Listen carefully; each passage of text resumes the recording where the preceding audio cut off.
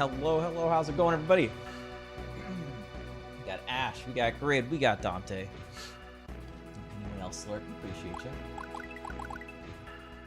Let's see.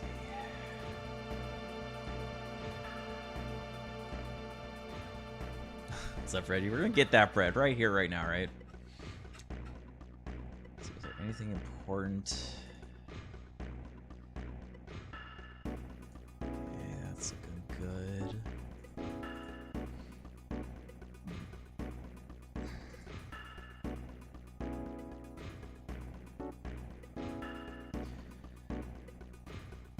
That was that.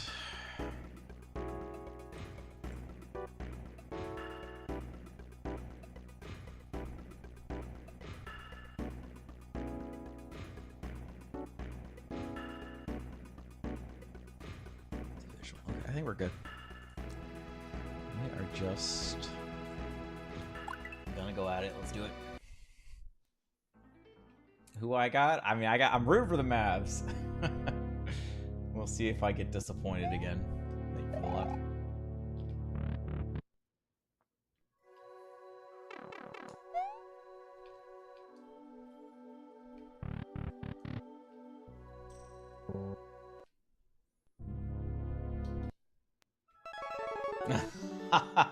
Sounds about right. Yeah, it's pretty crazy. I mean, I figured it'd be crazy considering how it felt when I was sciencing it out. Not surprised. Oh, I forgot we gotta get Yoshi. Well, you'll have to wait till next run, Dante. I forgot. We're already too deep. We're 18 seconds in. It is what it is.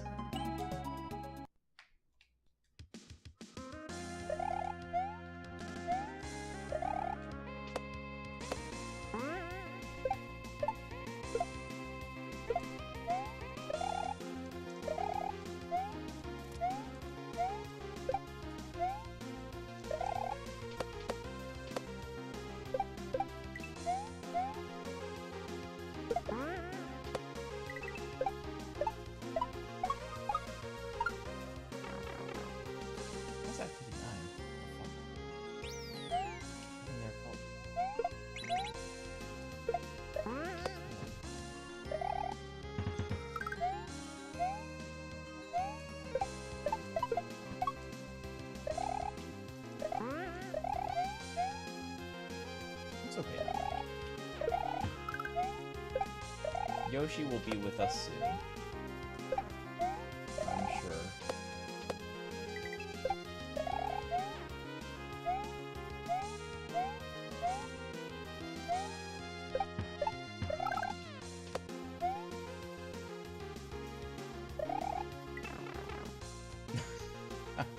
Sonic OP.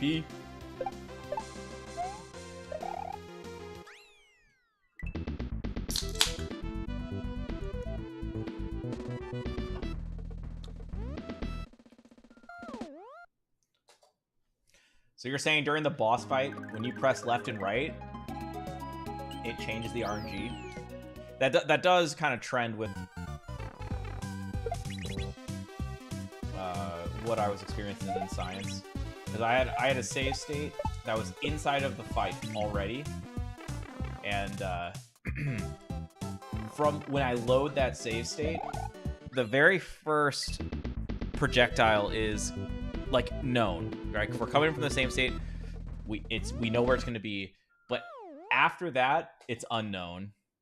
So it's, yeah, like you said, not surprised that it's the inputs on the controller that are changing the RNG willy-nilly.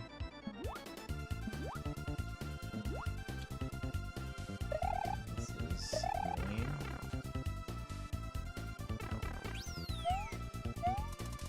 I was told Sonic was fast.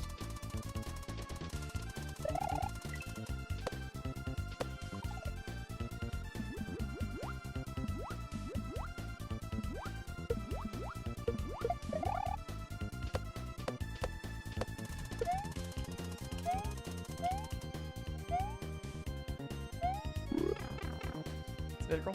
Thank you for the good luck. Just getting started for the day.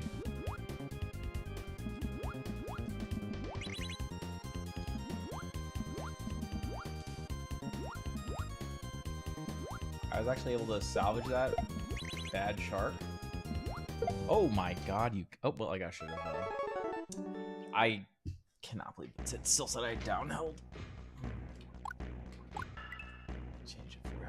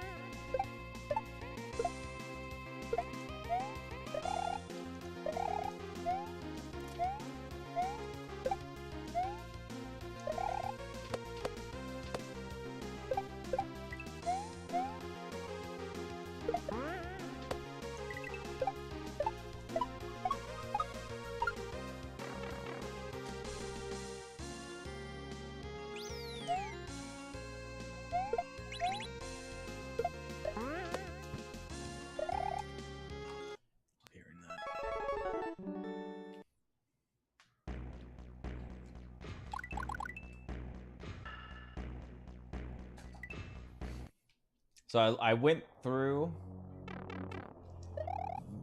the room sets that you like. You posted all the room sets, right? I went through them and I tried to manually pick out the ones that had. First, I did the ones that had either laser or bonsai, and I looked through the, I found those manually and try to make a determination of, do any of them look reasonable?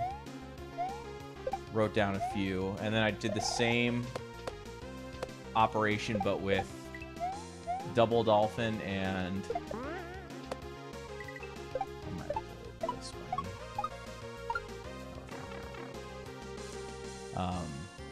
angled falling platforms.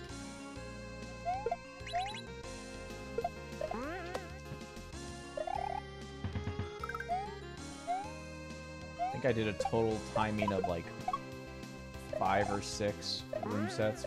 Still more to do, but no good ones so far. None that are better than what we already have.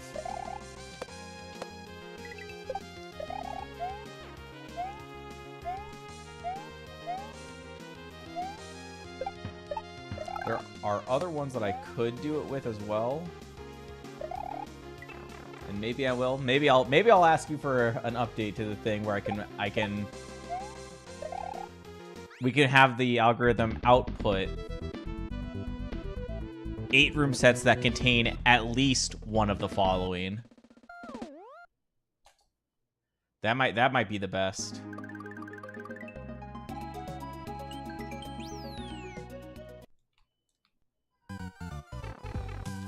There was also one weird as... Okay, actually there's... Oh, God. God. Dude, why have I been doing that so much lately?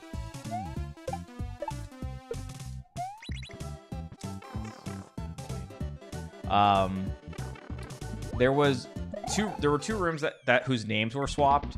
There's like... They're very similar sounding names, so I totally understand why. There's like... Kicking Shelled Koopa. What's up, Farns? And then there's Shellless Koopa Kicking Shell or something like that. I forget the exact names, but it's in that kind of ballpark of names. And the difference was that one of them is the Koopa starts shelled, and the other one, the Koopa does not start shelled. And you flip them in the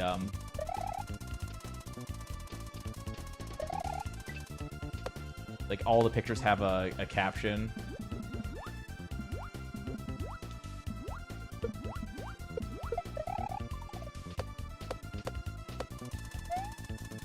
Yeah, I didn't. Anyways. Totally fair.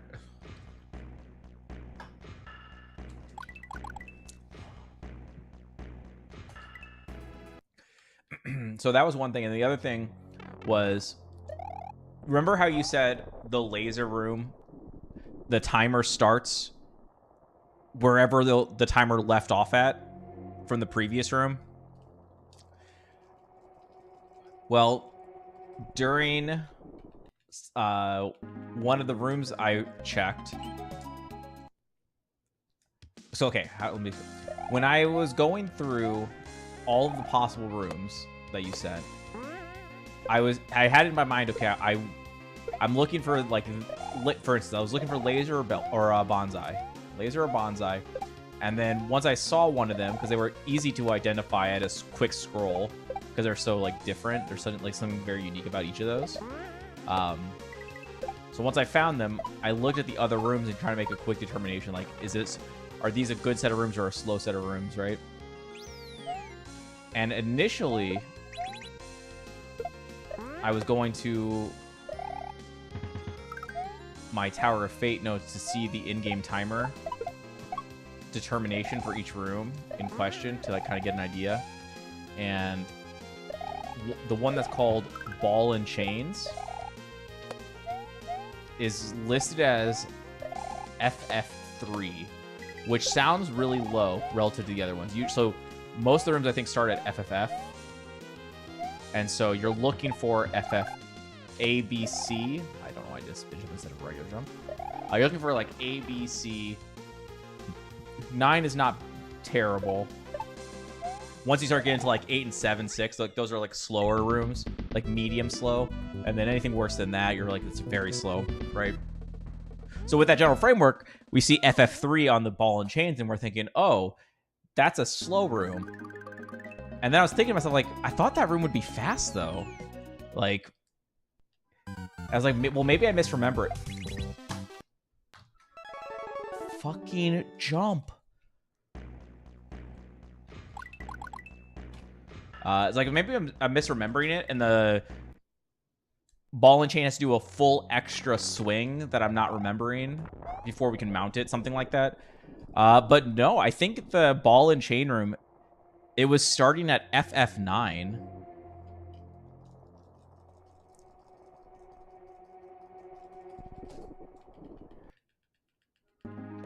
So I originally, in the Google Sheets that I linked to you, I listed Ball and Chains as, like, undesirable as a result of that.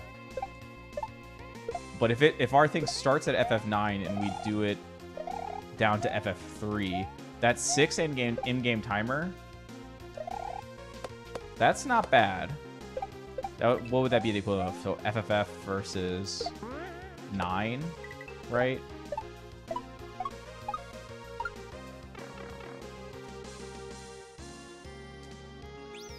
Which I guess maybe I shouldn't have put it as a tier 1. Maybe I should have changed it to, like, a tier 2 or something on the.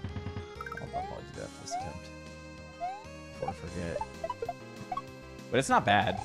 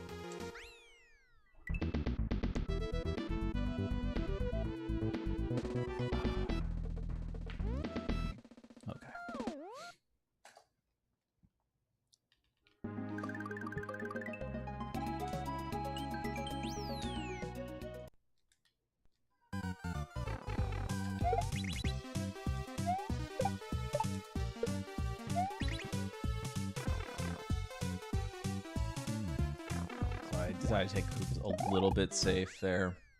I'm annoyed by dying lately to it, so probably like an extra 1/10 of a second slow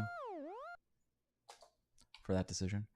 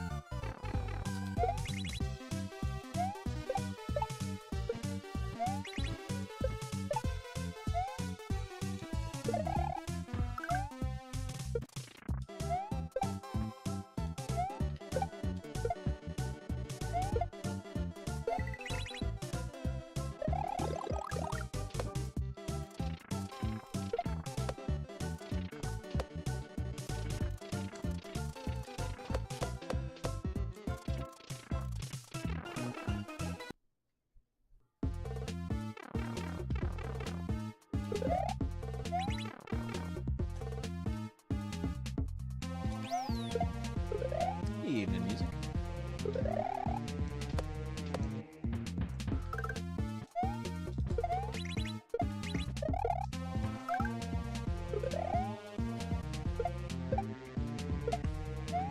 We're gonna take this kind of shitty one out of level or world 1. See what happens.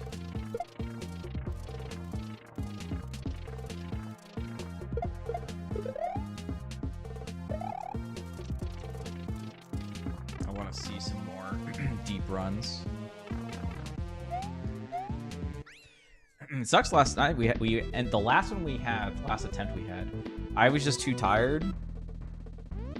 But it was a damn good run until I died in the second half of Slipknot. It's like, man, I wish the good one had happened when I had more alertness.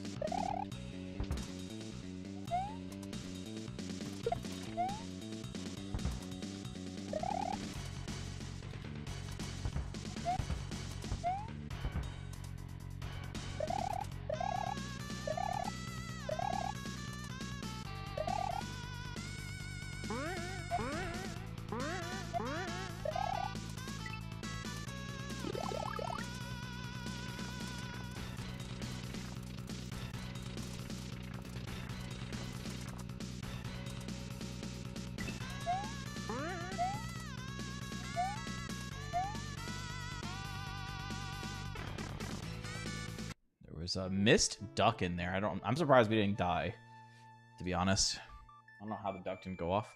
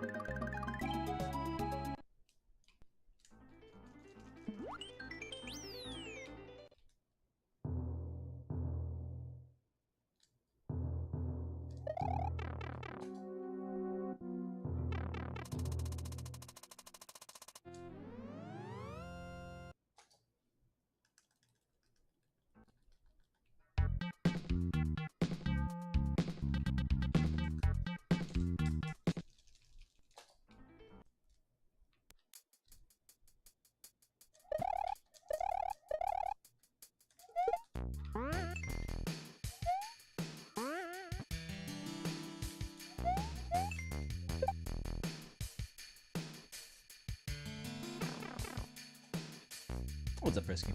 Thank you for the good luck.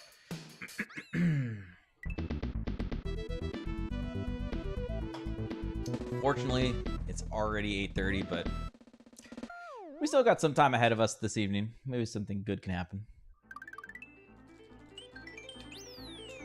I won't rule it out just yet.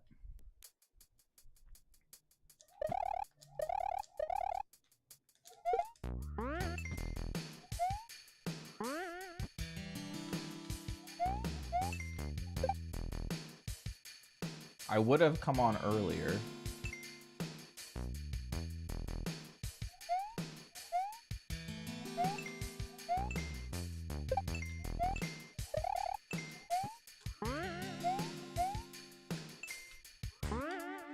But I was doing some investigations on Tower of Fate.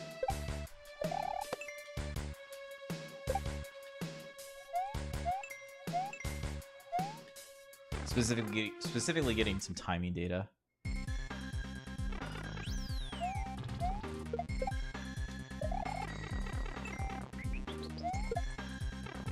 One hour 22. Okay. I like it. I like it.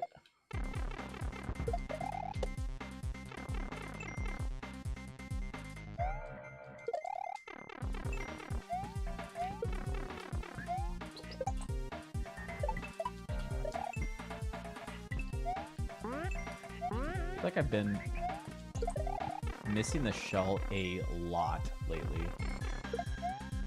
I don't feel like that used to be a common occurrence, but now it feels like it is. It's not the biggest time loss, but I don't mind it.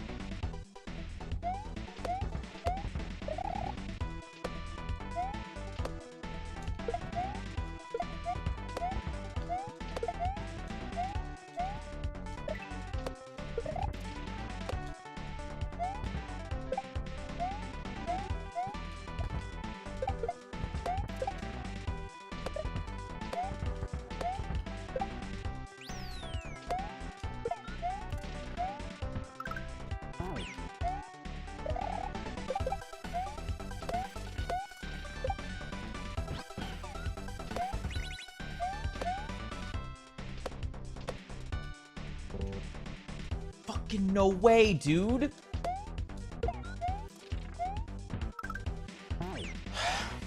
I feel like that should have been a perfect setup. Nah, no thanks.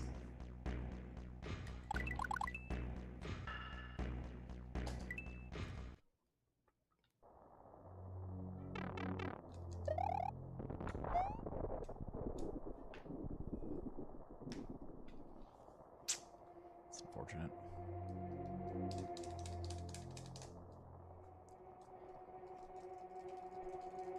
I feel like yesterday I think we were like crushing that strat. Maybe we missed it like one time.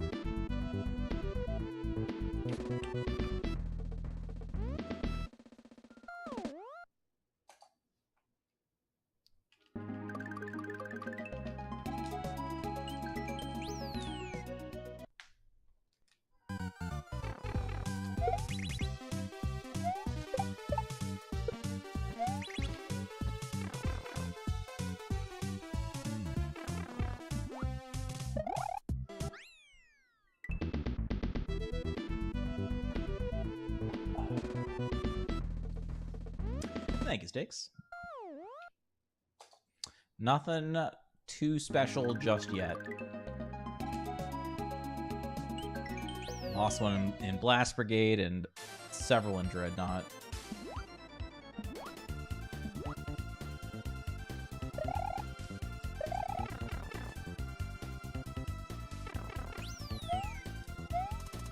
Try to get one out of here as best I can.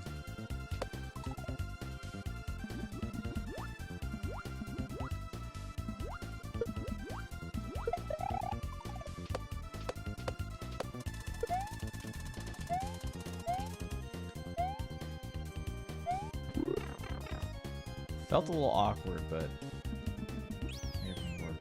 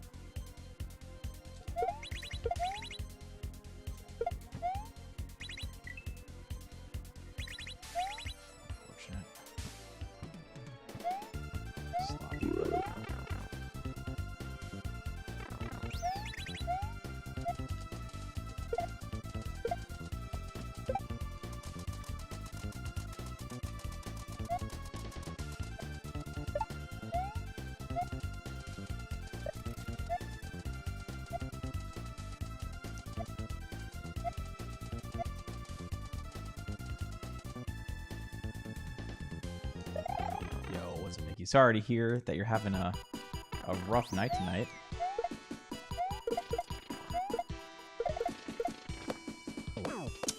Okay, we just lose the fast cycle, I guess. 19. But I'll see what I can do for you on the PP front.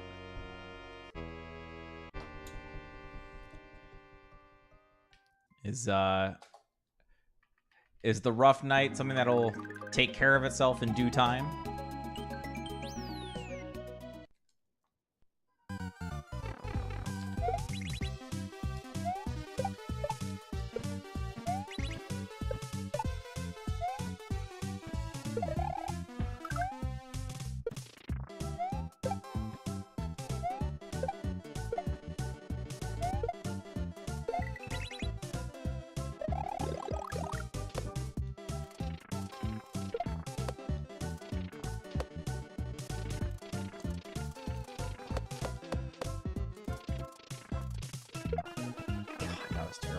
I didn't like swing out left really. Like I tried to do a left tap and then swing back to the right, but I don't think I got credit for the left.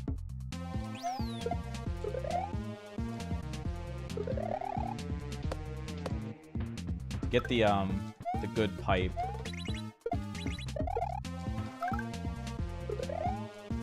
You want to like slide into the blocks as you're holding down.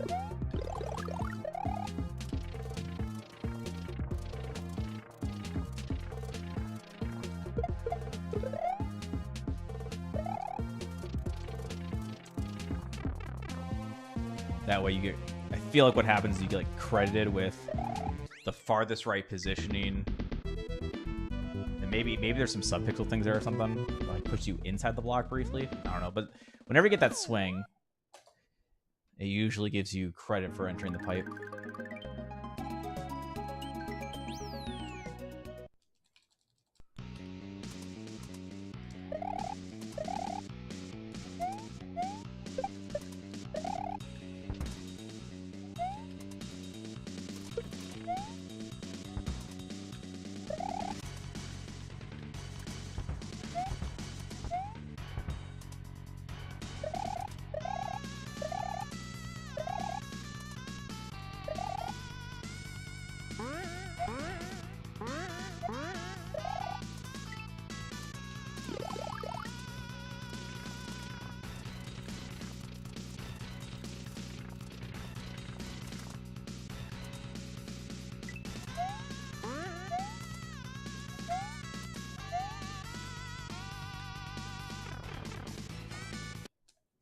Thank you, Nug. Hope you're doing well. I've been remission for lung cancer. Oof. That fucking sucks. Sorry to hear that, man. Gonna go to the doctor to hear more tomorrow. Hopefully good news.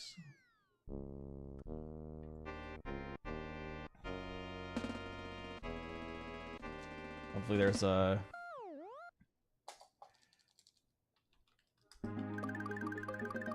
I don't know what kind of they have to do. Is that like a chemo kind of thing? I don't know what kind of treatment they do for it, if any, but hopefully whatever happens, it turns out okay. And ideally with minimal pain.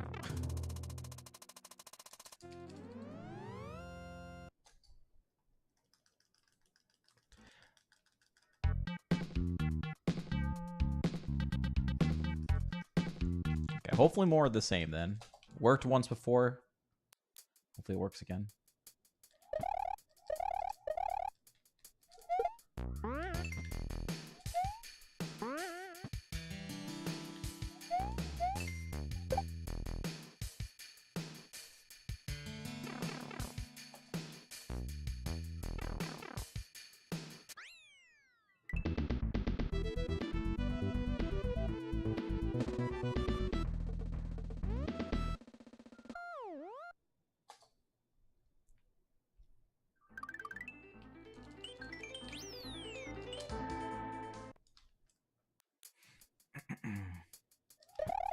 Not to throw more spook into the mix, Nikki. And I don't know if you have the answer to this either.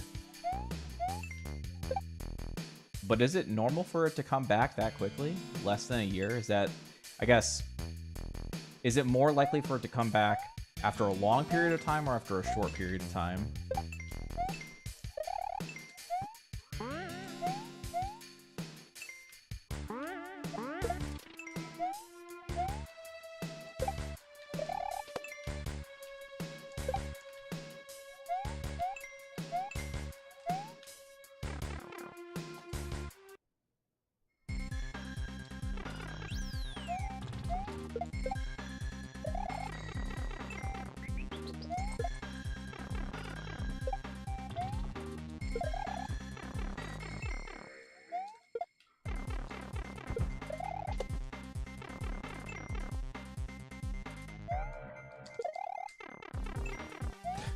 What did I tell you? It's been happening a lot lately.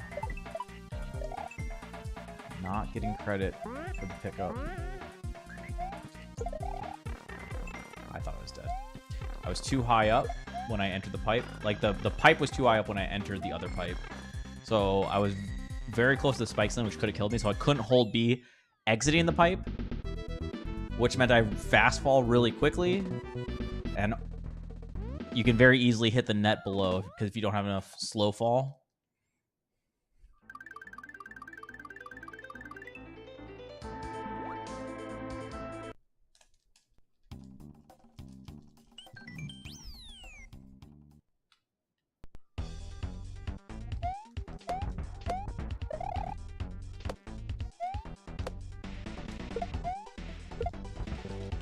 Too slow. God damn it, dude. 2 out of 3 times I've died to that today.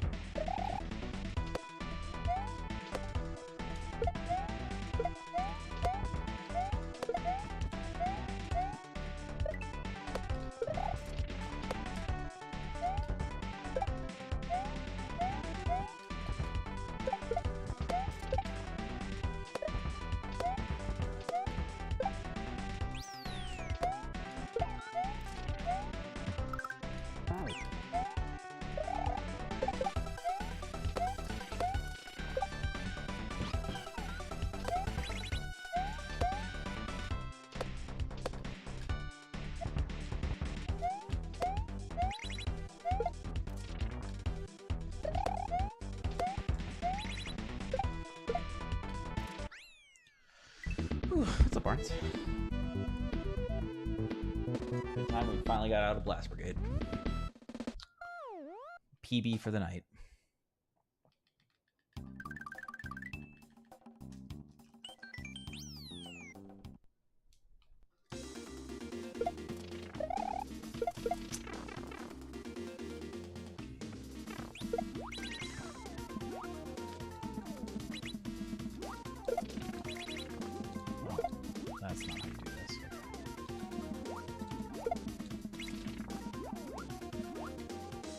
Set the fishes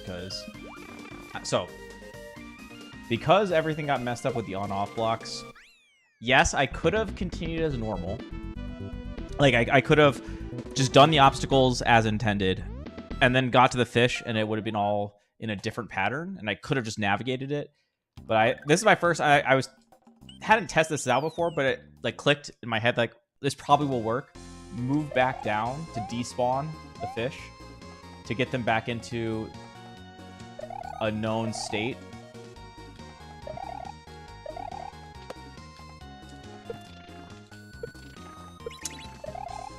Didn't get the fast cycle.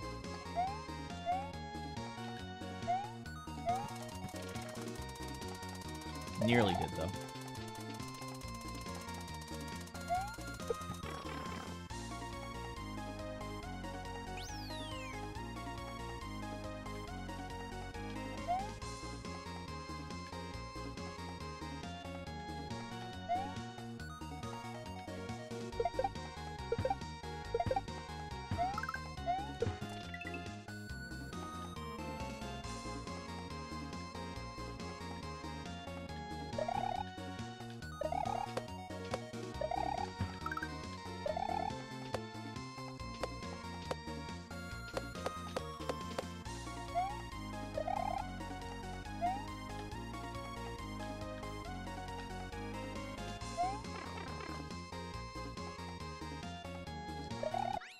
The reason holding.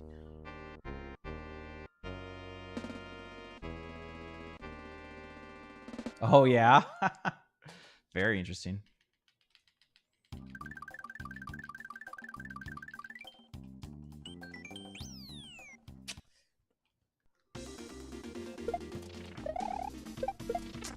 No instant pipe on either entrance.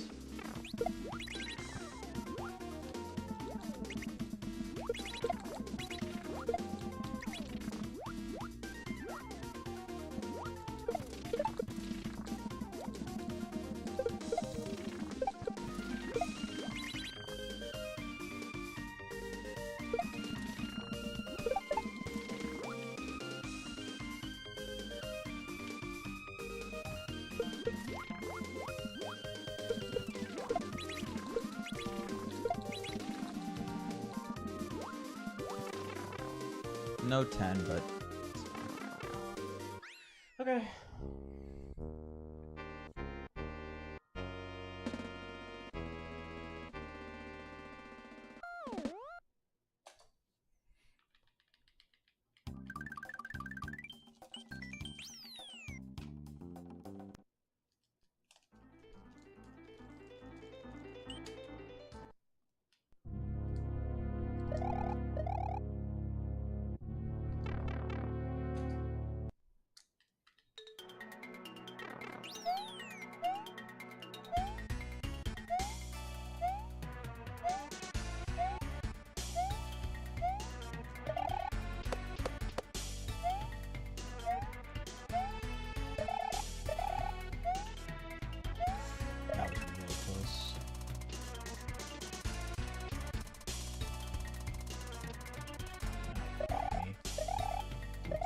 solution.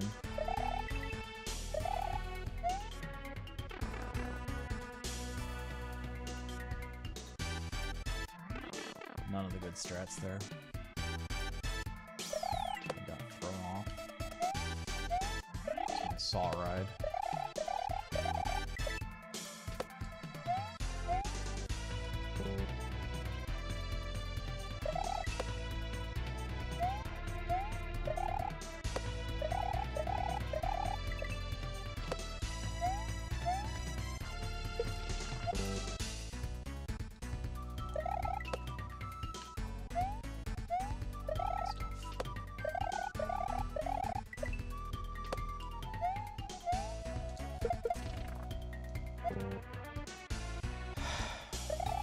Three deaths, really.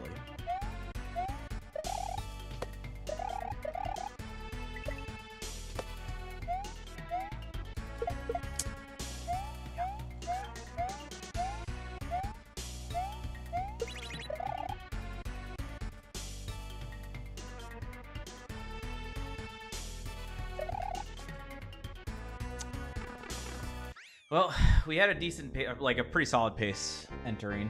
Now it's not good, but let's see what Snow has in store.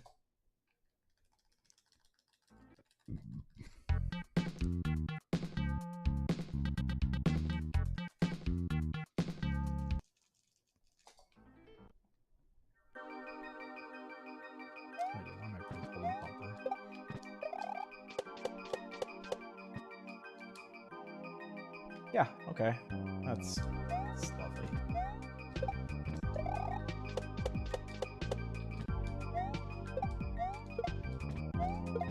I do wish S&W had coyote frames.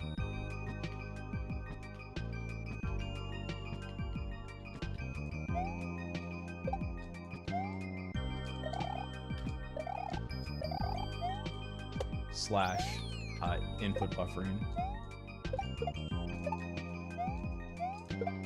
In that case, it had to have been an early input, so we would need the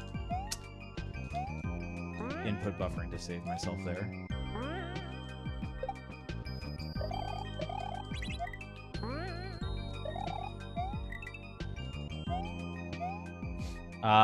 Like Wile E. Coyote, where if you're off the ground for like a frame or two, that you would still be allowed to jump. It's essentially just having extra buffer for success.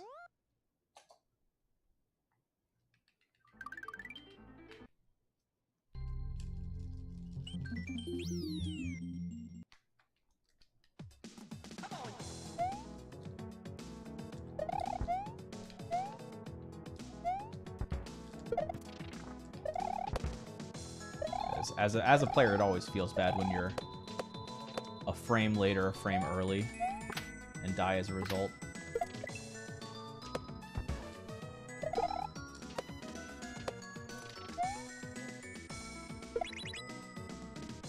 Do they? I don't know.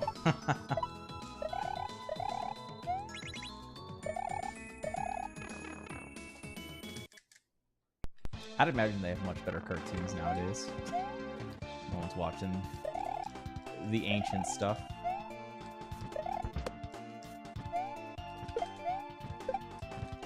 Whoa, that was...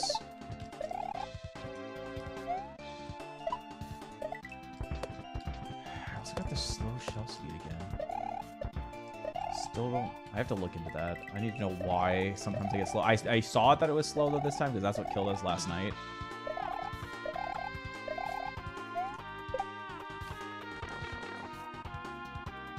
So I was actually like paying attention just in case.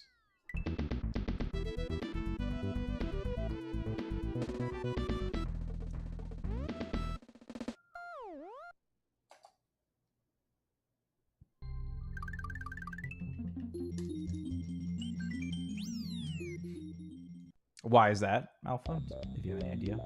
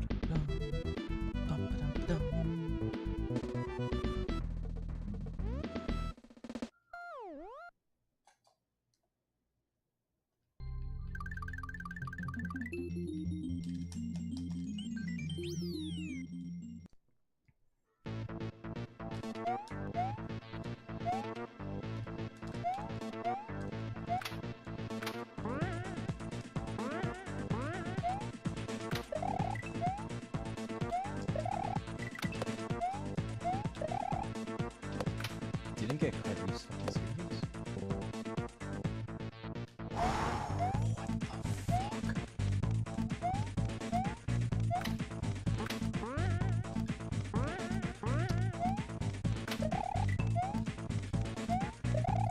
Go easy on this time. For that part.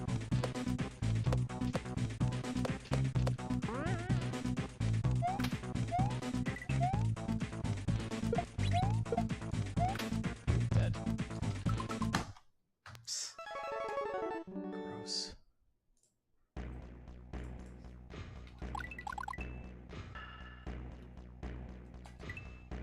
I didn't have anywhere to like dodge. I don't know why the Yoshi mushroom was that far off. Normally if it's off you still can like I can stay the right. I feel like I was really far. What did it go just like straight up or something? God, the angle is fucking terrible.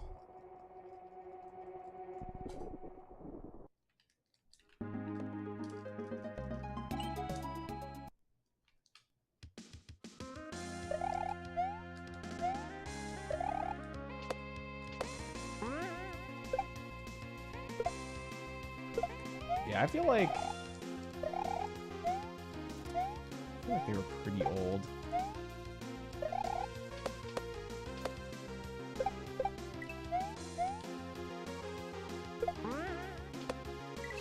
Weren't they like a 70s or a 60s cartoon or something?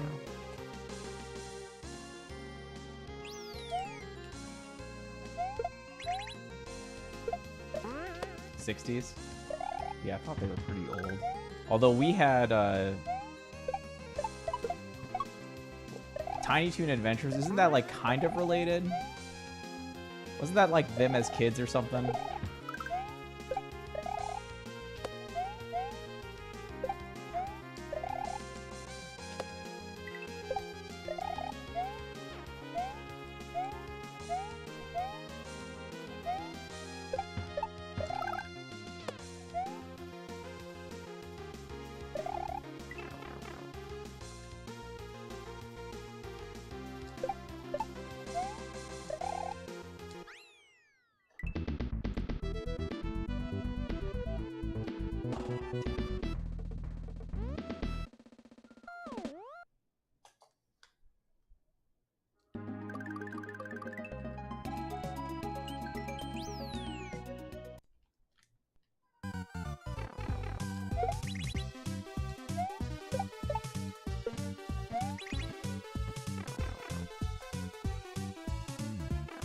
That actually sounds more familiar. Maybe it was that. Because I thought I remember them being in there.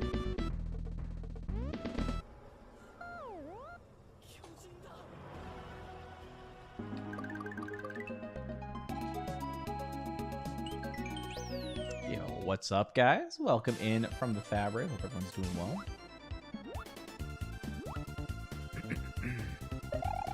We got Frank and audio. Happy Sunday. What's up, Fab? How was your stream, man? Thank you for the raid. Appreciate that. Gotta feed the dogs. No worries, man. Take it easy. I'll try to show your peeps some good stuff over here, my friend. Take care of the dogs. If you're new here, welcome in. By the way, I'm Stu. I do like to do the speedrun thing. We're here on Grand Parole 3, and it is very hard. We go for a lot of crazy strats. If you were just paying attention to the previous room as an example, we went for a triple key jump. Oh, boy. Why did that? Okay, well, we made it work. Made it work. A lot of crazy strats, like a block grab here. Maintain P speed there. If you like that kind of thing, you're in the right place. We're going for a 1 hour, 1 minute. We've been very close a number of times. Some of the harder parts are unsurprisingly near the end. Idle hands, which I want to say that's like our exit 30 something, is a very common place for failure. Gato Fire as Wet Bowser, or the Grand Parole 2 Remix Bowser, however you want to call him. Died there a number of times, and then Dry Bowser.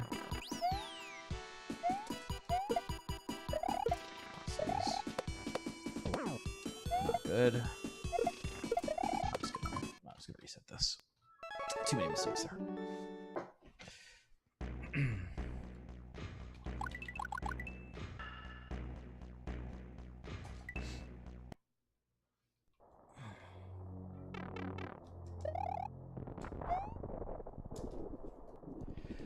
Whew.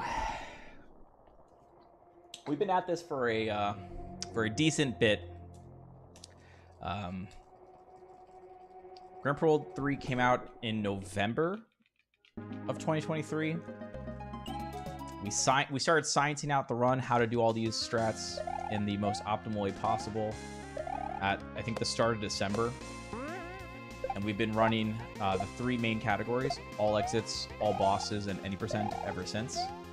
So we've been at it for a while. We've got a note stack that is a mile high. A lot of levels, a lot of strats, a lot of tweaks. We definitely make adjustments as time goes on to try to make it either more consistent or faster. But as you can see, the end product ends up pretty good. Pretty solid consistency, but there are definitely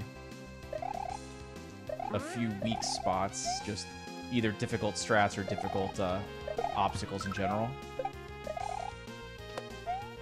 I try my best to, or lately I've been trying my best not to reset the early game as much. It's one of those things like in my head, I'm like, we should be able to one-shot everything for the first like 17 levels. But in reality, it never works. It very rarely works out like that, I should say. As far as we've gotten is Tall Peak normal, which I want to say, I think it's 13 exits for Cave Right, 14 is Snow, 15 is Slipknot, 16 Peak Secret, 17 Bubbles. Okay, so we've fully finished 17 in a row. We got the Mavs or the Celtics. Definitely going the Mavericks. Rooting for Luka primarily. Feel like he deserved the MVP this year, but we'll see how it goes. They got stomped, it felt like, in game 1. Apparently, looking at the stats, it was mostly just the first quarter where the tone was set, but Porzingis was insane. Yeah, Celtics didn't have him for over a month. Probably more than that. So I was not expecting him to come in that effective on the first game back, but he proved me wrong for sure.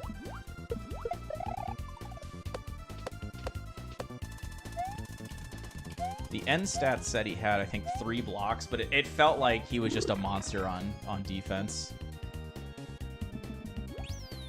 I mean, three is very good. Don't get me wrong. I didn't mean it like that, but like the way that when I was watching him play, I was like, he felt like he had 20 blocks. You know what I'm saying? Like it felt like everything he was doing on defense was stifling.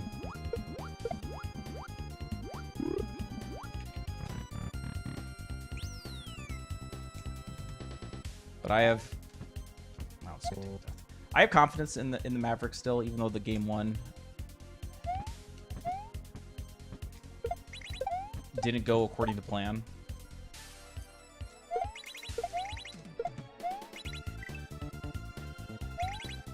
I do kind of buy into the narrative that the Celtics had a very easy path to the finals, so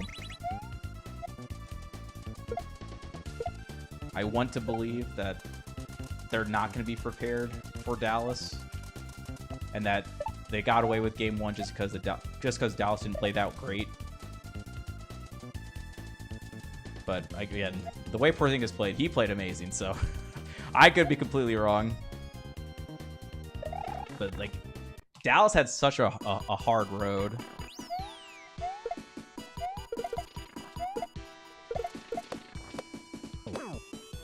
Going through OKC, even though they're a young team, obviously they were the #1 seed, so they know how to ball for sure. And Minnesota, I mean, Minnesota looked pretty darn good against the Nuggets. And the Mavs were able to take care of them.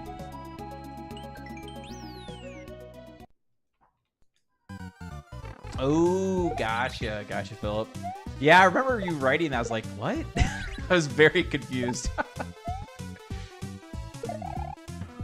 That makes way more sense now.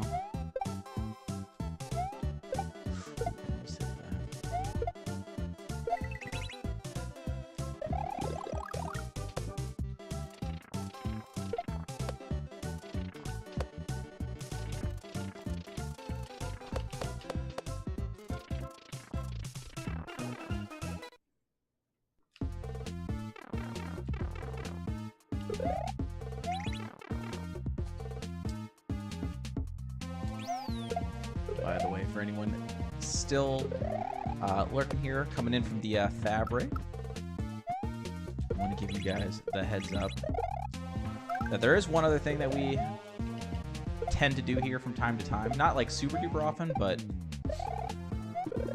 we are definitely pro puzzles here in this stream. We did a variant Sudoku puzzle yesterday. One of the viewers in chat had posted one in the Discord that they had made. So if you like that kind of thing, we also kind of branch into that as well. What was the breakthrough? So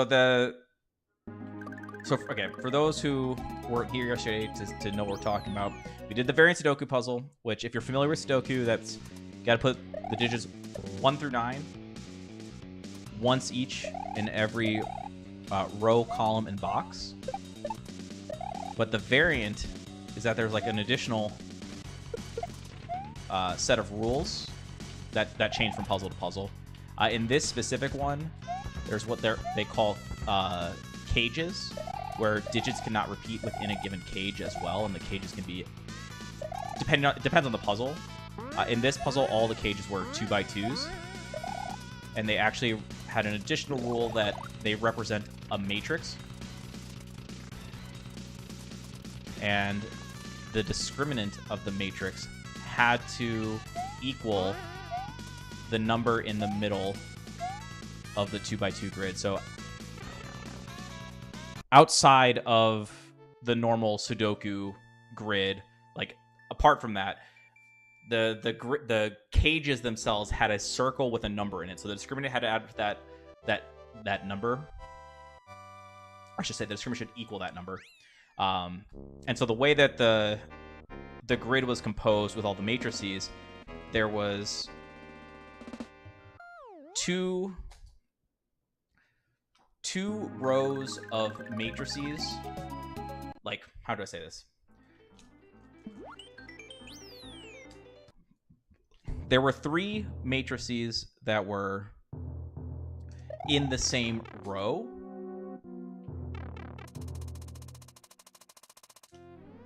And then there's another set of 3 that were in a different set of rows that were also aligned. And then in the columns, likewise, there was 3 sets of matrices in a given column that were lined up, and another set of 3 in a different column that were lined up. And so the breakthrough to this puzzle was getting a 5 required in... I can't remember. There was like 2 specific matrices, or maybe it was 4, that you had to get that kind of placed a 5 in the middle box. Or like it prevented a 5 in the middle box from being inside of another matrix, which severely limited the options for the discriminant.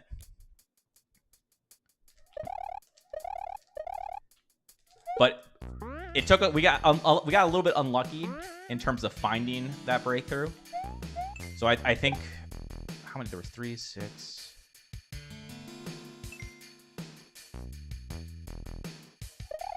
I can't remember if there's like 8. I think there was like 8 matrices. And I think we went through the process of identifying all the possible discriminant combinations for like 7 of them, or maybe 6 of them, before we got the breakthrough. So we could have done it faster if we had found the right one quicker, but once you find it, everything turns into a bunch of pairs and triples, which was nice.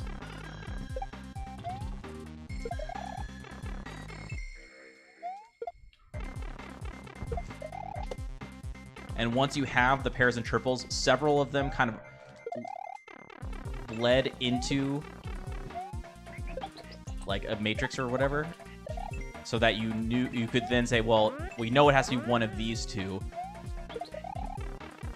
but the discriminant doesn't work with this one of the pair, so it kind of like gives you the digit at that point, as long as you're keeping notes on the possible discriminants.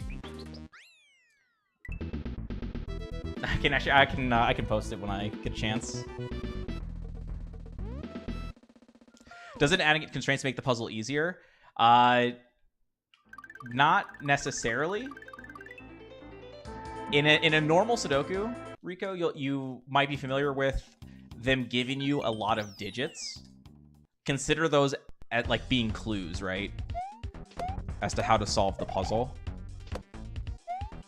Typically, in variance, you might get like 1 digit, 0 digits. Some of them you'll get more. But a lot of times, the starting clues that you get are the constraints from the variant rule set. So for instance, in the matrix puzzle I'm referring to, there was 1 given digit. There was 1, 7. Focus. Switcheroo. Hot strat.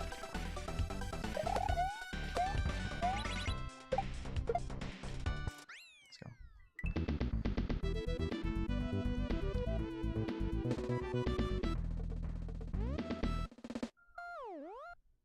Yeah. Exactly what Alpha said.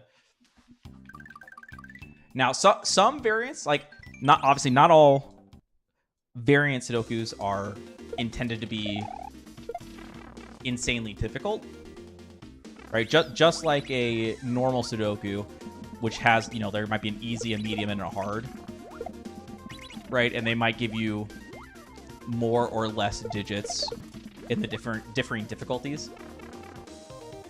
Similarly for variants, like the way they organize the grid and the clues, the rule sets that they use, the combination ends up making it, an easy, a medium, or a hard puzzle.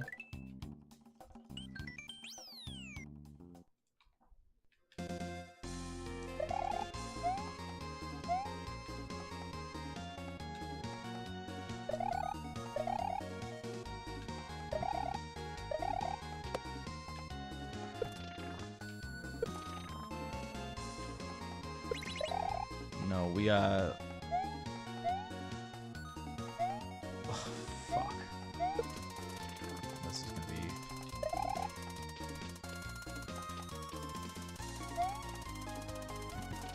Okay, we lost a bunch of cycles there. That's very sloppy, but I had to take it safe. I completely messed up my way to the saw, so. It's never been a bad Genesis era Sonic song. You know, I'm not a Sonic connoisseur. Never really got into the series. There, I did have a neighbor friend back in the day, because like we didn't have a Sega, so he did. So when I would go see him,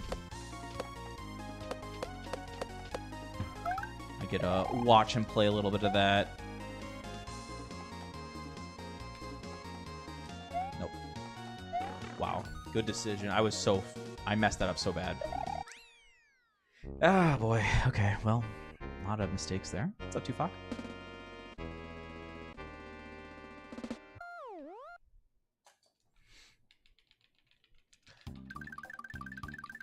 The pace isn't bad, but I feel kind of bad about how we played Porpoise Please. I feel like we didn't get a lot of the hot strats. Oof. Instant pipe, you'll love to see it.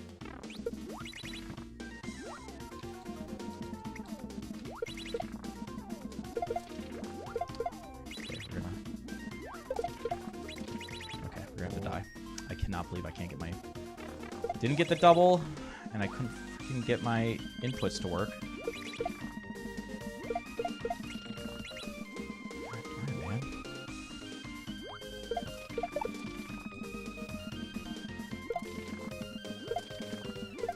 On Secret Exit, you can make that kind of mistake and still have plenty of time, but when you do everything optimal, you have a very low 10 on the in-game timer left over for normal exit.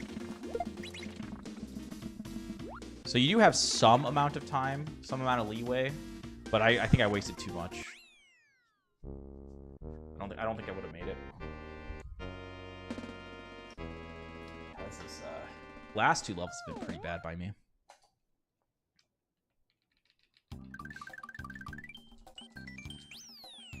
It do be like that sometimes, though.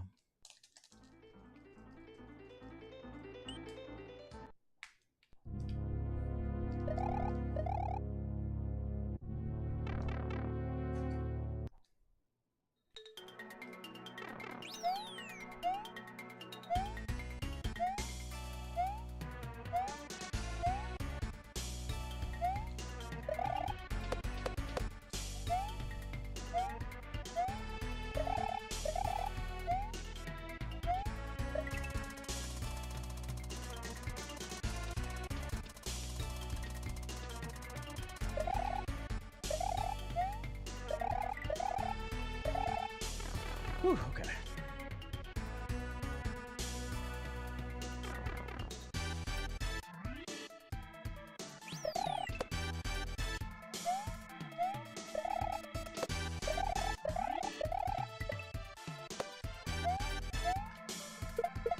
Love that strat.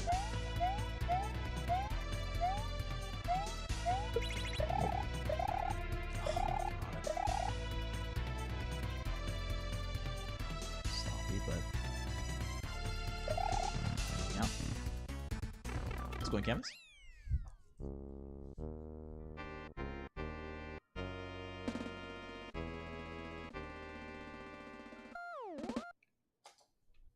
Yeah, not the prettiest wall run there, but plus 30 is not a bad pace to be on. I feel like we should be faster just because Porpoise Please went poorly, but.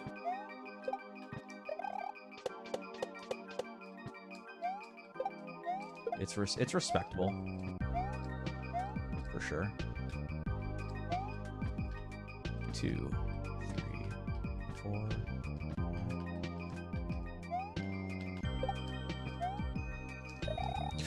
Just barely reached that.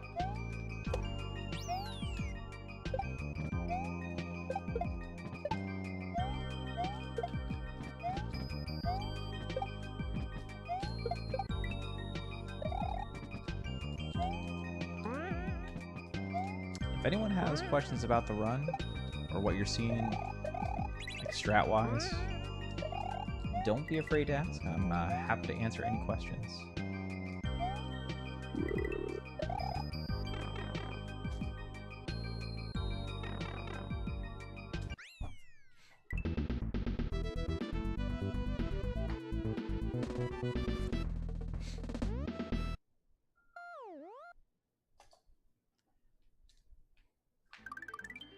No new rooms on this attempt.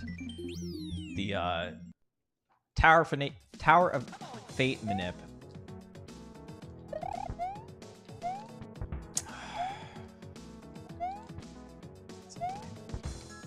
It saves 2 seconds over our current manip, but the room set is very difficult. I don't trust the execution. That being said, I think I could get a more consistent version of the door, because I was doing some testing today, and I came up with some alternate ways to stall out the door for some of the harder numbers.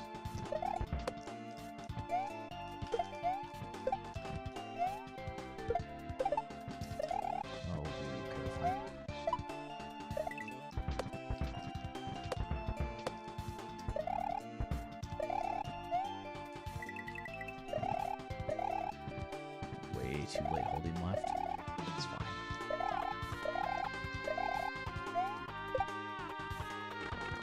Ooh, almost late holding left there. The Grandpa Trilogy game's your mainstream game, or you play other Mario hacks? I speed running is my main thing. It just so happens that we've been grinding Grand Prix 3 for a very long time, just because it's very difficult and I want to get a specific time. Exclamation point plans, though. We're going back to Rift 2 as soon as we're done with all bosses. We got bopped by Papa Nug. We're going to try to reclaim that title. And then the next new to us hack is going to be Elephants. And Benny Kapow went absolutely ham on that hack as well. So that one's going to be very difficult. Papa Nug only had 4 deaths in Rift 2. I have him beat in terms of strats. So, like, I go for crazier things, but it's slow retry. So it's punishing.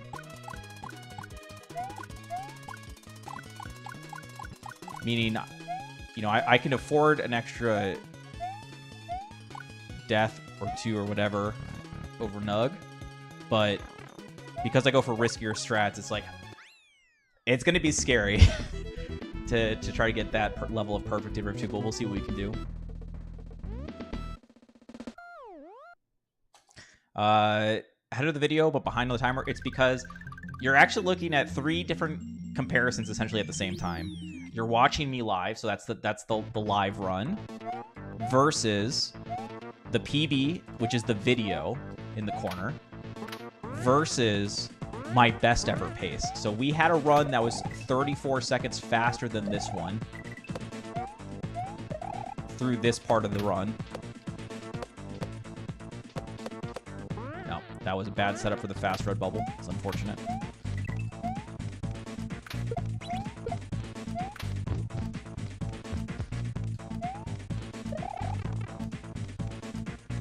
The best we've done was deathless through the end of this level.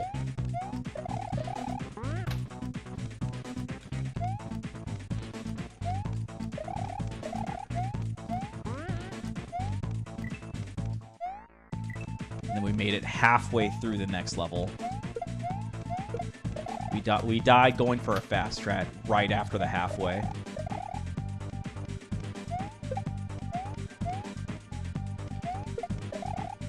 The strat that we went for and died to on that, like, kind of perfect run up to that point, it is a hard strat, but it was harder back when I had that run.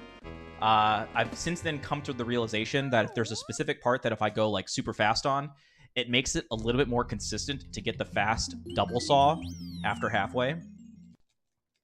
We'll see if I can get it here.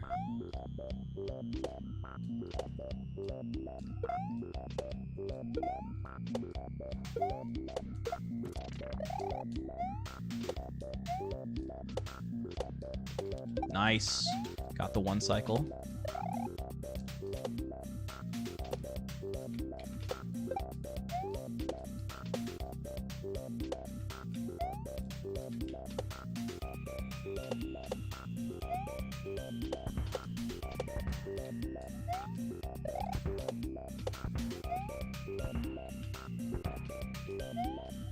So it's this upcoming part.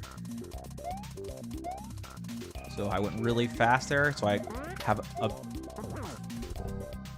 And I touched the... I didn't get the trigger on the chuck there. So when you die and respawn, you can despawn the upper saw, which makes it free.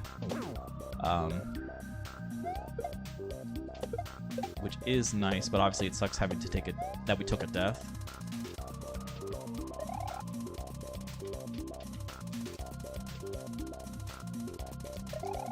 Nice.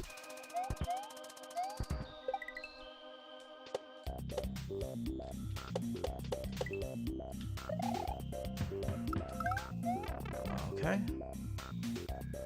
Still very solid.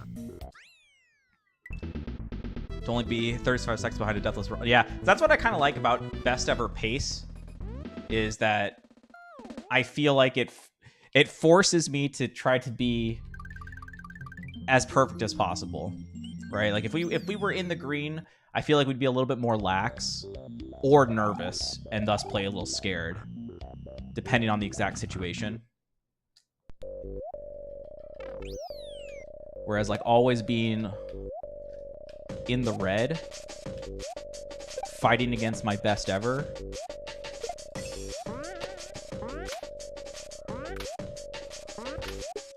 it forces me to keep the foot on the gas.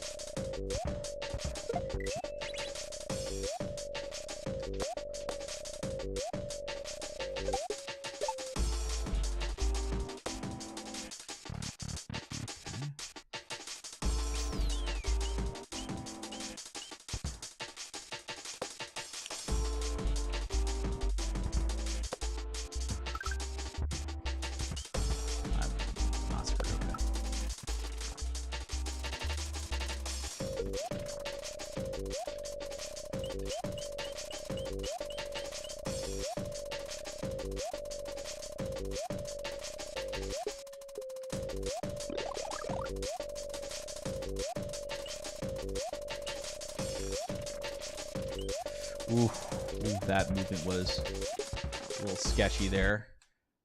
I don't know if you could see me wavering there, but we did survive. So Alpha went through the process of looking at the code, and they said that using the D-pad triggers the RNG to progress, which is why this fight is not manipulable. Thank you, Sinbad.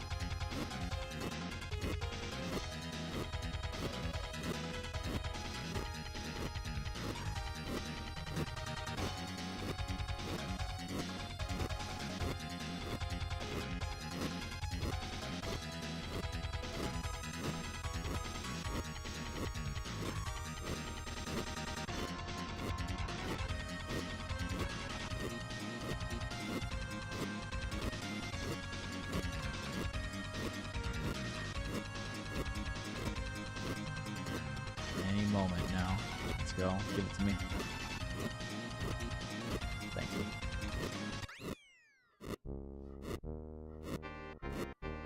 Apparently, the way it's coded.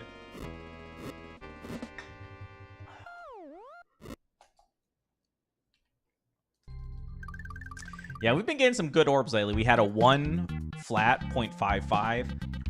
We whiffed on a 1 flat as well, separately. Got a 104 there. It's been good lately. Knock on wood.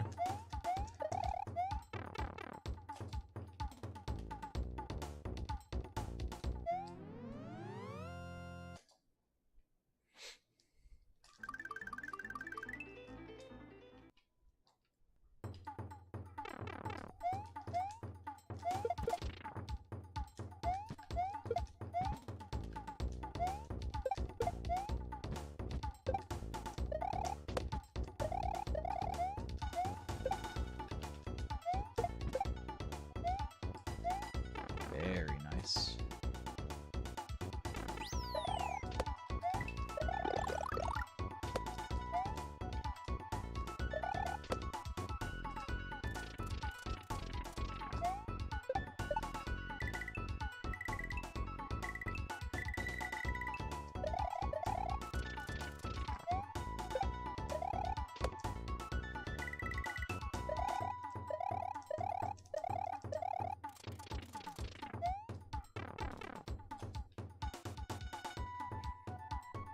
Very clean indeed. Always, that level feels so good when everything works. So good. B is gonna do all 82 rooms. There isn't any % hard mode that only Papa Nug has run. He did it in 2 hours and 45 minutes roughly. There's no 100% though.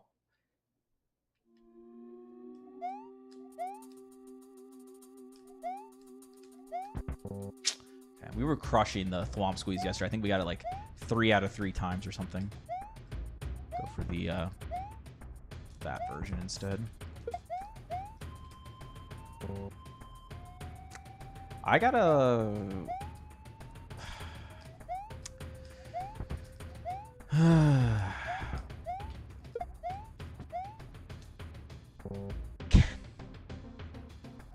Can I please stop wasting a good run to this?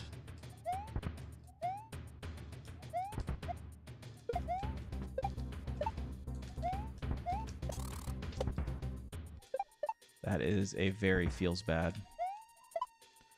The first death is on me because I'm going for a hard strat, so that's understandable. Missing the shell twice after that, though, on the next 2 lives, not good. Not acceptable. I mean, it's I mean, to be fair, it's kind of tricky, but... It sucks.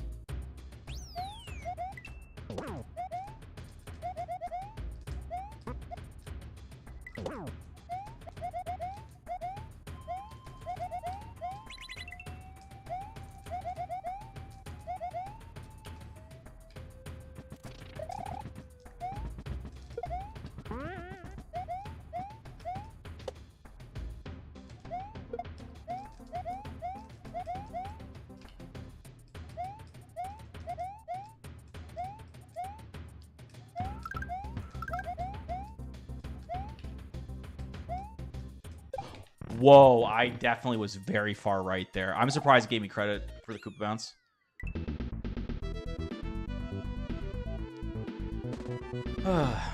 Yeah, so for 100% though, it's like, what constitutes 100%? Right? Because are we talking, like, if you're talking all exits, that's a separate thing, right? So you can say all exits with hard mode. But like 100%, does that mean, do we need to get all of the, do we need to see all the portraits? Do we need to see all the secret rooms with all the puzzles and all that stuff? So it'd just be kind of tricky to, you'd have to like explicitly state what 100% means.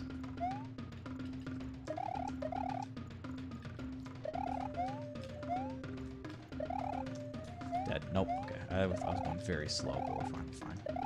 We got the 1 cycle yesterday.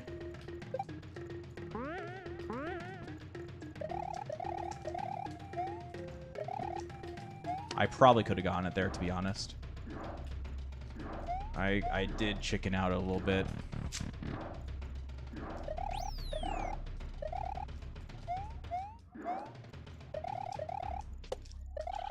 I knew that wasn't going to work, so I was prepared for the backup. So that was nice. And the backup is just as fast as the intended solution, which is also nice.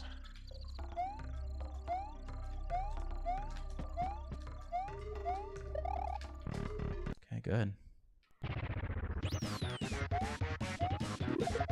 Nope, I'm gonna take that. That fireball was in my way.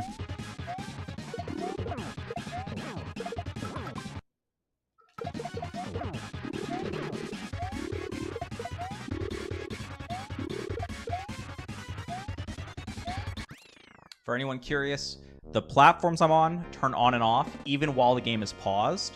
So I pause for a 3 count so that the platform will be back on when I unpause, so I can stay next to the wall.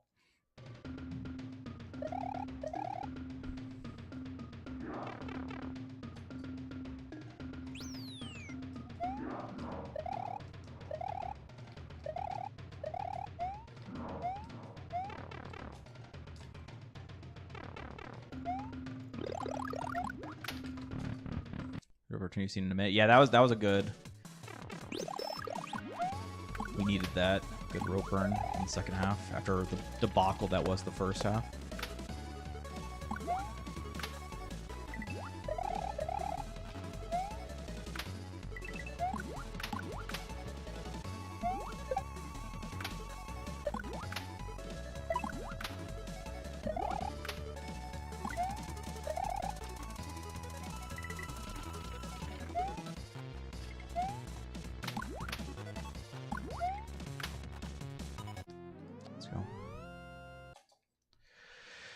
I didn't need the fall there.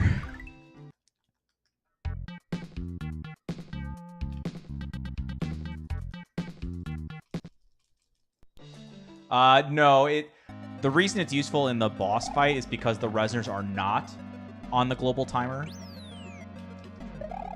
Whereas like that spring section, if it's a spring section I think you're talking about, the only thing there is the on-off platforms. So we actually wouldn't be saving anything by pausing. And we did test that out back when we scienced this.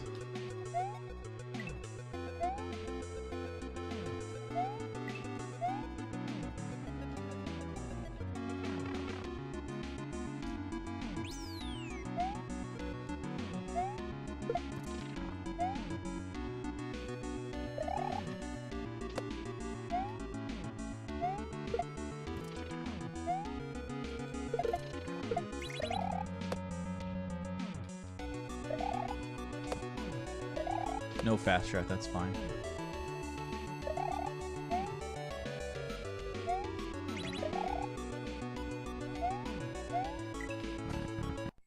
Still take it.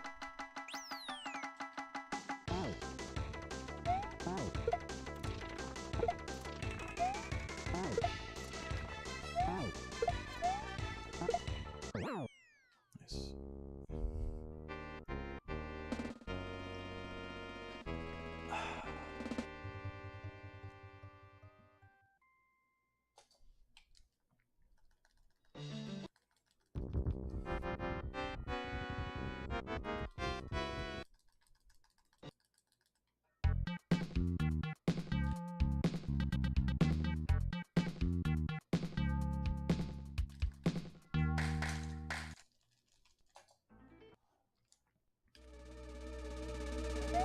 Why did I?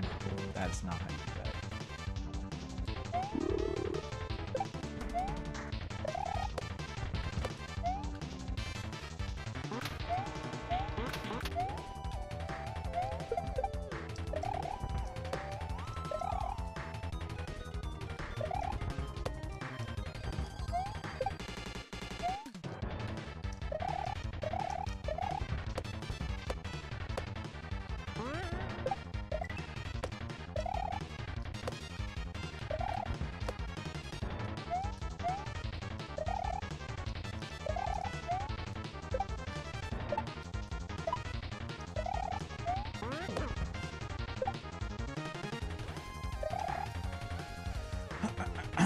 Okay.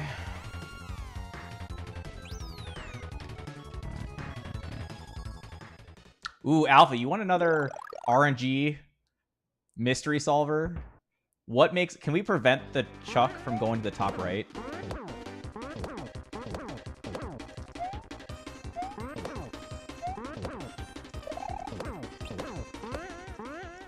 Like, I would love it if the fight always worked like that.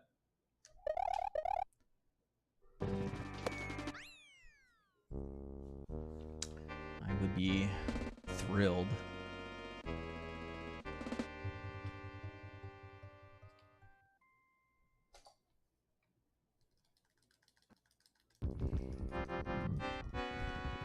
I appreciate it. Thank you.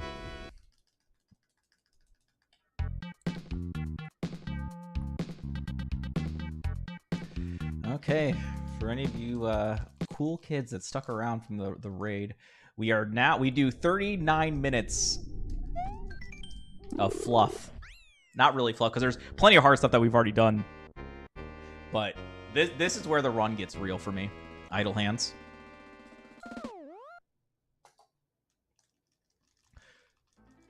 The only thing I pause for is the platforms in the Reznor fight of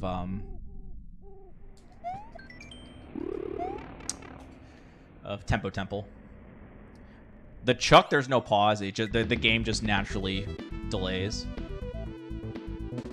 But pausing at the Reznor fight lets the platforms underneath me turn off and on behind the scenes, so that when I unpause, they're back on and I haven't moved. Williga. You gotta look in the code, my friend. That's where all the hot stuff is. Okay. Send me your prayers, guys. God, Jesus. Full second almost. This freaking door. Nice regrab, by the way.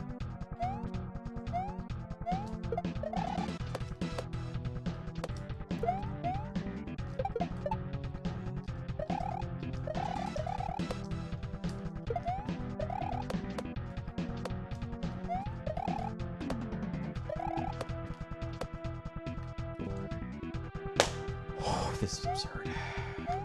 This is really absurd.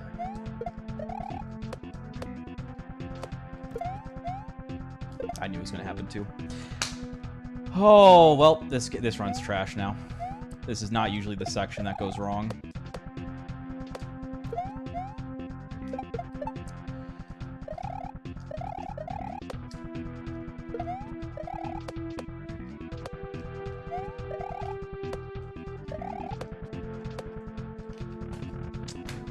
Cool, cool, cool. Rip the good pace. I'm actually gonna take this. I'm gonna take it easy. I'm gonna take literally everything in this room easy because we just lost $1 billion, and I'm really annoyed by that.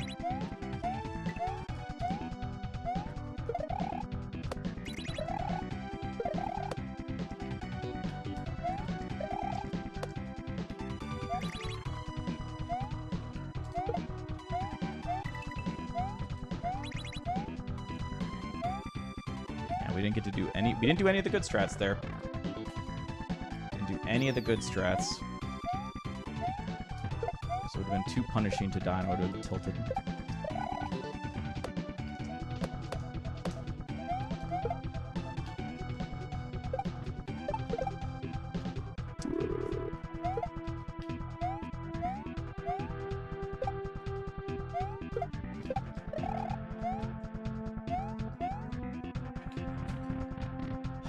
It's so frustrating.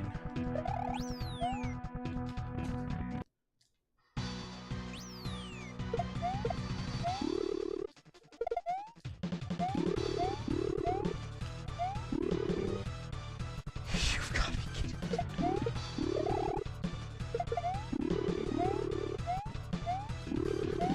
You twice! Come on, man! Put me on the block!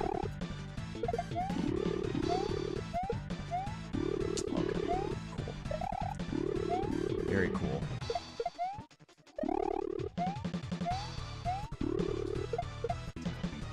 I'm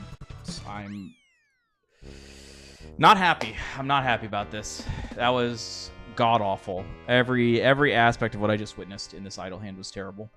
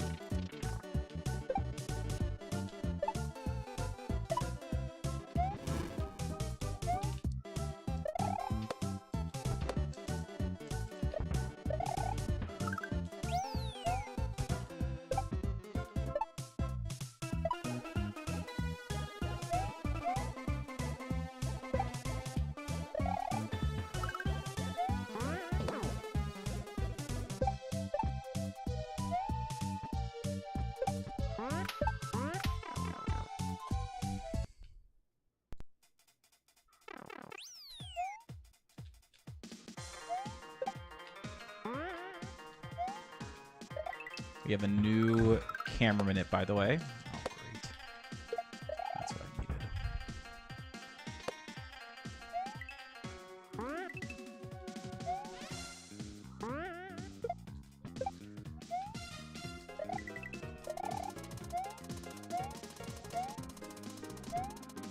It's coming up.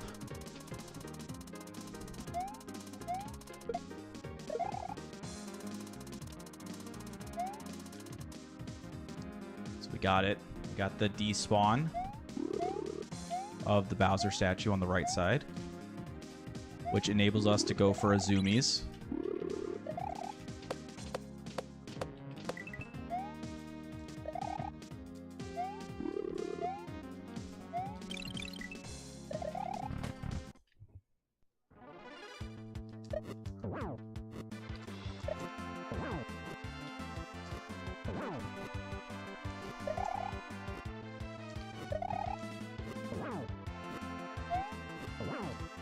Okay, got the perfect manip. 381, I mean. Did all the... Got the spawns in all the right spots.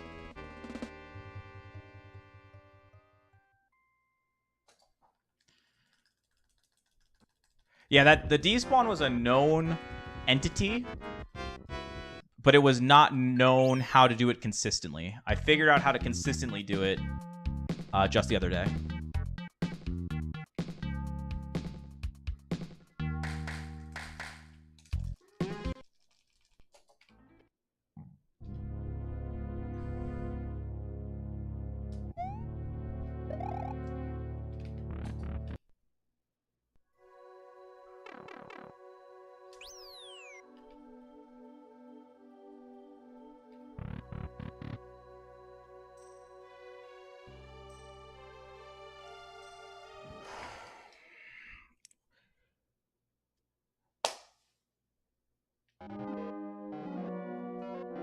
That is twice recently that we've not gotten the manip.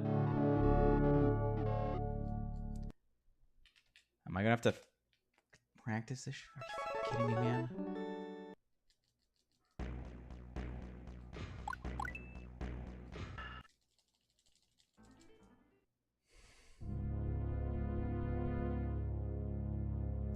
I'm legitimately gonna have to practice this.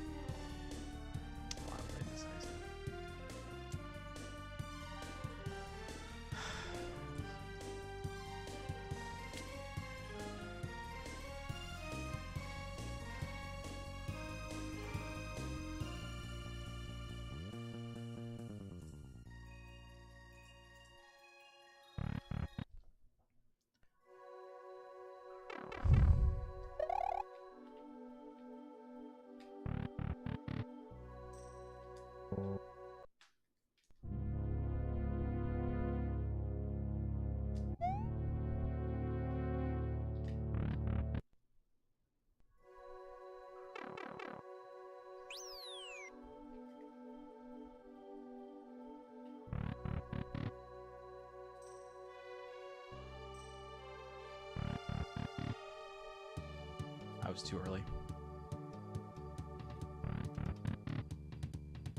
Okay, let me see if I can come up with a different.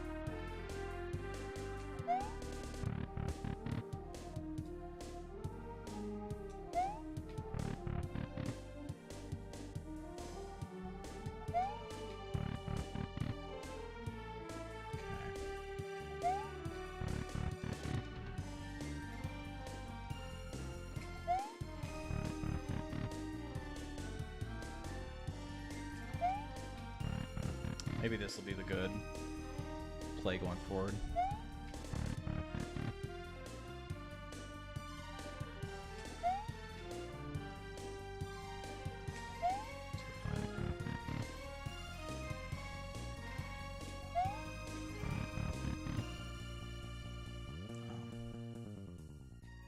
It's not consistent enough.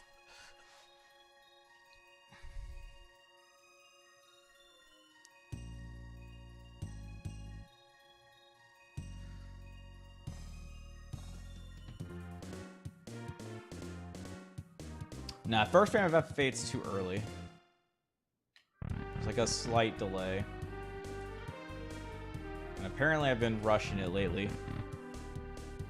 That's why we came to practice this, just to confirm.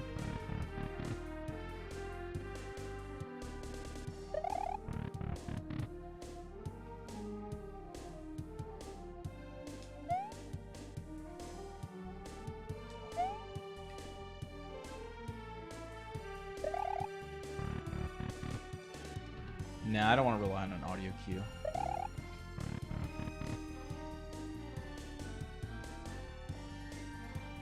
It's unfortunate that the varying jump sizes don't work for this frame. So I tried min spin, fast fall, min jump, fast fall, max spin, jump, slow fall, max jump, slow fall. And all of them were not quite the right size to make this. It's like that's too slow. And that's gonna be too slow. Yeah, that's like the one before. That's the one after the one I want. And that's gonna be too fast. Yep.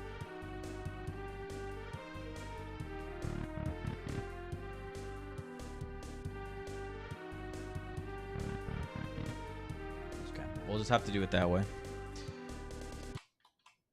We just got to remember not to try to go blazing fast on the input there.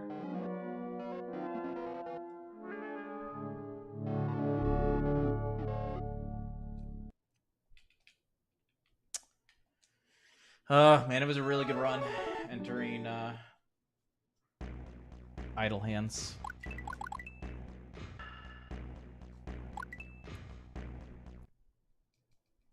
Okay, gotta set up the manip and then we'll get another one going here. I might use the restroom real quick before we get started again.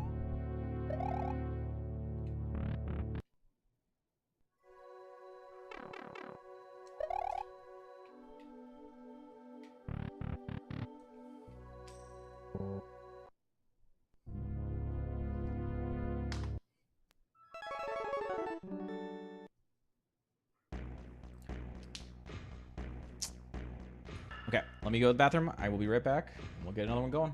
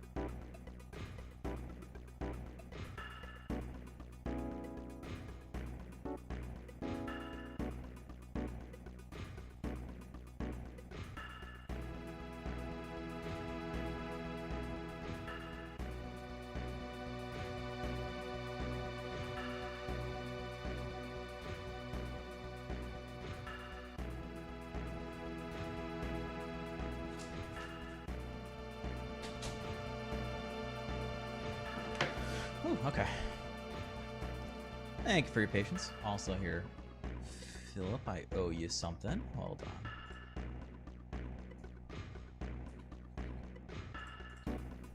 That's for you, Philip. That's gonna drink.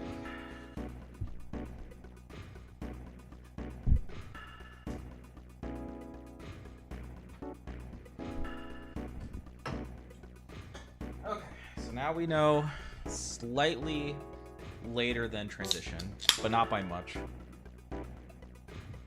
Don't super duper rush it. Don't try to predict it. Okay. Let's go.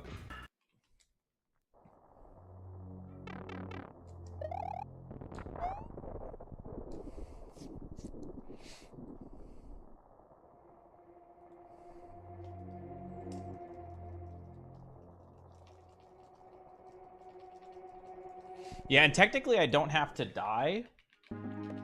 Like, once I've activated the room set, I could just soft reset the console. And I would be in the right RNG state next time I get there. But I like dying. I like taking the death air, getting back to the outside. Just, it feels more complete to me. Albeit unnecessary.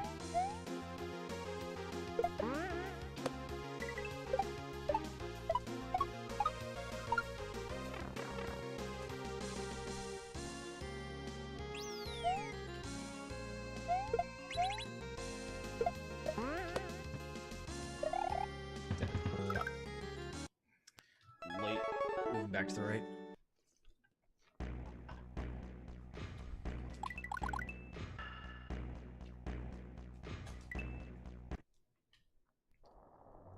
Okay, let's get another hot one going. That was a really good run. Unfortunate that we messed up Tower of Fate and Idle Hands so bad, but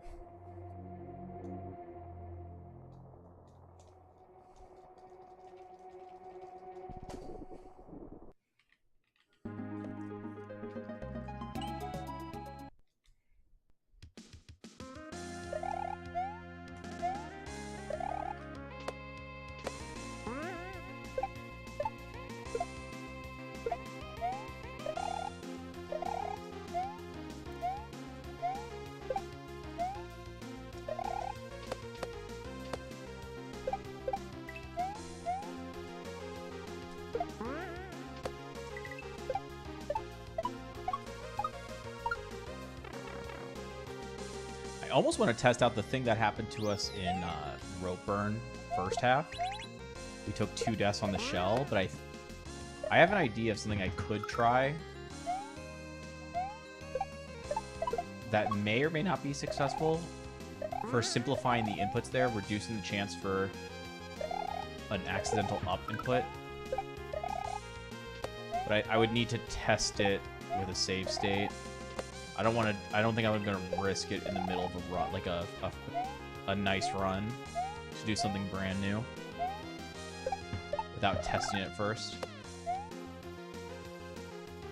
I think the idea would be neutral the D-pad and throw, but I don't know how fast the shell will come out with that setup. And I don't know where to throw from. So I would definitely need to test it first. Okay.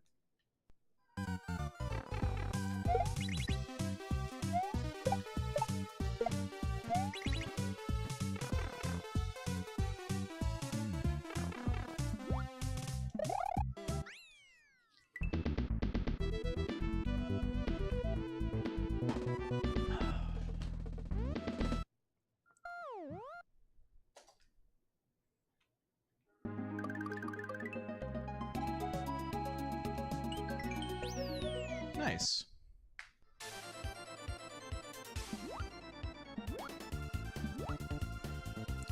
Good luck on the solve.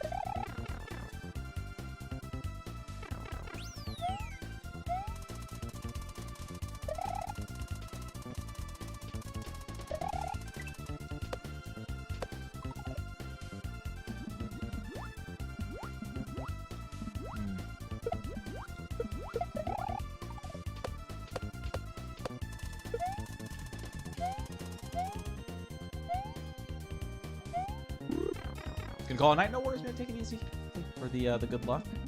Thank you for chilling. Sorry that one didn't turn out.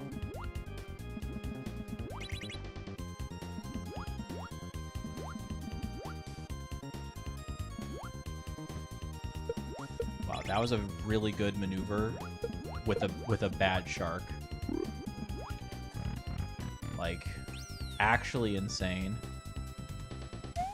Normally, if the shark doesn't do what I want him to do at the beginning, which he did not in that go around, my normal resolution essentially requires an extra cycle from the shark, an extra back and forth. But on the fly, we were able to just somehow create something that worked flawlessly and was just as fast, I think, as normal. Sorry, my splitter didn't go off. So we're going to lose the last split in this split.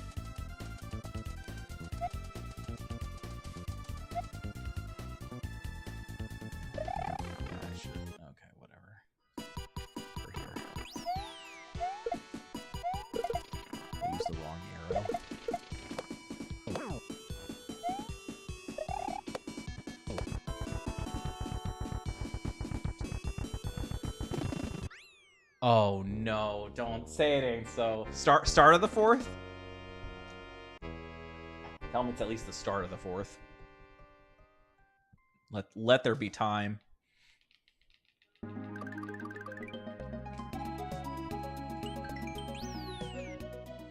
Oof.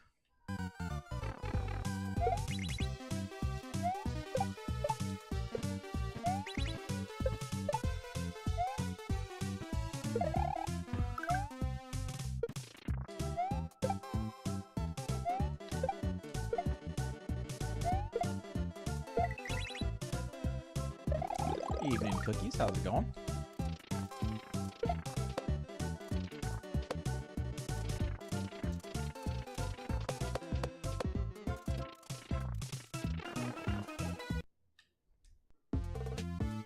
Yeah, I assumed you meant minutes. Oof, 9 seconds left. That'd be just a rip at that point.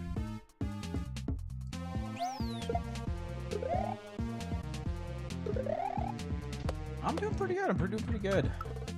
It's a bummer the weekend is coming to a close.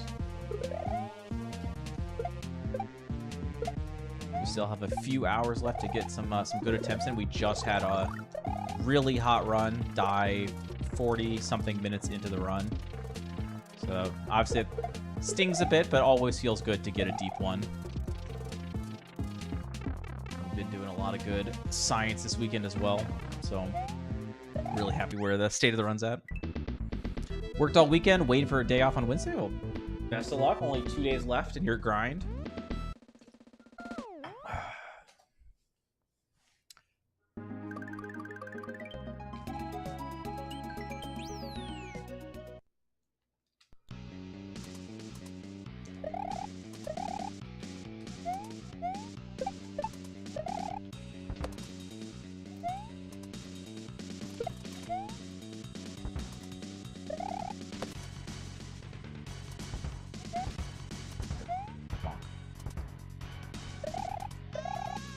Work shouldn't be too bad for me tomorrow. So I'm a software engineer.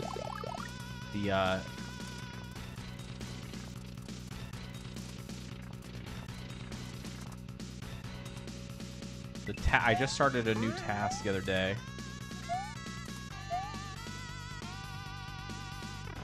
And was worried it was going to be a little complicated, but everything actually fleshed out really perfectly.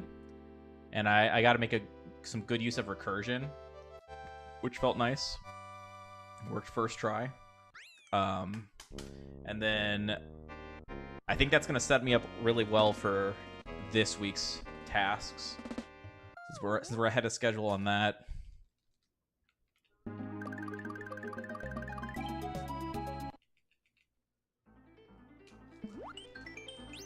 Should give me a little bit extra leeway on working on the next difficult task. There's some code that needs to be reworked. It had its own like logic branch.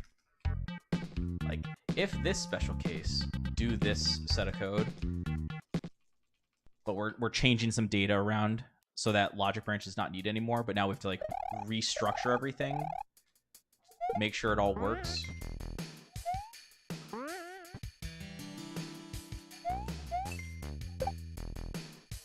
But yeah, since I got this like initial piece done so quickly, that gives me more time to make sure I don't make any mistakes on this next part.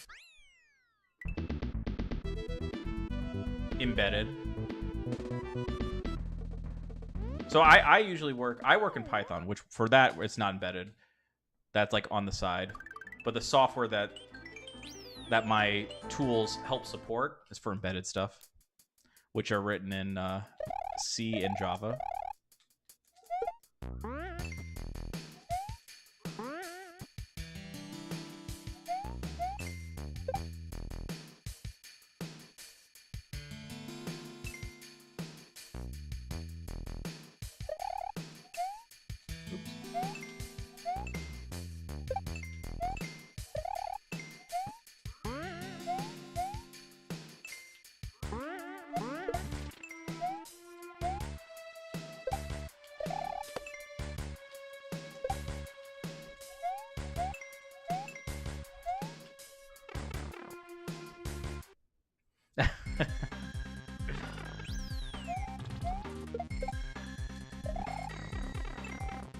So far to the right.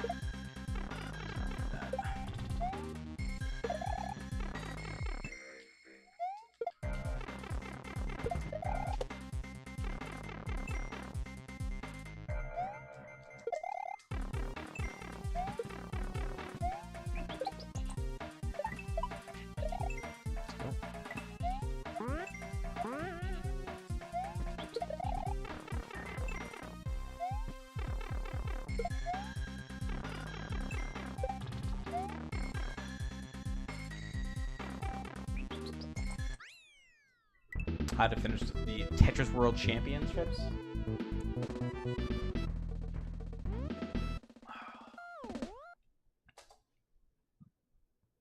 No worries, no worries.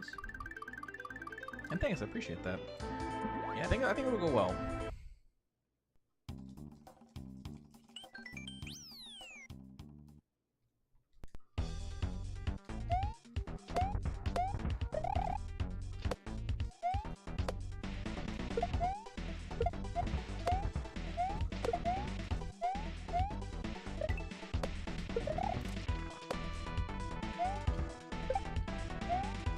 Don't envy the Tetris players, by the way, Cookies. That is a lot, like... I feel like they're so good and can withstand so much these days that any kind of matches probably take forever to complete.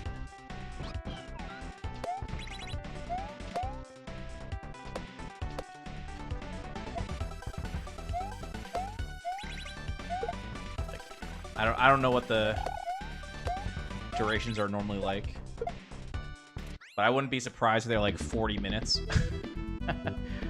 per game with how good they are. Ooh, I do like C#. C#'s fun. Dabbled in Python. Yeah, I like Python a lot. I think it's very easy to use and very easy to read.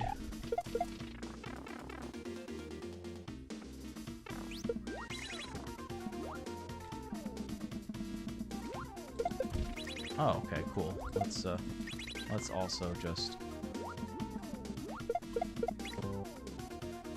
What am I... I'm just getting confused as to what the... Can we just get this to freaking work? Thank you. Okay, so I actually need to hit it once. Now I know. I'm not used to having to make that distinction, because it's not supposed to get messed up like that. It's been a weird day.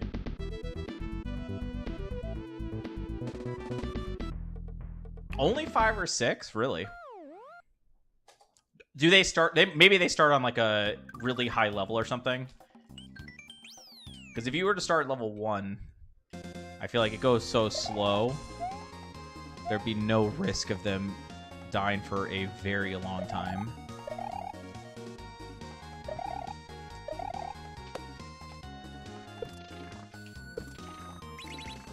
Unfortunate. Didn't get to do the fast cycle, but we're able to save it and only lose 1 compared to optimal.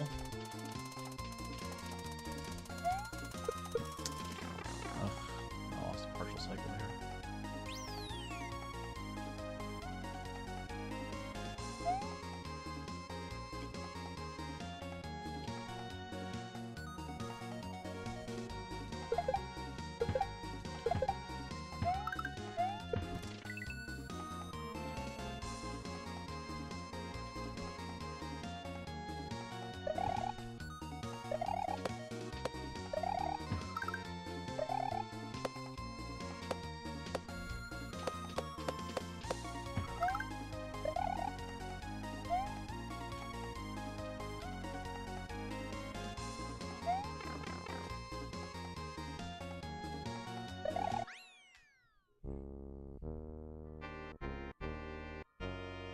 The UFO spaceship every round? What? Are you talking about like some modern version of Tetris or something? I know old school Tetris ain't got no UFOs, I'm pretty sure.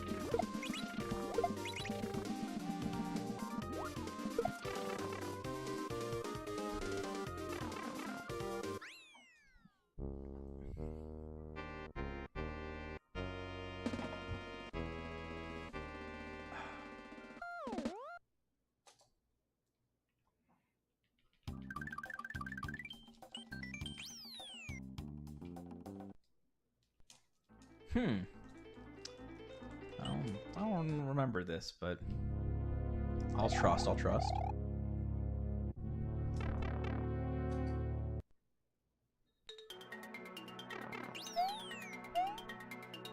Pegasus may have helped you escape the Shadow Realm once before, but it won't happen again.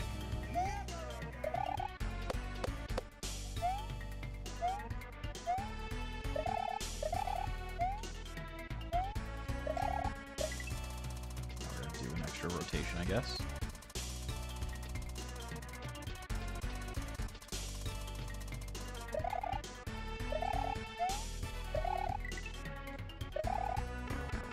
Sloppy, but Donald, thank you for the tier 1, by the way, for 9 months. This will be the run. I appreciate it, man. Thank you for the good luck. We had a really good one to Idle Hands that got hosed, and then we took it to Tower of Fate and messed up Tower of Fate. Not once, but twice, and it was dead at that point. But I feel like we're playing well.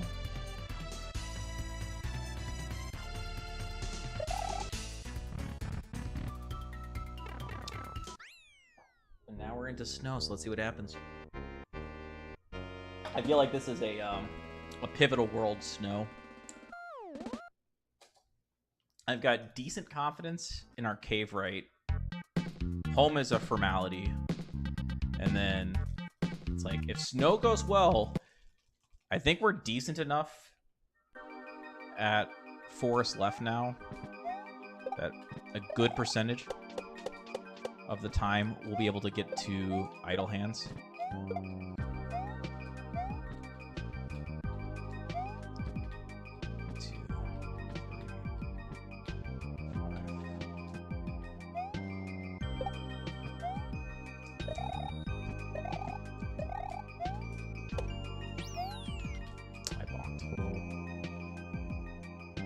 I will definitely be happy when Cranfield 3 is over. We've been in here long enough. but I want to make sure it looks good. Gotta get the good stuff. Get the good time. I won't be happy until that happens. I'm excited, but nervous for Rift 2.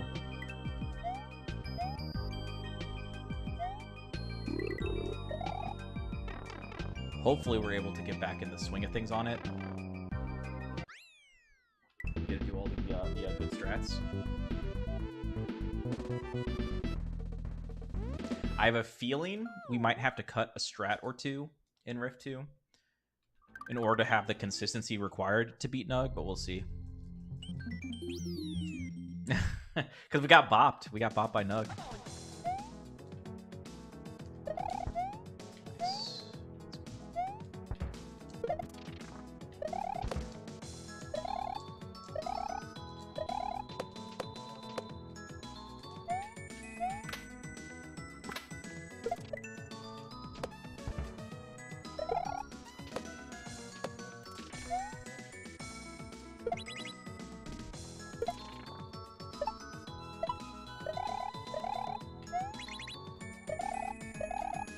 That's always the goal, Donald. If anyone bobs me, it's because they worked for it. I don't give it up easy.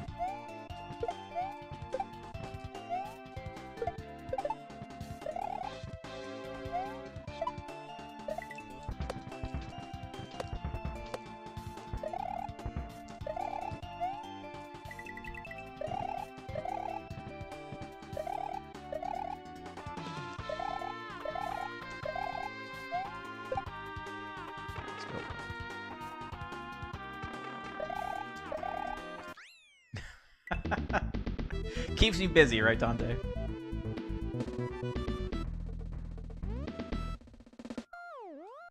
Yeah, that's actually fairly recent. But in order to do that, we gave up. So getting the halfway costs about 3/4 of a second. There was a fast red shell strat that we were doing that saved about 0.2 seconds. But it was sketchy. So we were grabbing the halfway so we could go for it. But you do the math. Better to not go for the halfway to save 3/4 and then not do the fast strat to lose 0.2.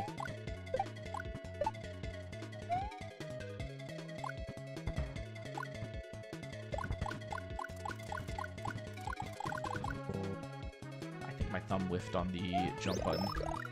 I feel like I went to go press it. I didn't get credit. So I fast fell.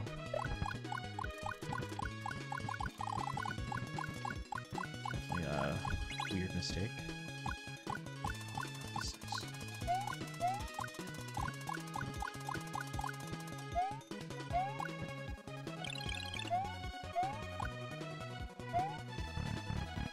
I think that was only our second death so far. Pretty sure we had the one death in Gill.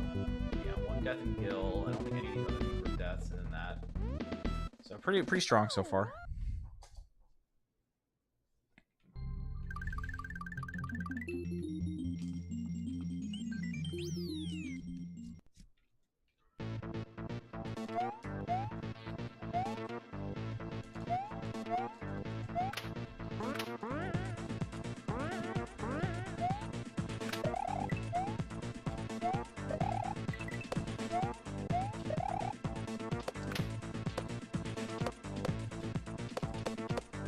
Nah, I don't trust it. No fast red bubble there.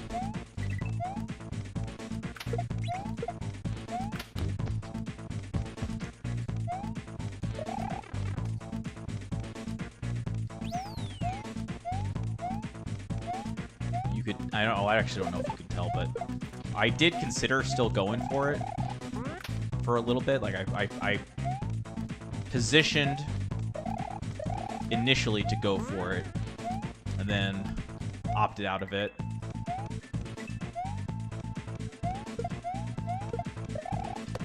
I think it was a good decision.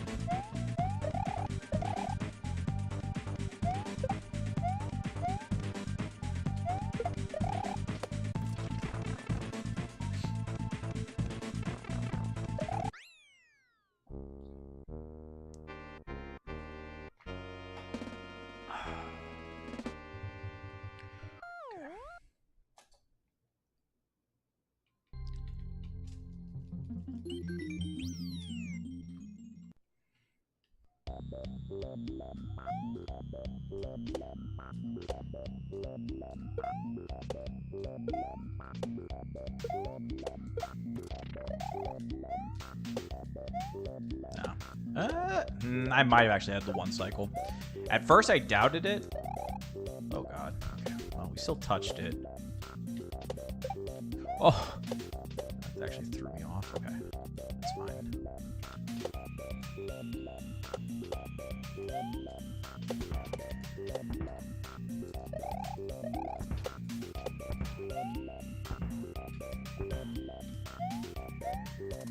Thank you, Sesame.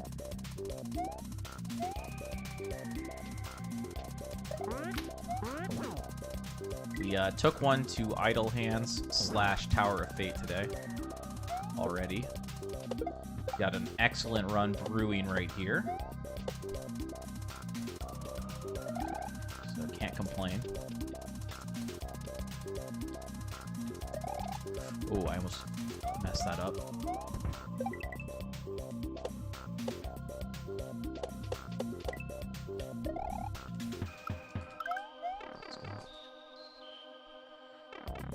This current attempt only has 2 deaths. One in Gillishoe and one in Secret Peak. So pretty strong, pretty strong.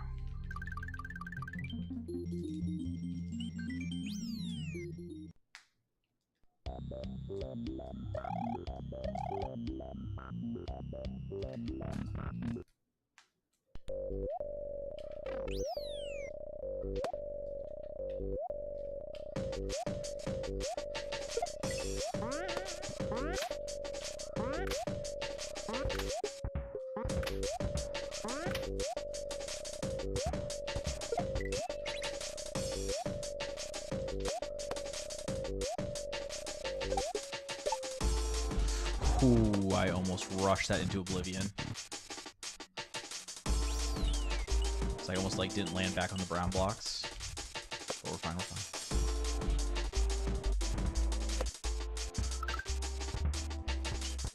Whoa. Oh my, what in the world was that? That is not normal for me. I beat out the thwomp. Didn't bounce on it. It was very weird. Somehow didn't die.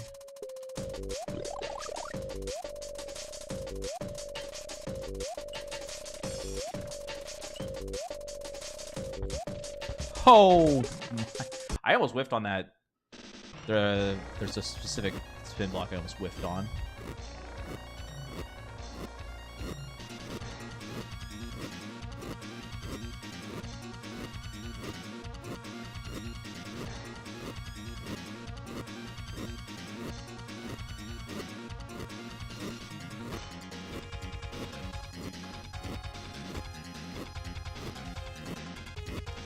Coming off of a 104 6M last run.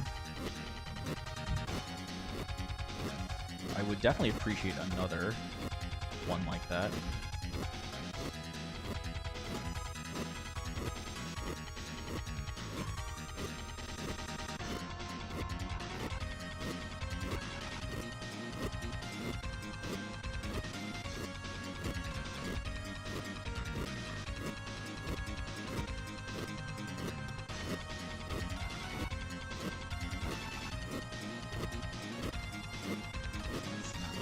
Oh wait, that's medium. 106. That'd be cool. Not go with the runs. We had one very hot one that crashed and burned a little bit in Idle Hands, and then officially died in Tower of Fate. Now we have this one, which is even hotter. So essentially 2 very hot runs into Forest and Beyond today. Feels very nice. Playing well. Hopefully we can take this to the promised land.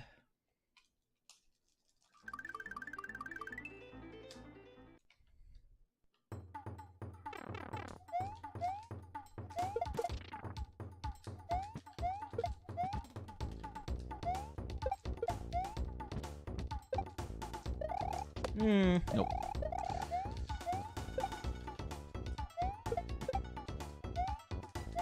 Nice.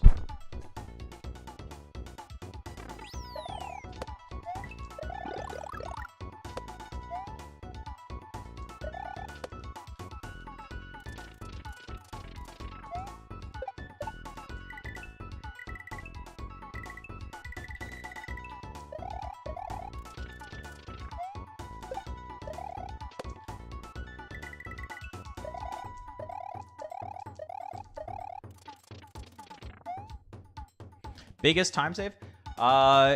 Most likely it's both Bowsers.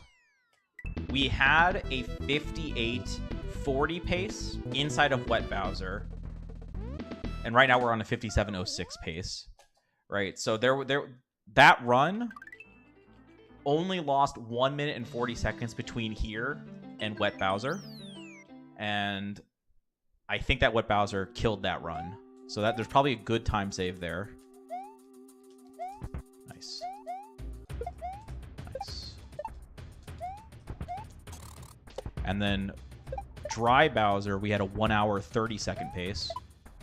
And our PB is a 102.30. So there's like at least 2 minutes there. Get focus.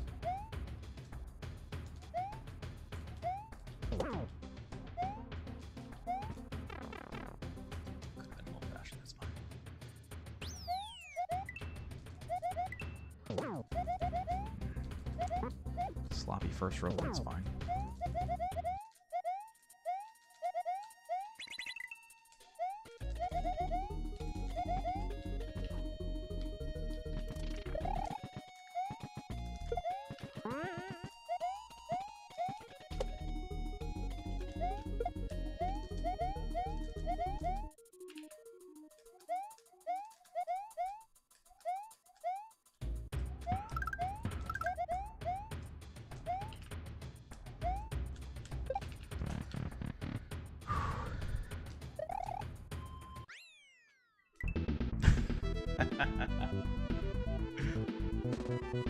We're only 12 seconds slower than our fastest ever pace up to this point. So yeah, we're playing pretty well right now.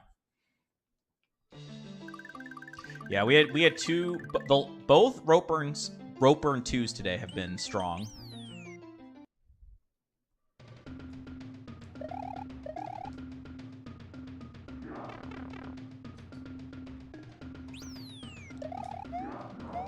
My question is, am I gonna risk the 1 cycle ending?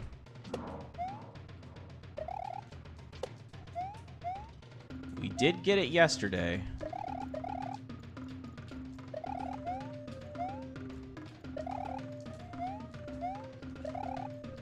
Focus.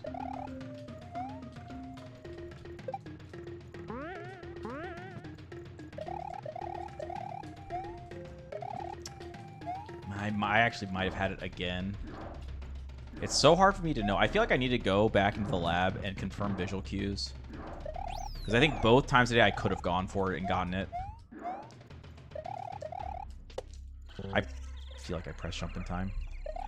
Okay, we're going to go for the normal strat now.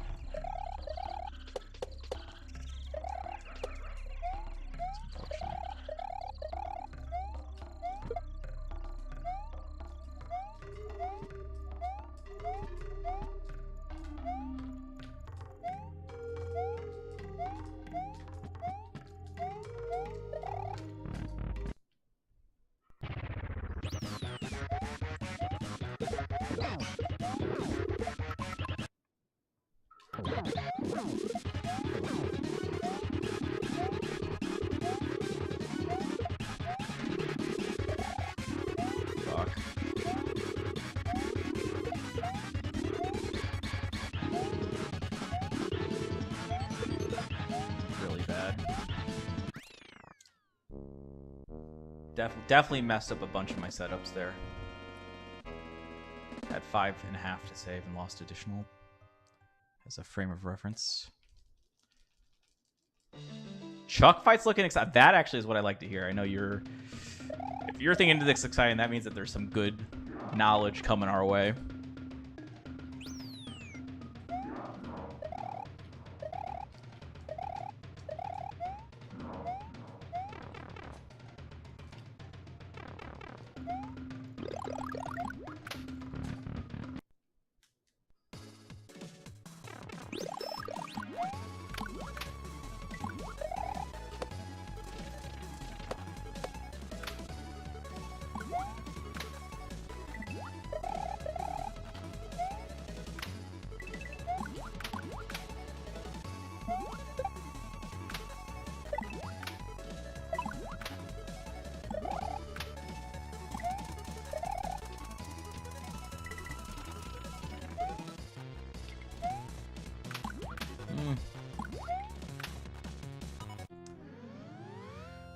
Okay.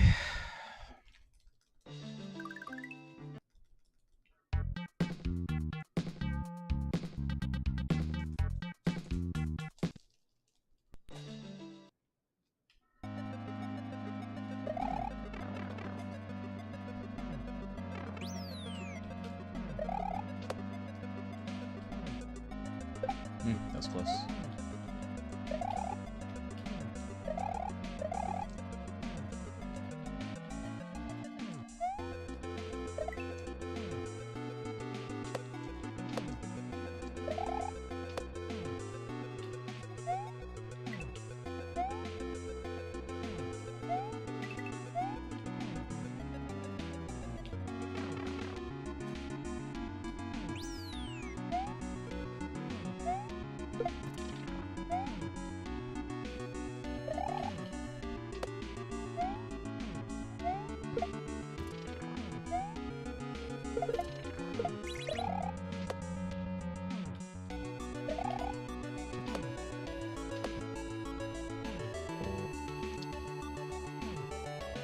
I had the fast strat, I botched it, and then I double botched it.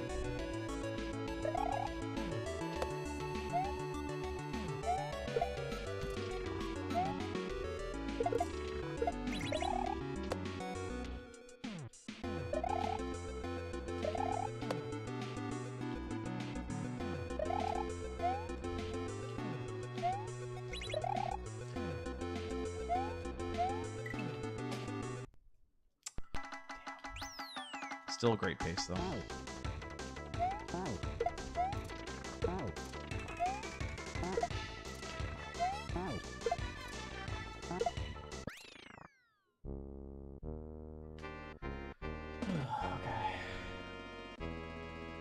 We've been flirting with green this entire run, it feels like. Like we're right on the outskirts of being amazing.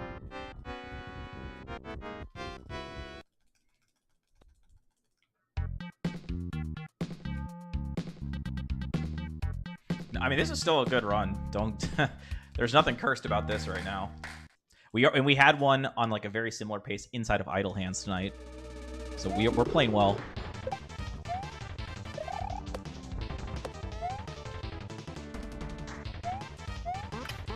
I knew I was out of control. Very uncommon mistake to make. Kind of surprising that it's uncommon. Okay, we're gonna grab the halfway because I've already thrown myself into, like, I'm in my head. That second one was in my head, trying to not make the same mistake.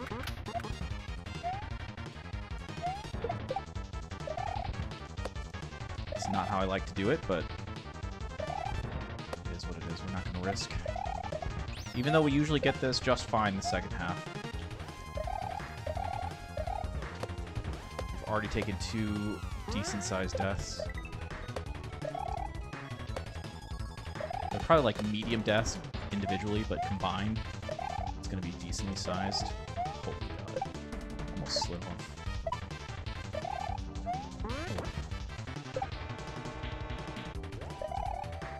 Yeah, that's a big death. Combined. One of them wouldn't have been too bad, I guess. I mean, it's 13. Yeah, 30. That's a medium-sized death. Okay, still can do good things.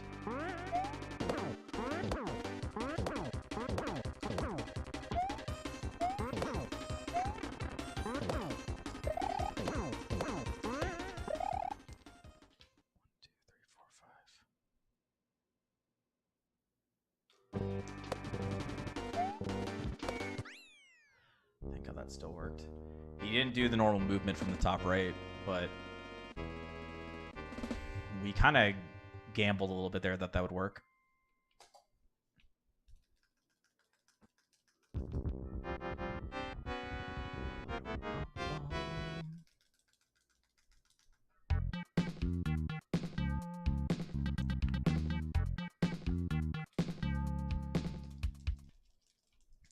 Okay, we need a redemption idle hands here. Because it was definitely nothing but tomfoolery last time. I think we're owed a good idle hands now. The game definitely owes us.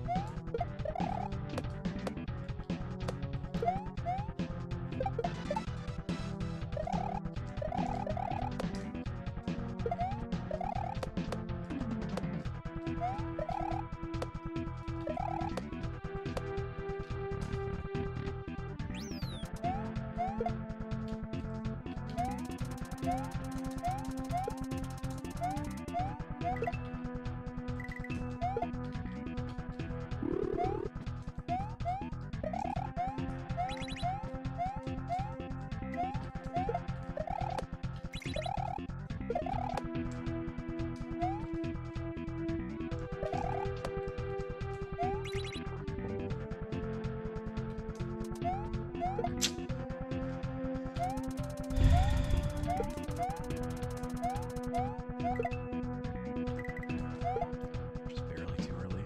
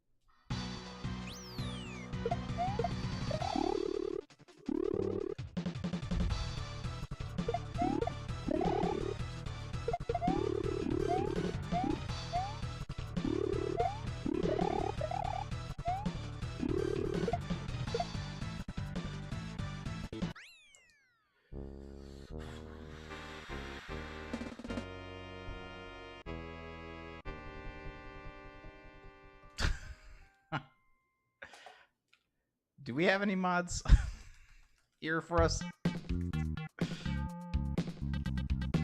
Casper making poor choices of words.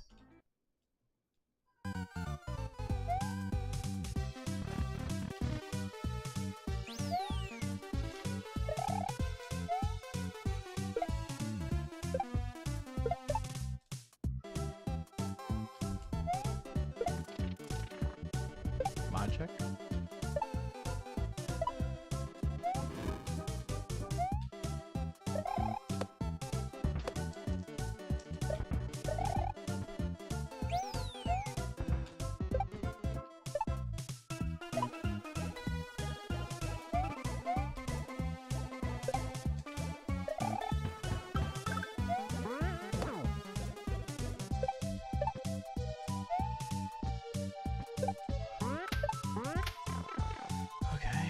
first half.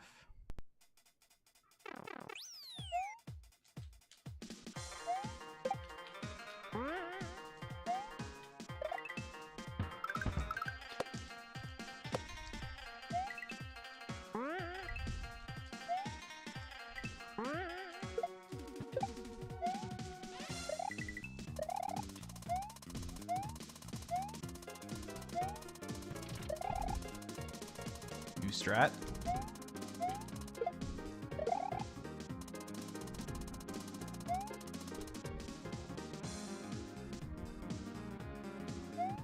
Snip.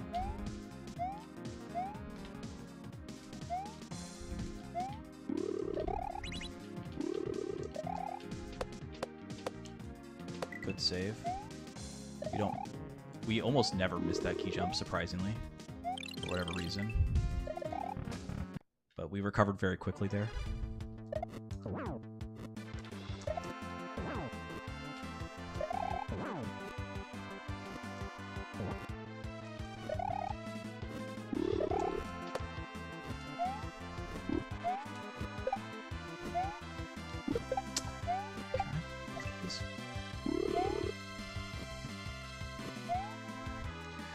Okay.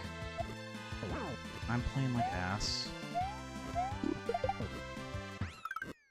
Fucking unnecessary time loss there, man.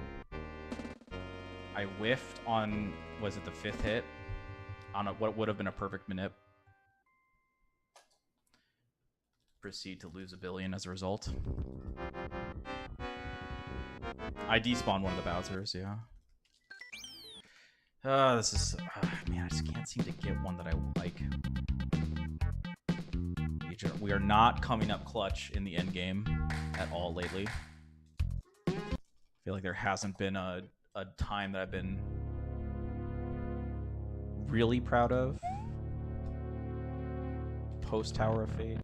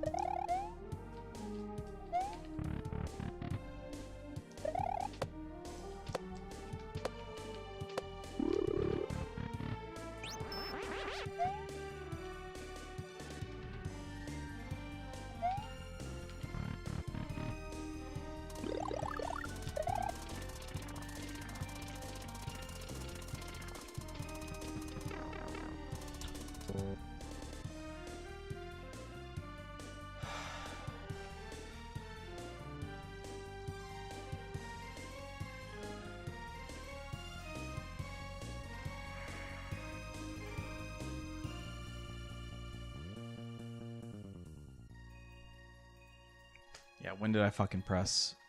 When did I fucking press jump then?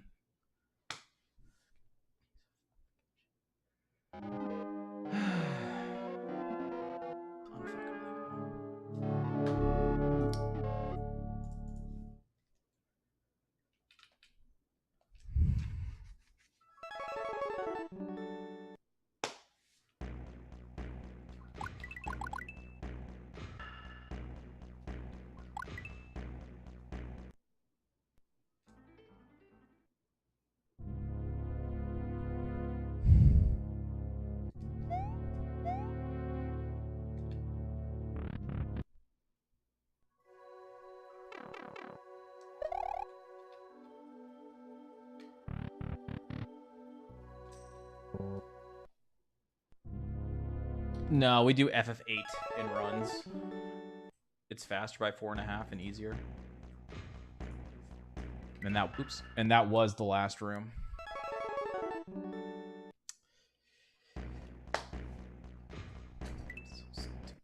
Hello?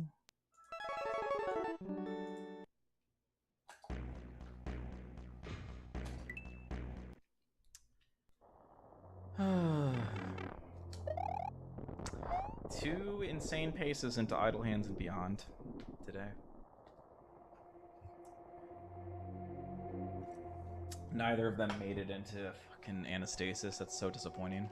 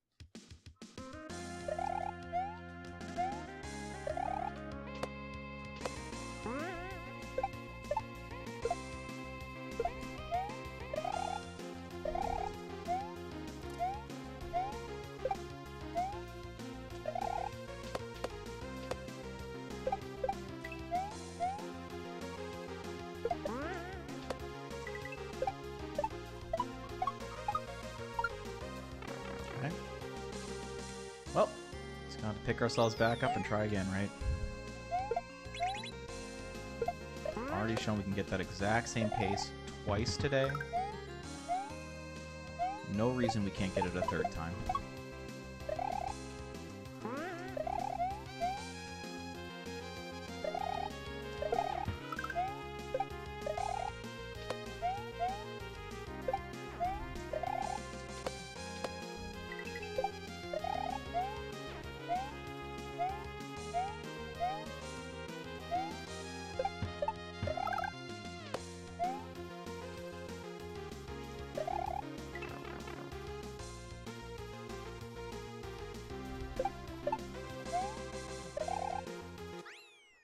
Exactly. We can do it again, but faster.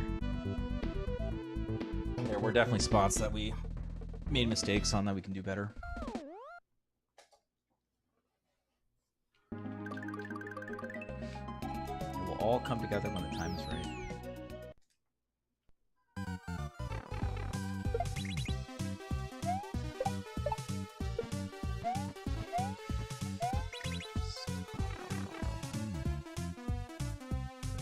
Too greedy on the first attempt at the on-off.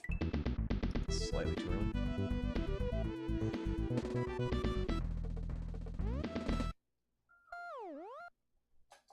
Can I get the update on who won the Mavericks Celtics game? Last I heard, Mavericks were down by 10 in the fourth with 9 minutes to go. I'm assuming it's over by now.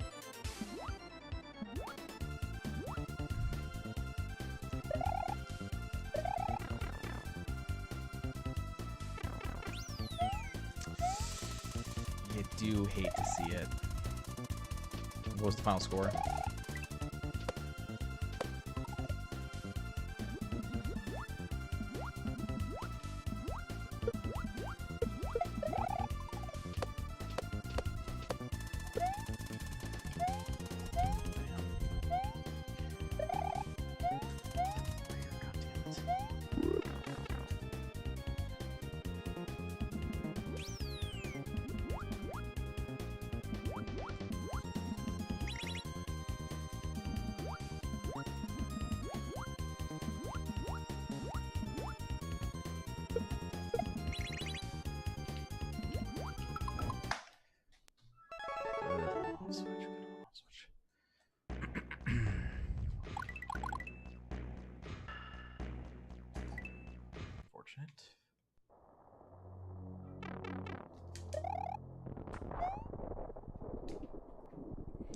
Well, Mavericks have their work cut out for them.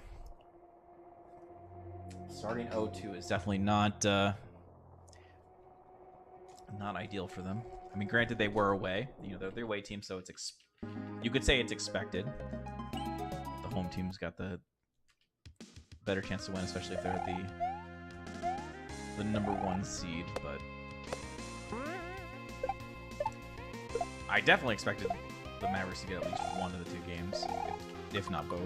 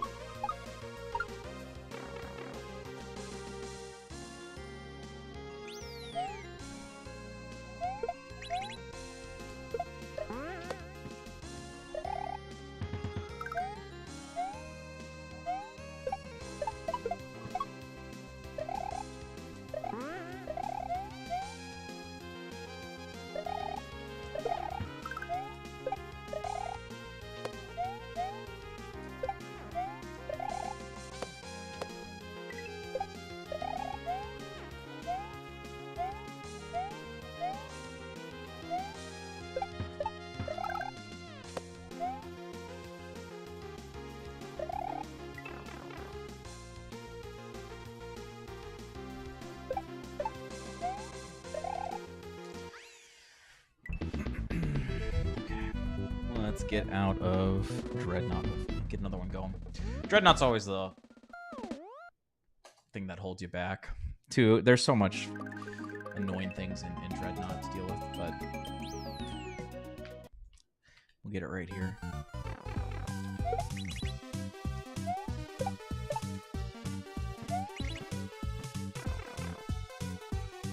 That's an Orca.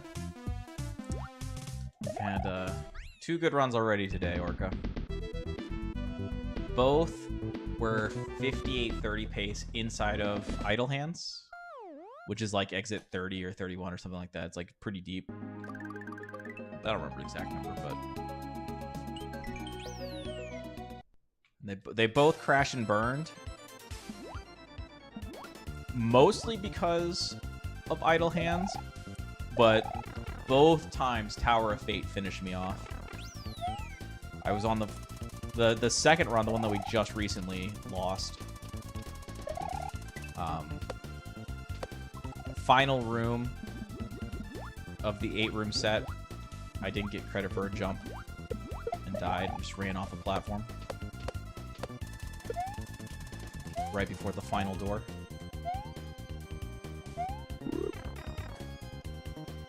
The other one, I messed up the manip. I entered too early by a frame or two.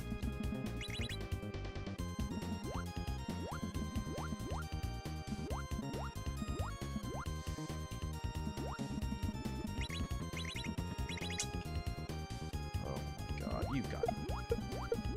Jesus Christ. Terrible. Survived, but terrible.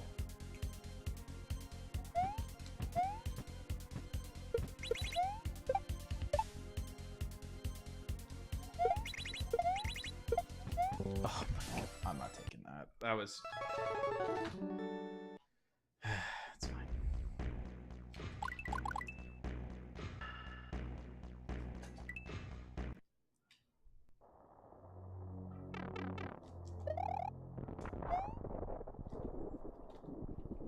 One day, Orca, one day.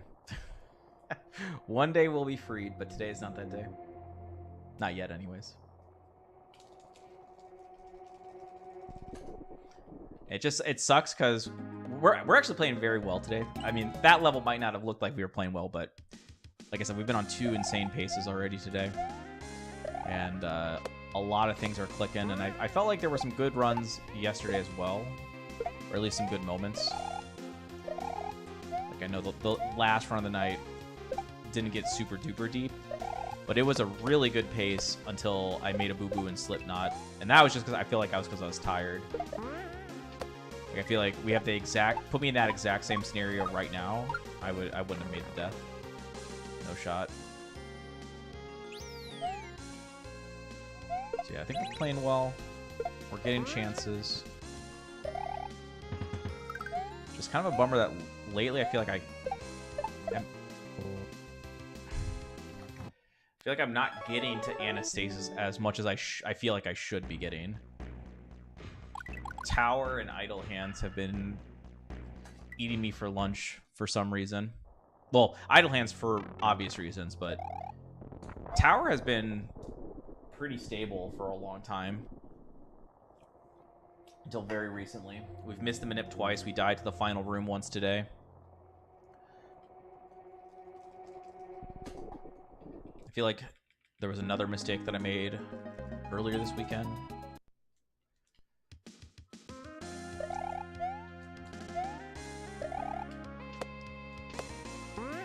But we're going to keep trucking. We're going to get this. I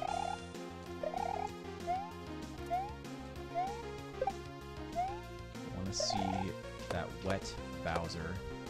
Give him a piece in my mind.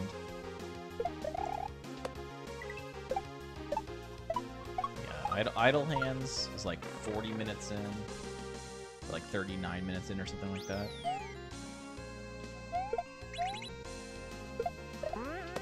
And then Tower of Fate is several minutes later. I don't know if it's like 45 or something. Yeah, it sucks having to play for that long just to have a shot.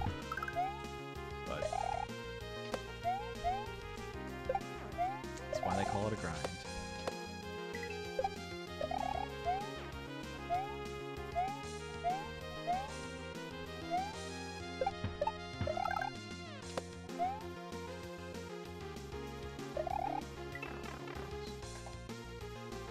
How is... Okay, I don't get how that is half a second of time loss. Because on in-game timer, we got a very high O2, which is... like full desirable for me.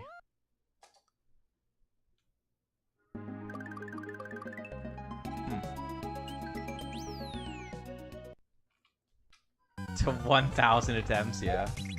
I mean, I was throwing it out there as a question of like, who thinks that we're gonna get to 1,000 attempts before we get the PB? And I'm not sure. I could definitely see it either way. But I almost feel like maybe it's a safer bet to say greater than 1,000.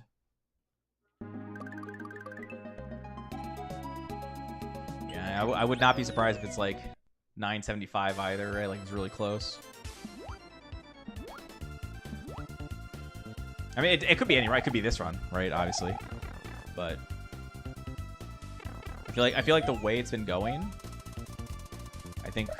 We've got a little bit more pain to endure before we get it, because I feel like we haven't died, like we haven't gone to Dry Bowser in a while.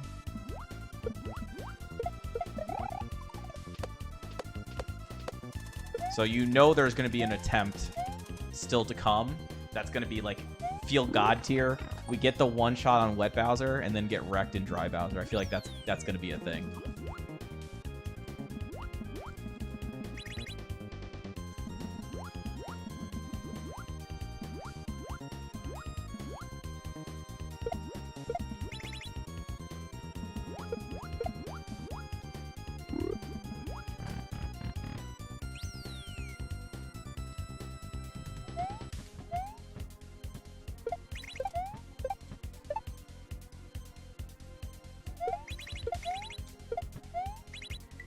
There we go.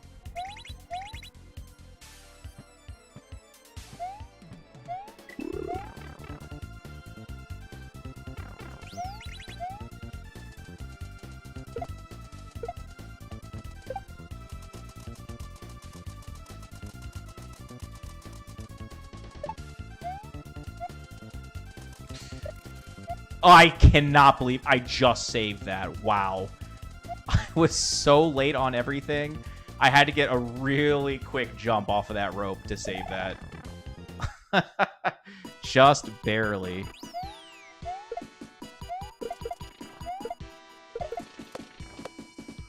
I'm dead. I'm gonna keep it alive. Oh, good. That's what I needed. That's what I needed for it to not give me the credit there. Okay, we're not taking this. Change it. Two of those hits did not hit the chuck. Ugh, that's annoying. That's not how we should be losing runs, but like I said, anything can go wrong in Dreadnought, man. You're not really safe until you're out of there.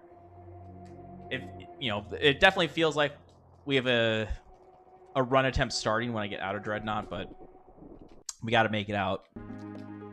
You just saw the boss can get you. Nearly got by the ropes. That is a much rarer death, but can definitely happen. Lost to the water platform. We've lost to definitely can lose to the shark in the on-off switch. The triple key jump. So it's like everything's kind of a landmine in Dreadnought.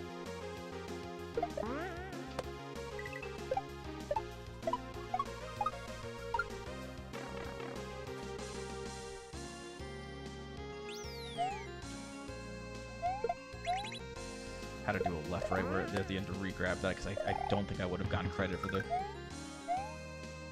grab. I just kept holding right.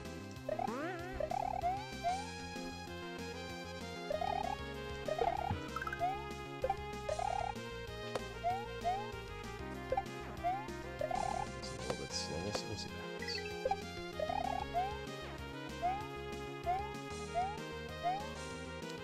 Orca, you started your new project yet? You said you were going to do Echo 1.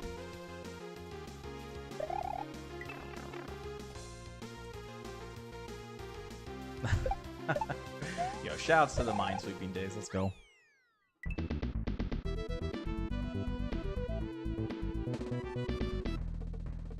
Ah, stuck in a shell hack. Good luck on your hands. Shell hacks usually destroy my hands. I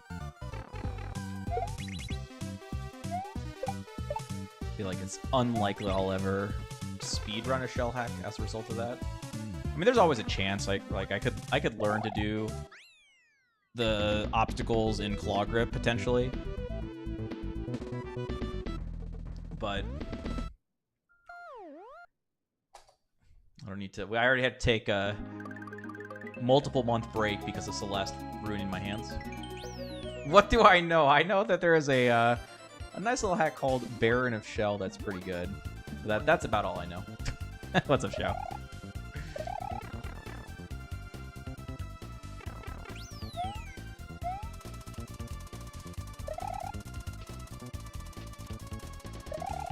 The nice thing about shell hacks is they tend to have really good flow because you're usually not allowed to be on the ground. I mean, obviously it's going to depend on the hack, but I feel like the harder ones, it's like non-stop go, go, go. There's no messing around.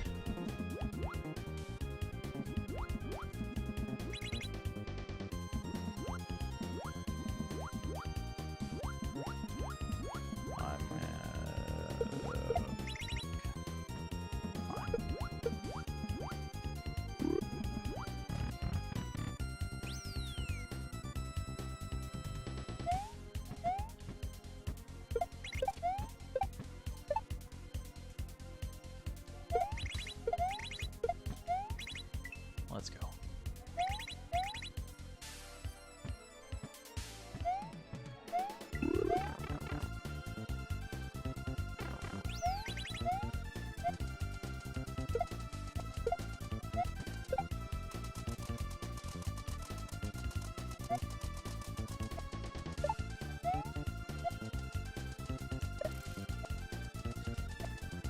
See, that's what that's supposed to look like. much safer, much cleaner. Okay, this is for Xiao. The hottest Chuck. Look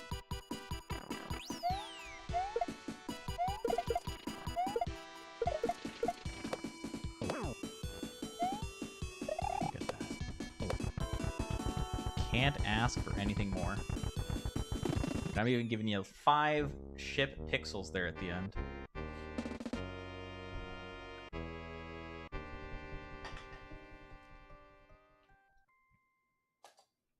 Let's go.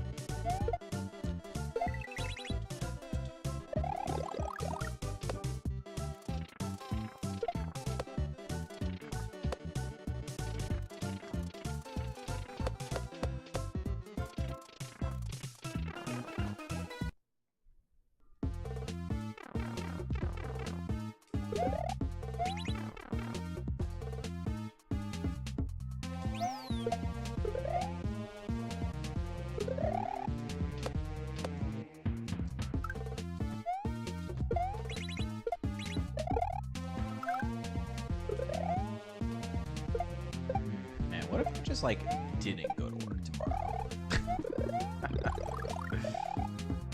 We just gamed all night.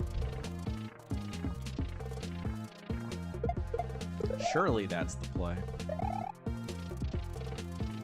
I feel like we're just playing so hot right now. When you're playing hot, you just don't want to stop.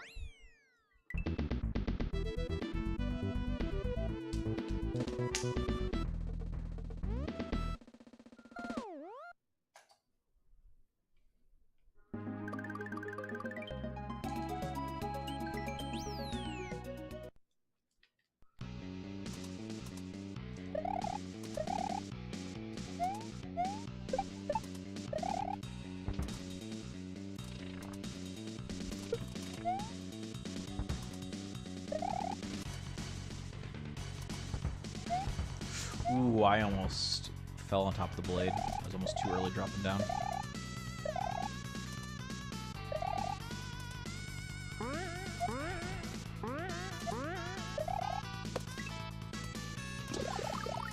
I almost whipped on the mushroom.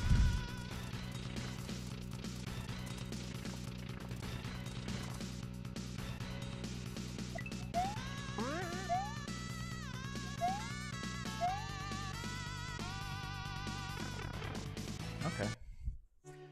That is a very good. If the plus 0.22 stands firm here, which is not necessarily guaranteed, could still be a slight mistake in derelict or an overrolled mistake. But technically, this is on pace for an 819. I just like to mention that I think we've only had 3. I know of at least 3. There might be a 4th. But there's a chance this could enter into that category. One of the literally handful. Okay, good. Didn't fuck that up. I think we lock it in. Nice. Just barely, but we take it. 819.9. World 1.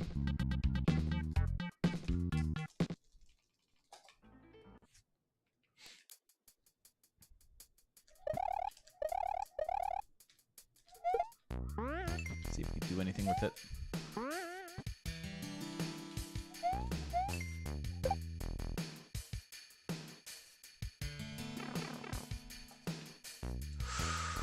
Whew.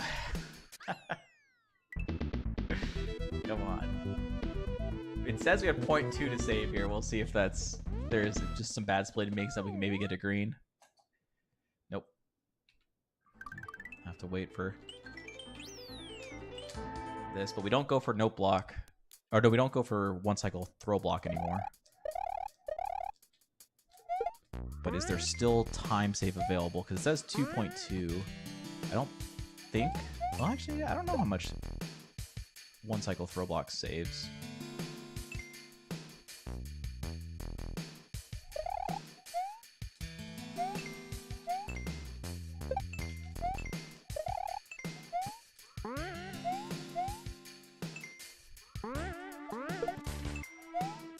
We're about to find out.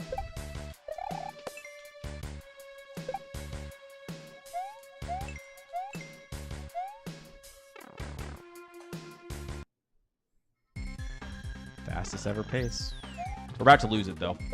I don't go for the fast ending, the no block skip ending anymore. And that's like 2 seconds.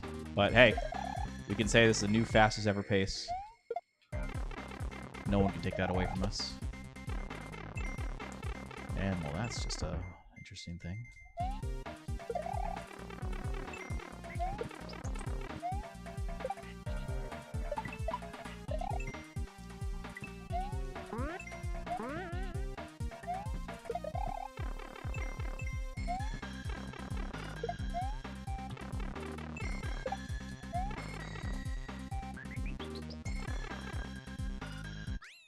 What are they?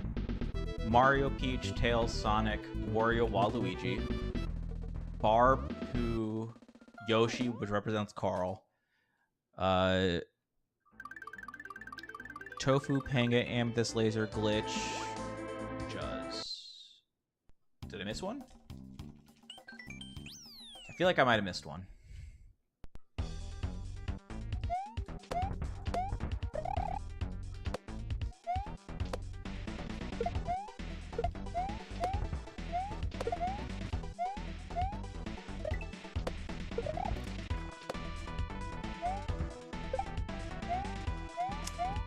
I think I said Panga.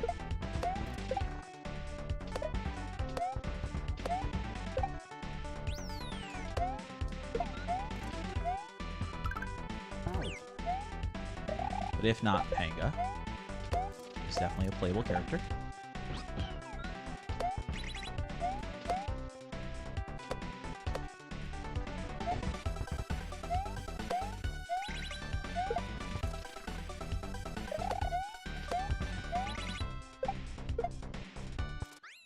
Okay. Whew.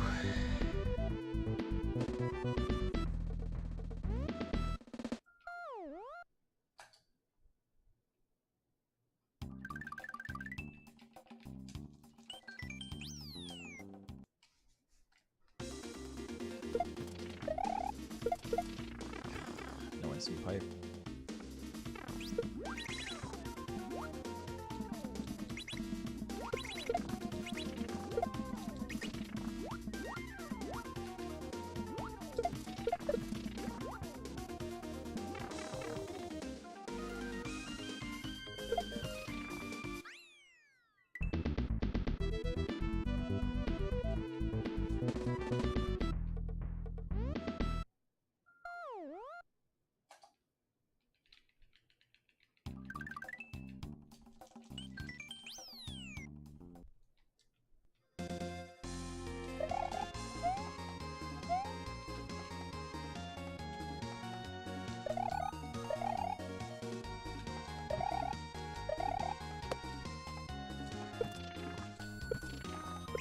Nice.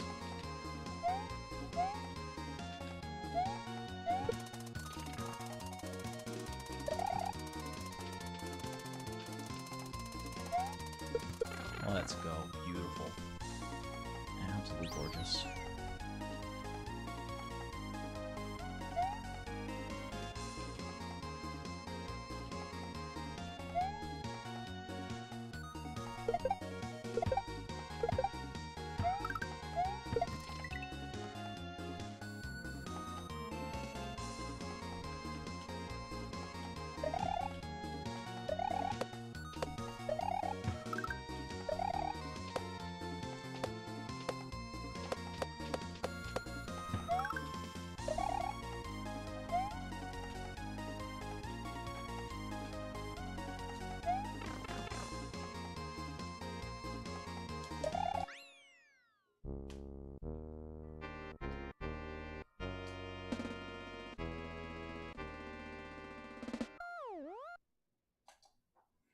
Also going victory.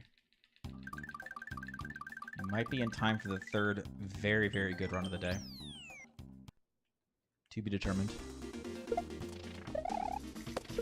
No instant pipe again. Come on, man.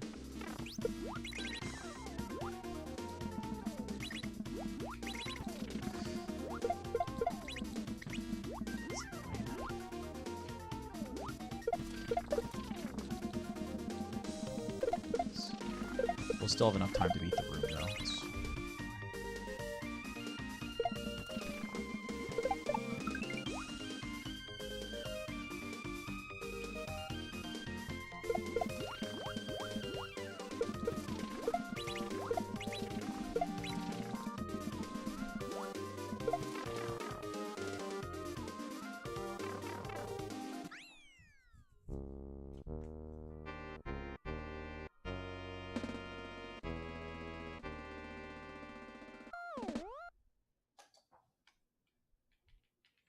Yeah, not bad, not bad.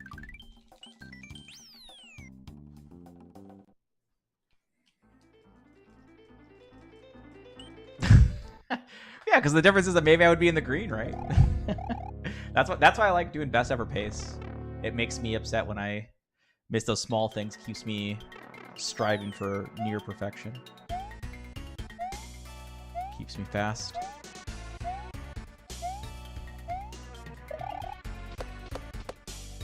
Oh my god! Oh my god! I saved it.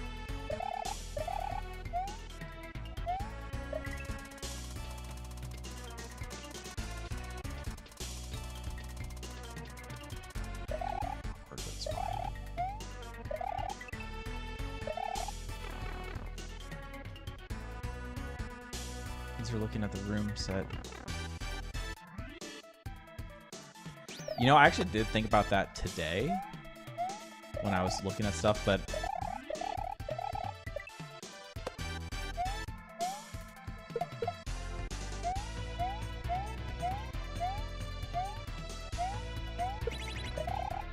it's really not a bad idea just in case.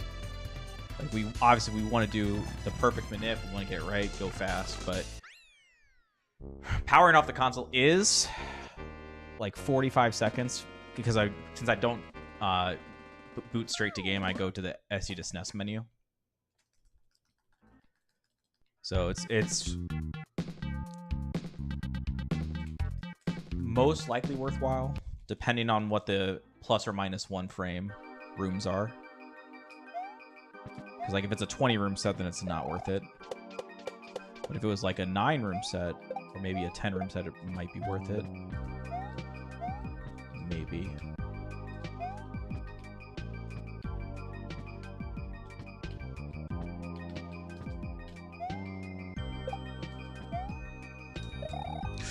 Barely clipped it.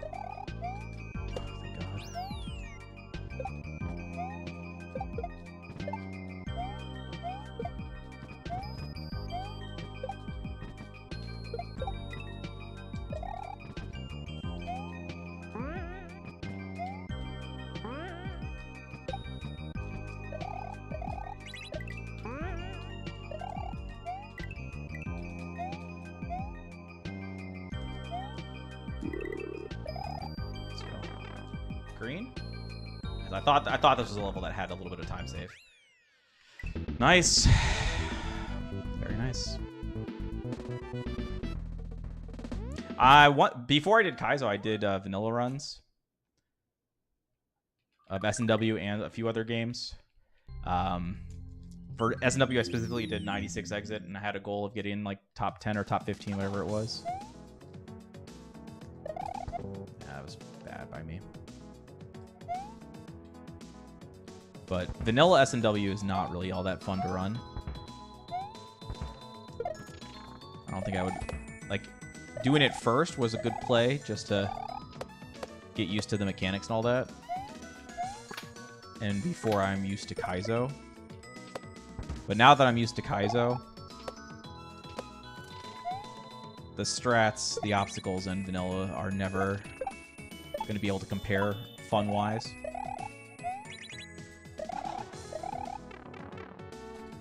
Yo, what's up, Memory Lane? Thank you for the good luck.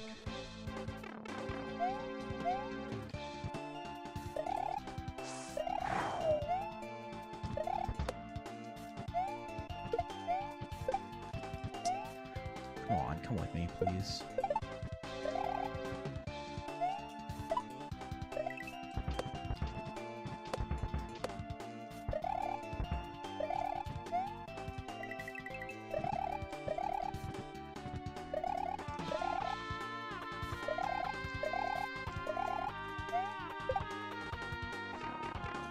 Just barely. Yeah. Yeah, 96 is a very difficult grind.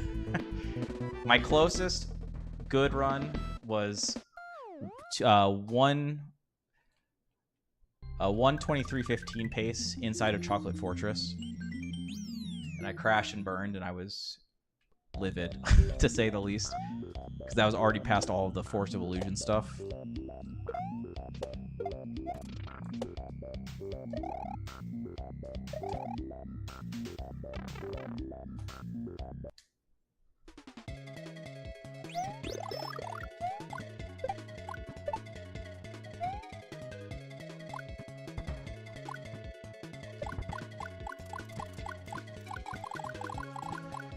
Camera forced me to use the extra spin block.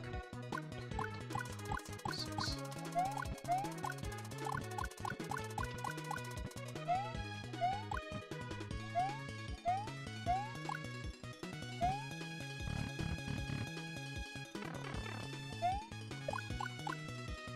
People all halfway skipping SOAG. What is SOAG? Guys who had at least 2 3s. What's up, money? Dude, my Mavericks. It's hurting. Oh, son of a gun.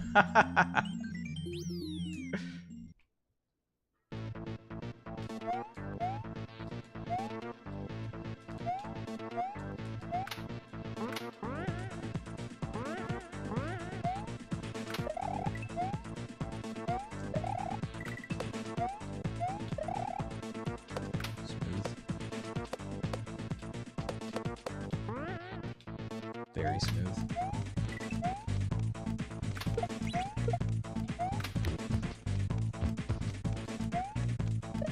Nice. That is what you like to see out of your bubbles. You got every strat.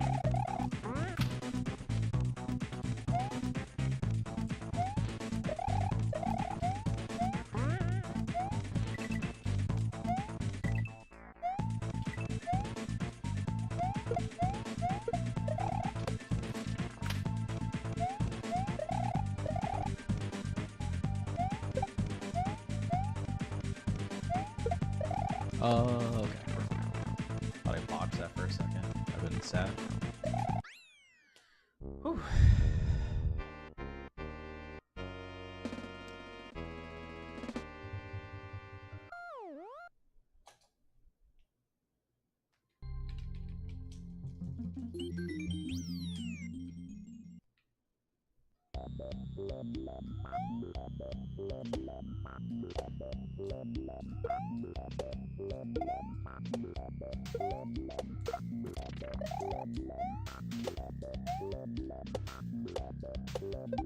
Perfect one cycle.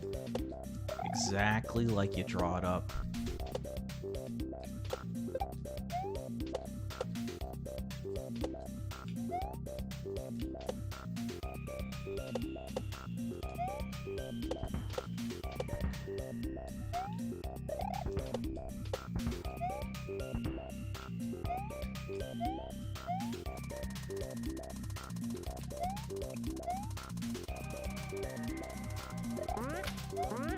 Beautiful. Absolutely gorgeous.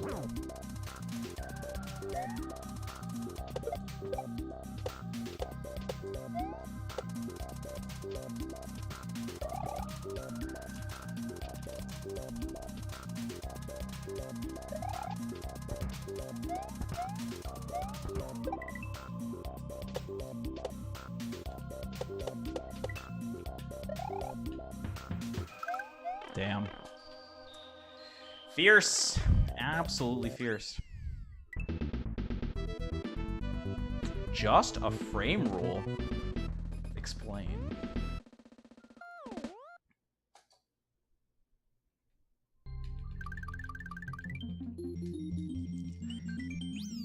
I didn't go for the one cycle disco ending, which saves a full second, but I got literally everything else, and it was damn near like all the execution was perfect feeling.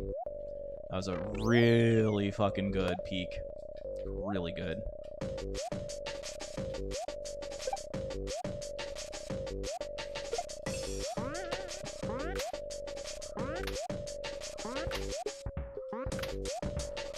I bonked.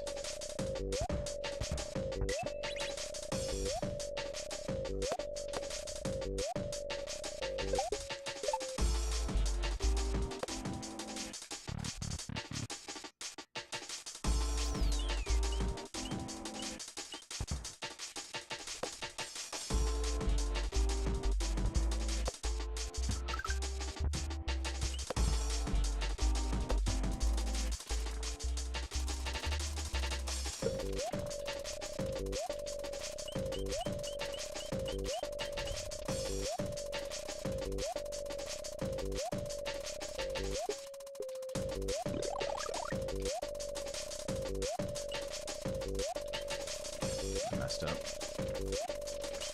Oh my god, I've messed up so hard. I can't believe I salvaged any of that.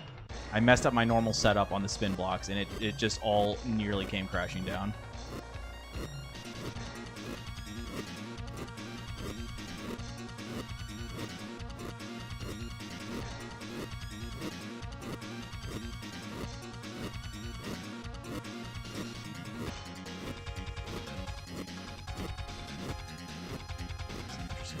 Wrap around there.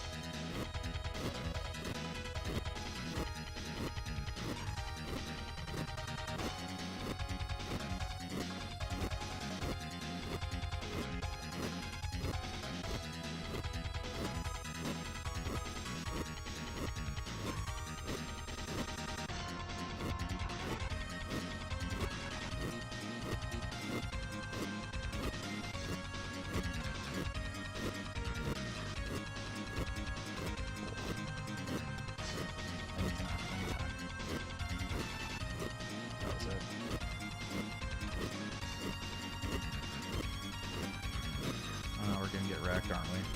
Yeah. Yep, had to be on the pace with the green. Had to be on the fucking pace with the green that we're gonna get literally the fucking most dog shit RNG I've ever fucking seen. Cool death. Cool death we just took.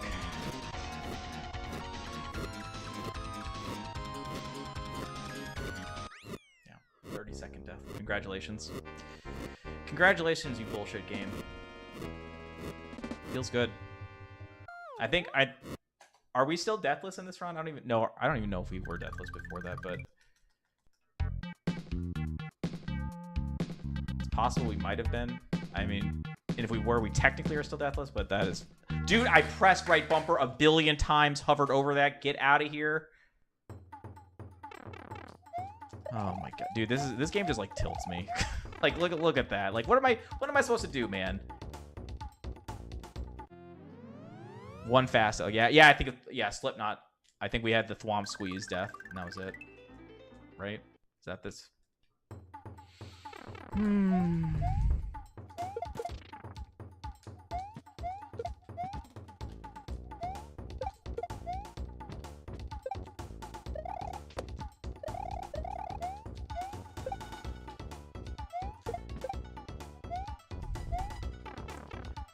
So unfair.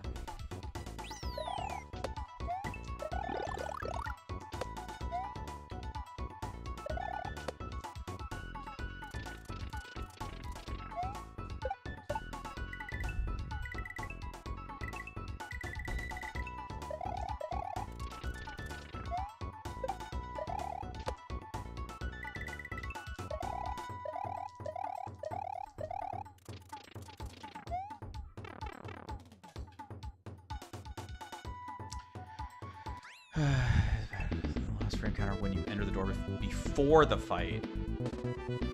Change every frame. There are 4 states that can be in.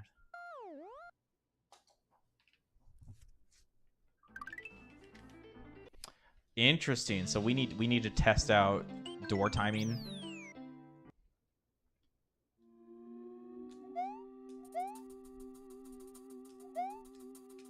Nope. Didn't get the fast strat. But at least we didn't die going for it.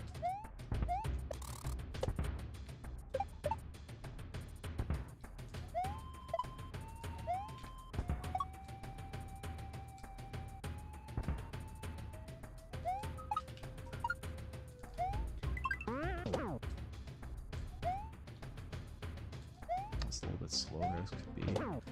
Yeah, we'll take it the easy way. So a little bit slow on the pipe as a result of that. Can you please bounce on the truck?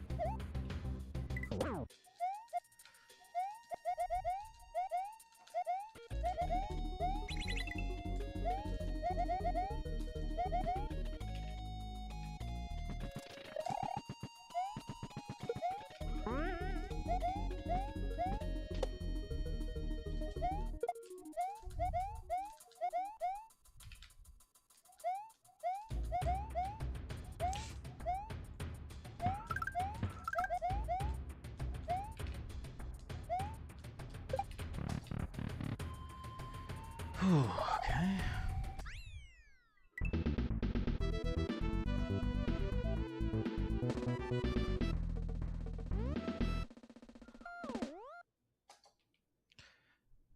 Or with this run, the time save here will feel so good. No, it won't feel good.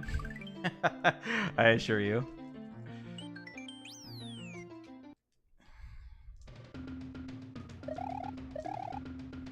I'll just be thinking about, damn, I should have not been 30 seconds robbed by the game.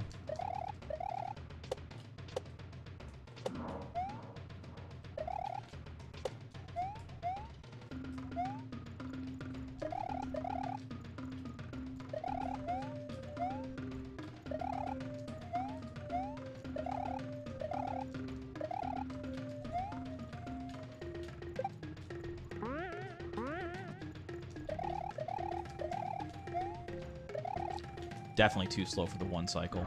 100%. It's fine.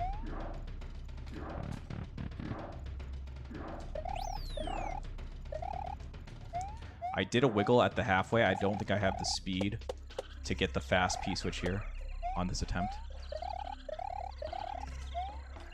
So we're going to have to let that one go. Lose a cycle compared to optimal.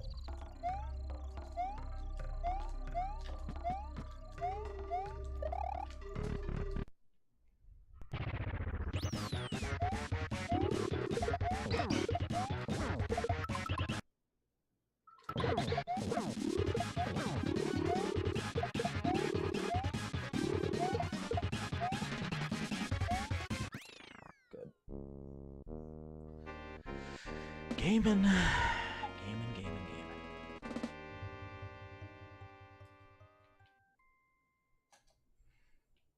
Also, did I say what's up to Tom? How's it going, man? Cassio's not happening. It's a good try, though. Respect the play. Yeah, fireballs were a little funky there, but we managed.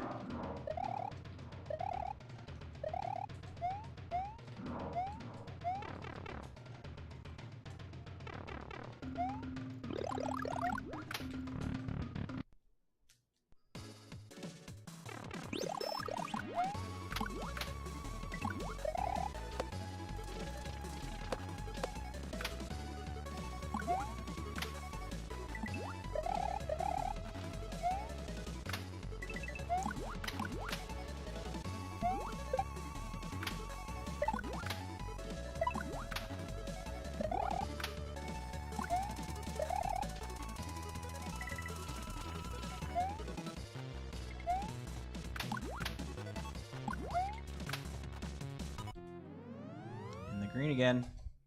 Dude, we would have been insanely in the green. We are making quick work of this game. Hope it continues.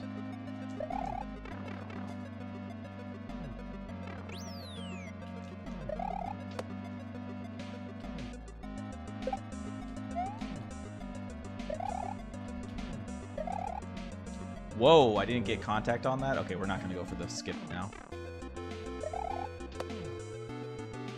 I only get the brown dolphin skip one crack, and I didn't even get there. So we're going to take this nice and easy.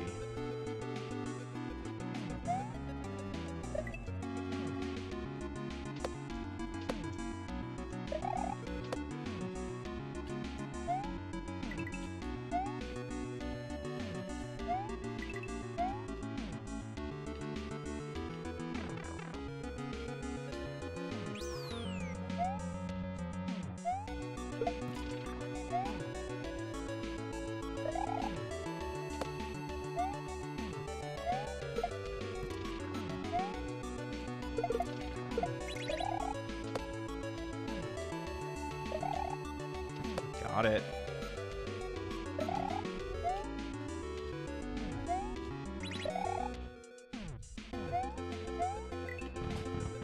Fast strat.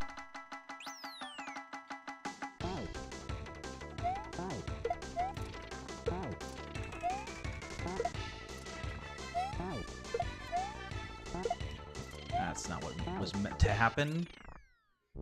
Lost 3 in-game timer because of that. But we had time to save, so we actually are going to come out ahead.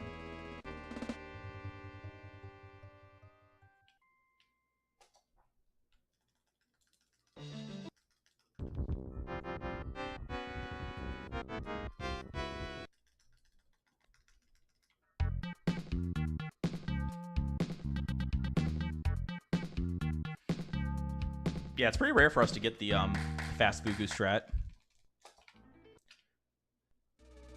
But everything lined up perfectly for it.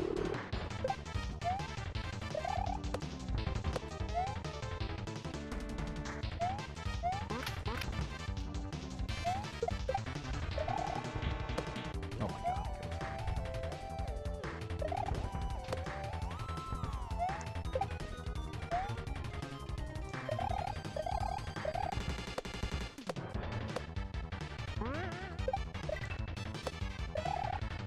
Oh my god. Fine. Sketchy, but we're fine. Jesus Christ, what the fuck's going on?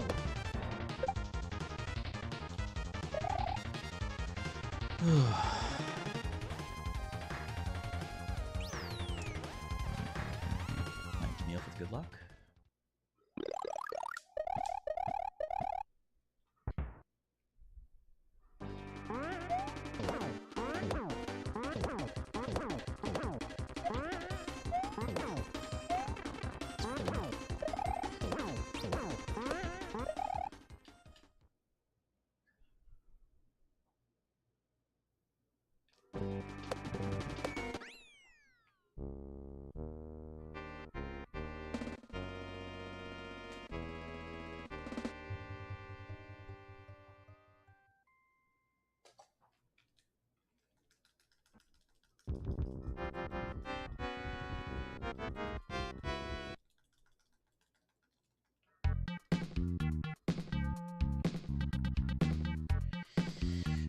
Okay, well, our old friend, by friend I mean enemy,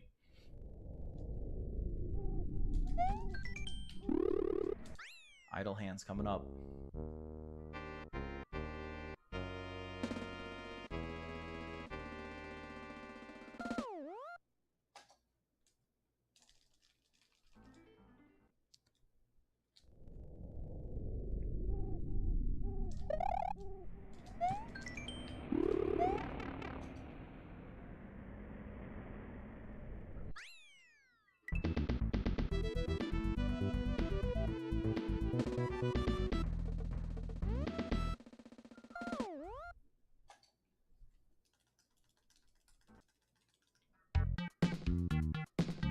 Got a good feel. I think this is the destiny time. I think it's finally time that we're going to shine. Let's do it.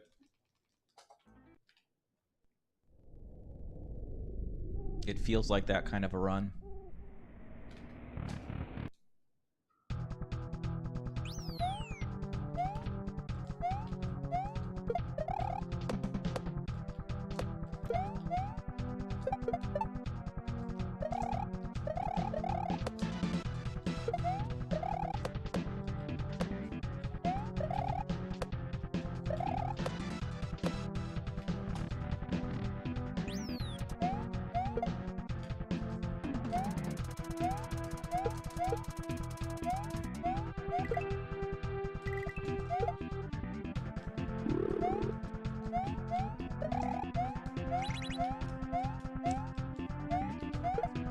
I fucked that up. Nope.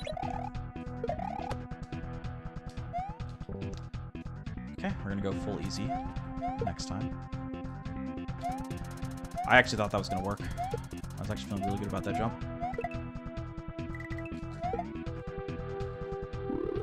Full easy.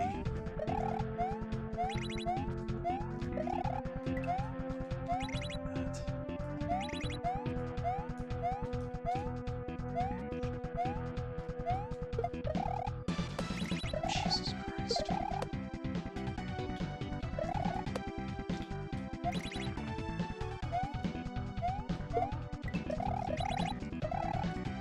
Set myself there for a second just to make sure we're fine. We're still doing good, it's fine.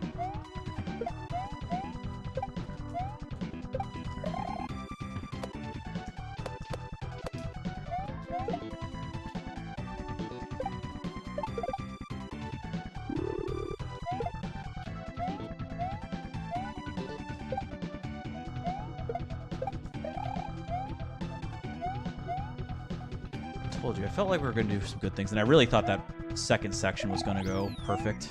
With that jump, I really thought I had it, but it's fine.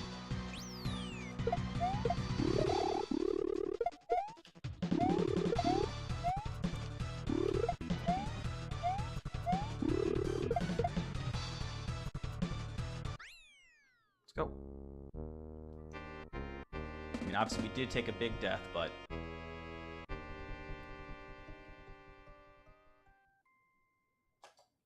it was just the one, and we were on insane pace, so we can definitely absorb that. Feels good. Let's go.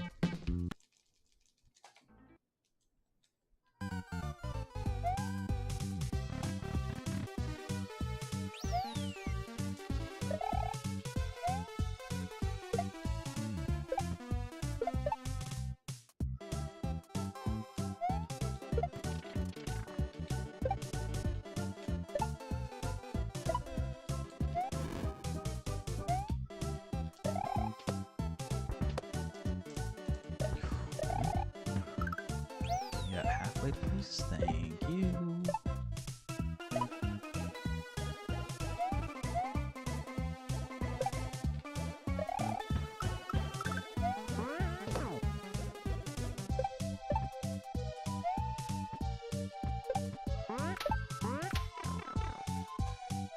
Okay.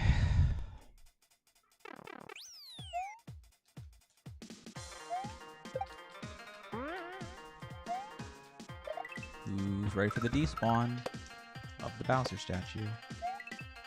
Oh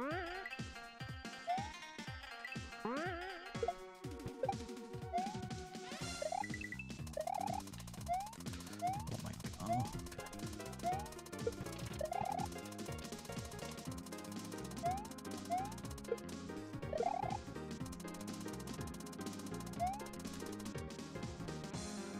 Bad landing on the top platform. Didn't do it with speed, it's fine.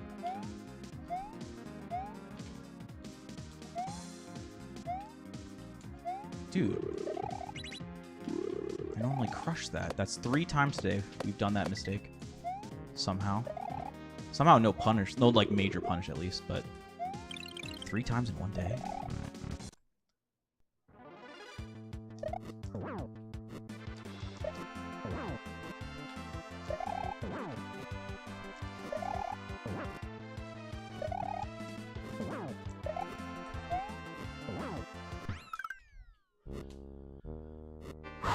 Got the 381. My movement at the end was a little bit wonky, but it's fine. We got the spawn we needed.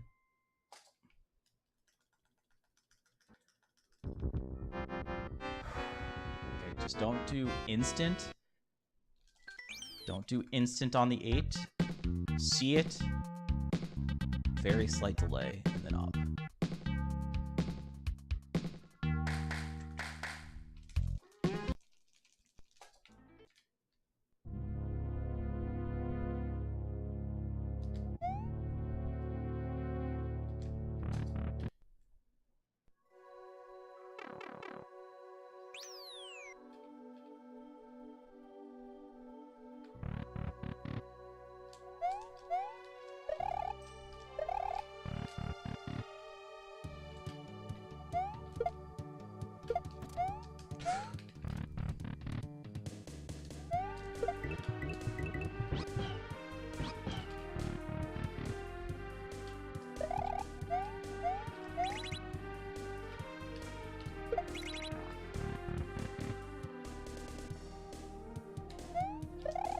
Oh my god, okay, we'll take it the easy way then. I messed that up.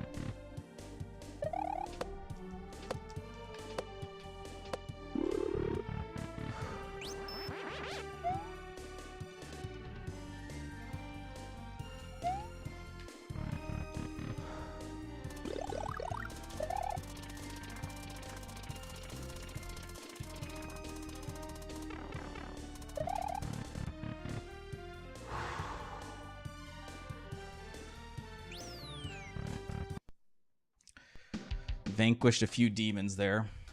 Yeah, what's up, Nug? Look at this pace. We got 129 6M, by the way, on this run. I shit you not. 120 fucking 9, and we still have this pace. Oh, I never run against some of best. I run against best ever pace, and I am running against best ever pace right now. I didn't switch. We're on a god tier run right now. And again, 30 seconds lost to RNG, but the execution outside of that has been incredible.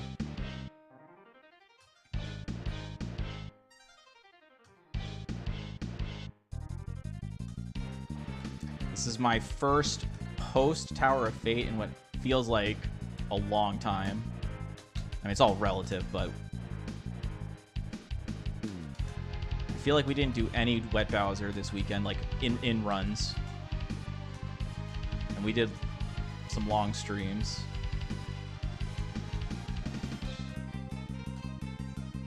I could be wrong though. Maybe we did, but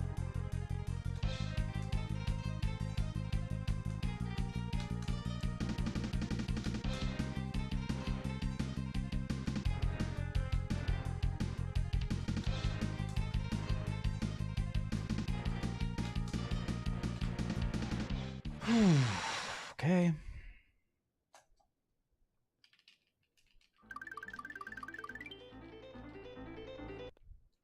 Just another proof that the 5840 pace inside Wet Bowser seems absolutely bonkers. We have a chance to beat it. Nice jump.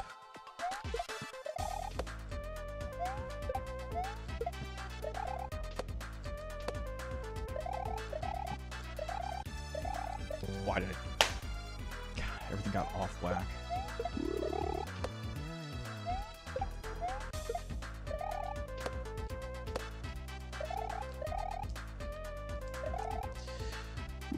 But it's fine. I'll have to just deal with it. Pick up the...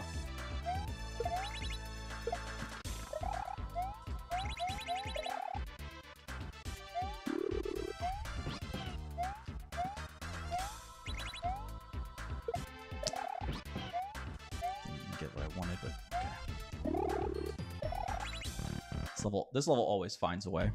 Always, but it's fine. Actually, no, you're in the perfect time now. You get to see the new strat in room 4. If we get lucky enough to get it clean. It's coming up. Too far? Nope. Didn't get it. But that's what happens if you don't get the perfect. You still cleanly get up there. But if you get the squeeze through the spikes, it's even better, obviously. That is the wrong brick to look at. What the fuck am I doing? That was ridiculously dumb on my part. I have a very clean visual cue here.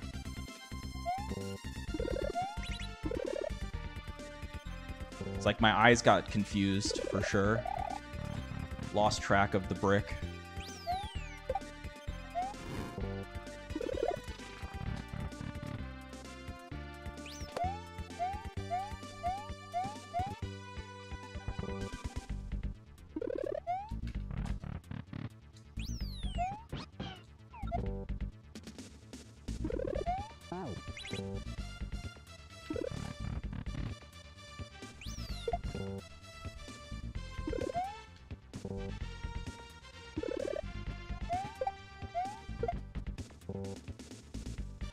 Dog shit fucking obstacle.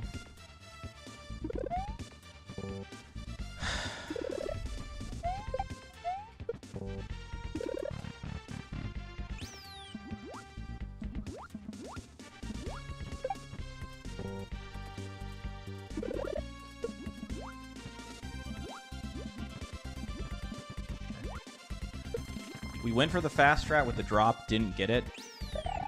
Failed it in a weird way. That's like not a normal way for me to fail it, but it was salvageable, at least.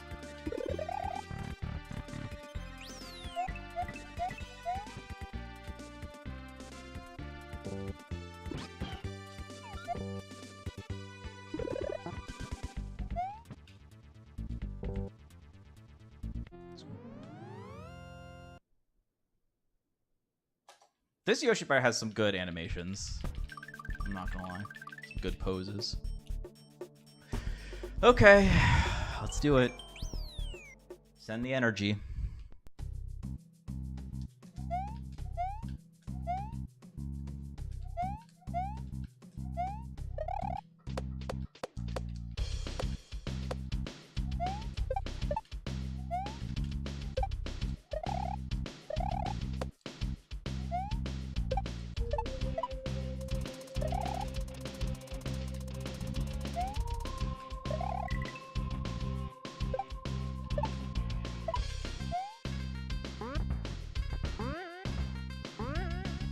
Watch the upcoming strat after the Thwomp Snug.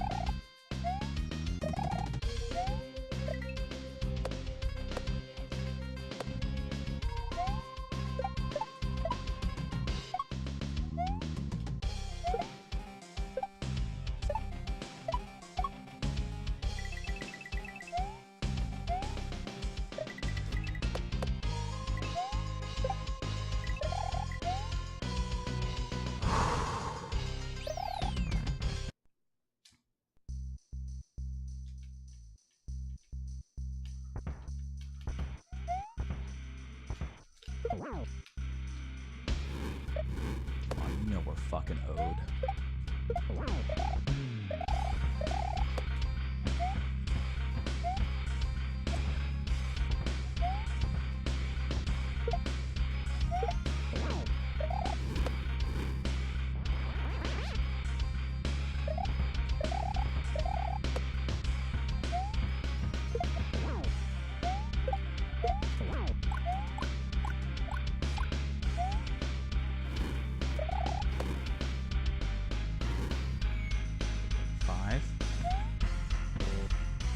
I even did... I fucking moved to the right and then did a max jump. How the fuck did I not get on top of that? That is such horseshit. I was patient. I saw it be the high wall. Yeah,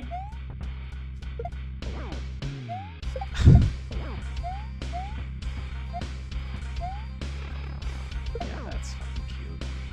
That's so fucking cute.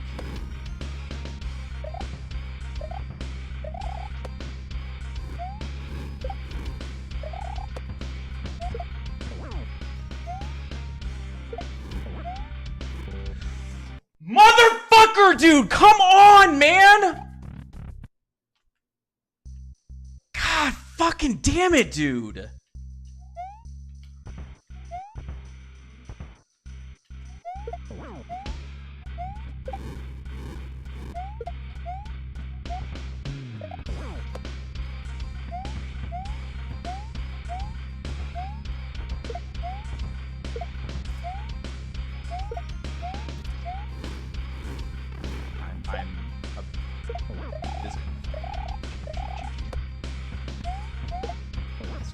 Fights.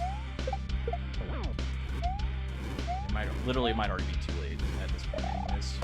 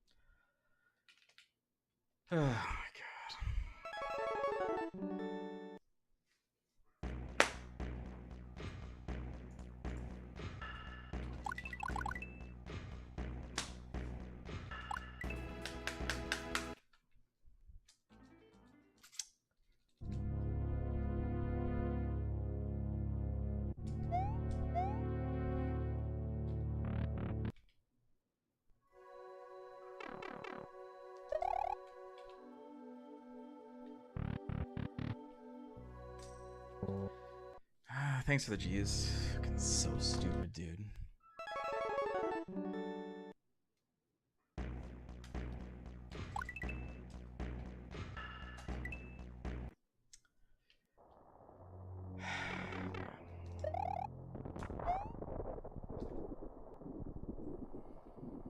Man, that would have been.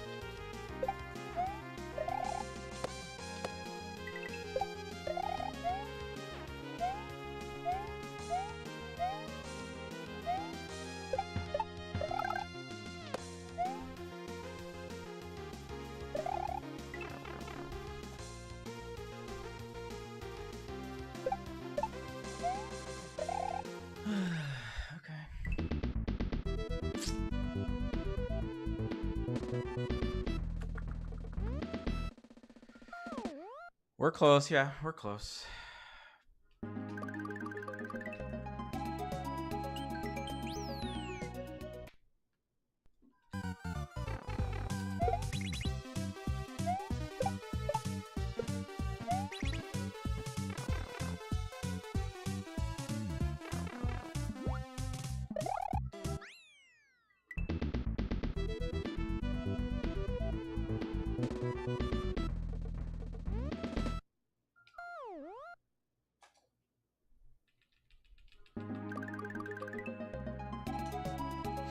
$102.36.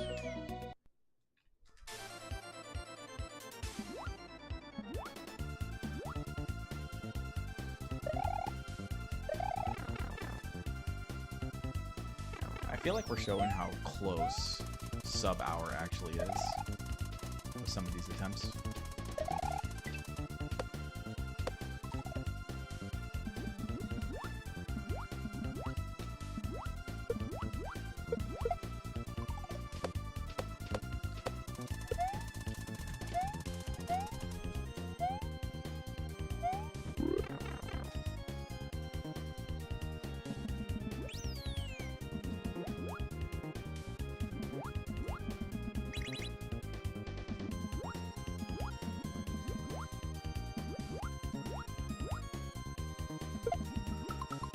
Because he didn't fucking shoot far right.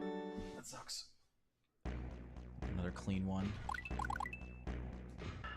So I was trying to drop it, and I still had left held apparently. Yeah, that was sub hour going into wet Bowser.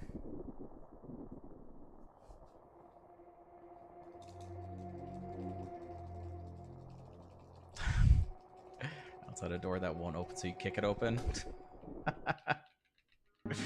Yeah, we're smashing our head against the door. Eventually it'll break.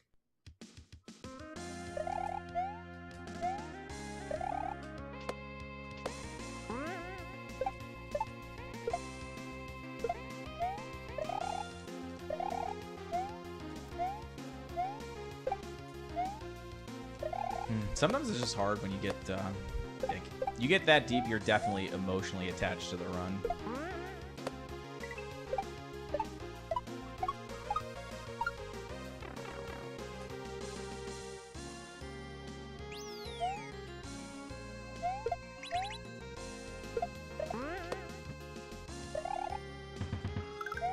I try my best to remove myself from that as much as possible, but I am only human.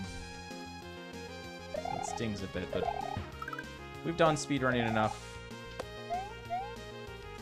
that we've gotten used to dealing with those like close calls that end up in failure.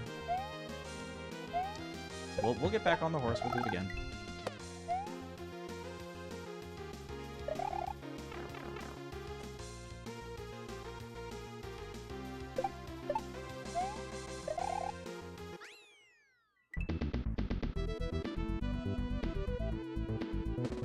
Thank you, Paris, by the way.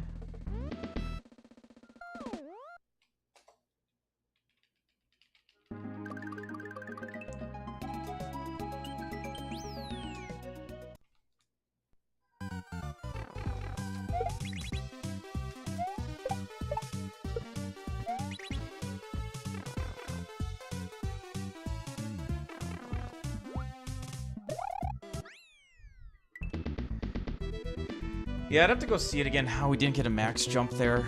I don't know if the jump button got released somehow, or if we just didn't get credit for having momentum. But I know I took steps.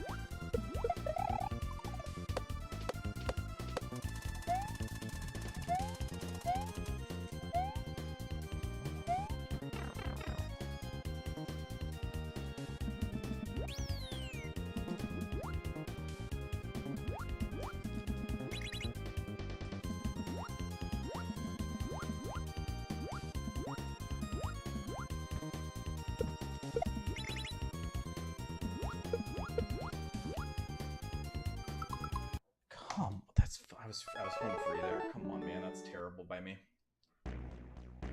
Also, another one where I got credit for having down held right before grabbing it.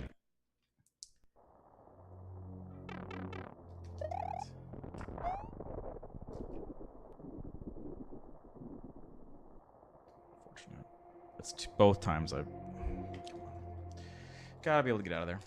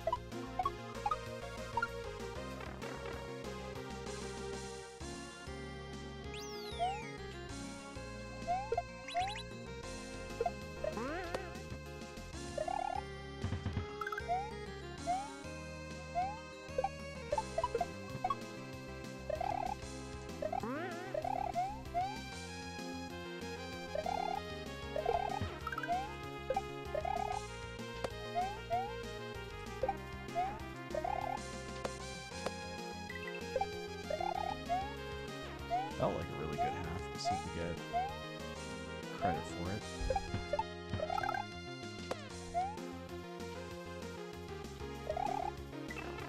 The 202 wasn't actually that strong. Like a really good one was like we enter the pipe just as it transitions to 202. And that one wasn't like super late or anything, but it was, I'd say, 25% of the way through with the O2.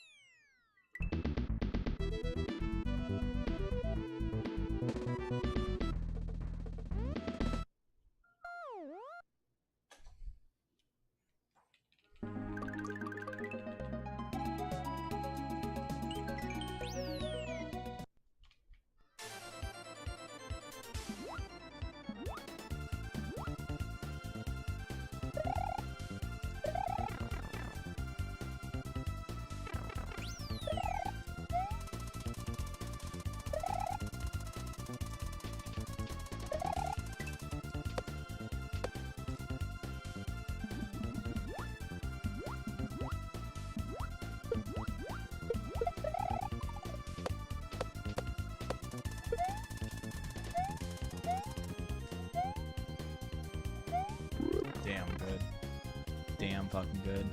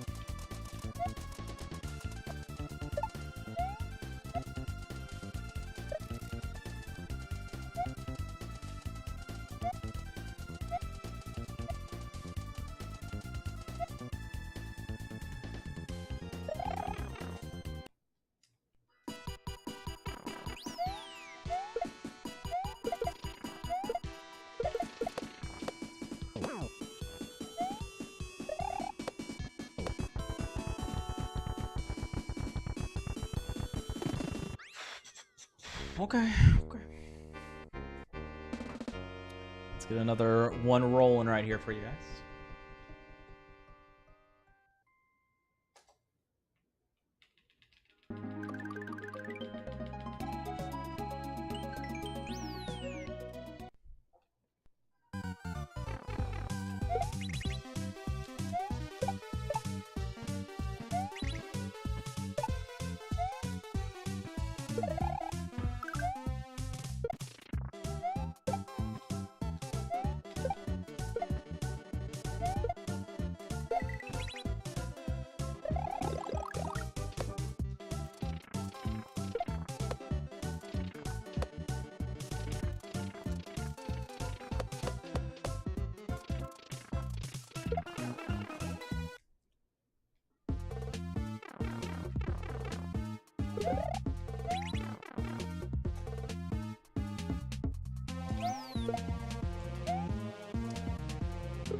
Didn't hear the super jump storage sound, but okay.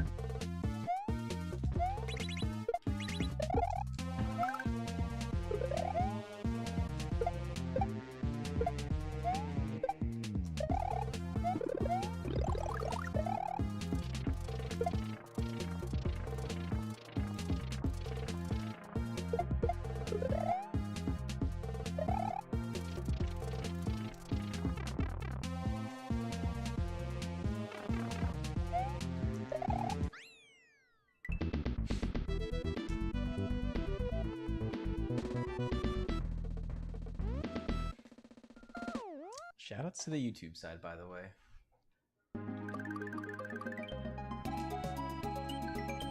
Got 11 concurrent viewers over there. That's pretty nice. For us on YouTube, at least. Glad you guys are enjoying the attempts.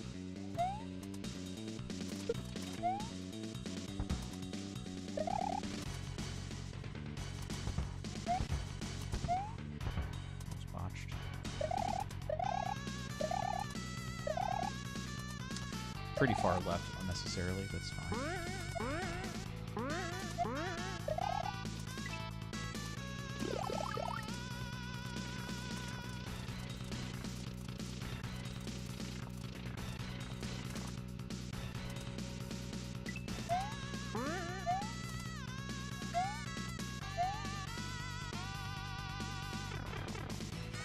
Okay. Solid. There was the... Didn't we have like a bad... Was it the shark? Was it a... I think it was the on-off switch though, right? I think we double hit the on-off, which is garbage, but... recovered decent enough, I guess. Rest of World 1 was good. So, good start. It might sneak us into as... it might sneak in as an 820. Or it might not. Might be just shy, but...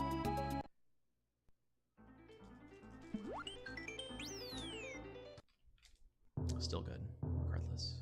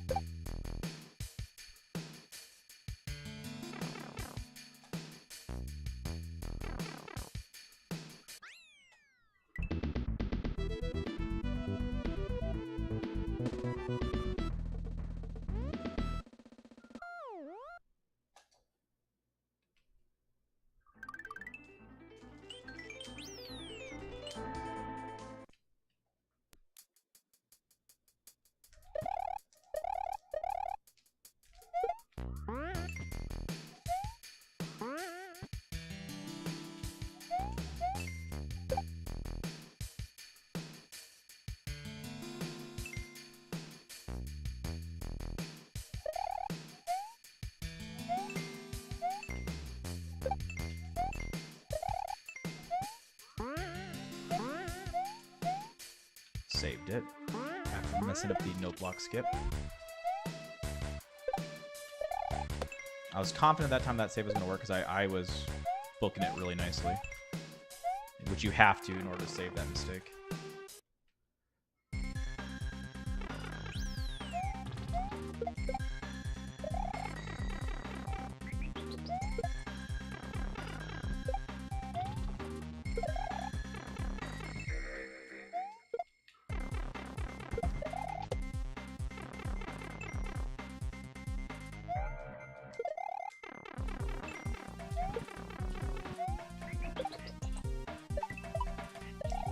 I knew I fucking tapped right before I jumped. Okay. Do I risk? That's such a fucking big death. Yeah, I'm just gonna go for broke at the end. We're gonna run this back.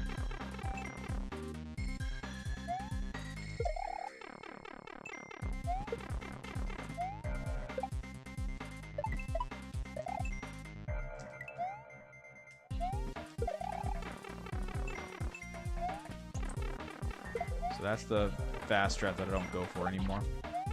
Saves 2 seconds. Roughly. Obviously, we took a huge hit on the corner clip.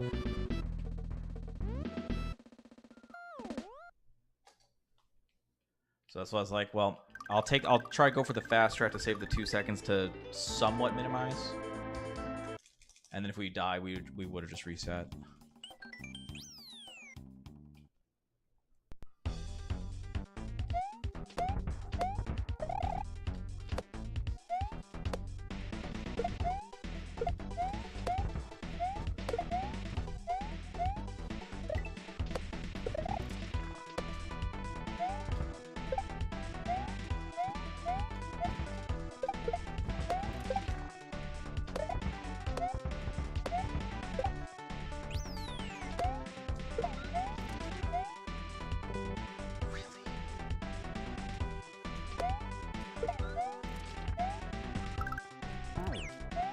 Updated vision has been working really well there.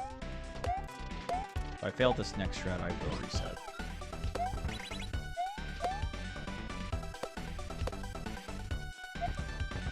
We'll keep it alive for now.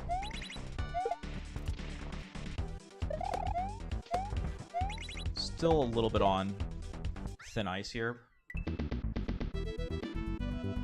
The switcheroo? You haven't seen the... Is that the one you're talking about, Alpha? Or are you talking about the beginning half? Because there's several things in the beginning half.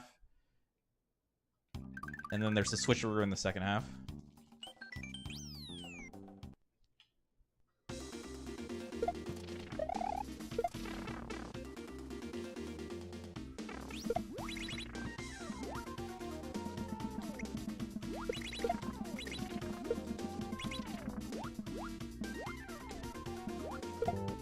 Nah, I'm not taking this.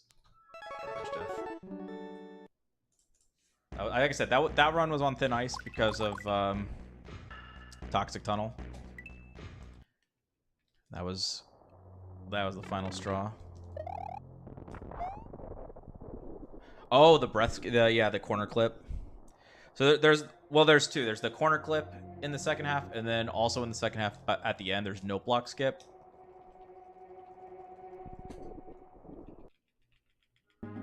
So you're probably talking about the no block skip. Yeah, that's a strat that I don't go for because it's very difficult. If I were to pause the game on top of the second blue pipe, the one that like starts in the corner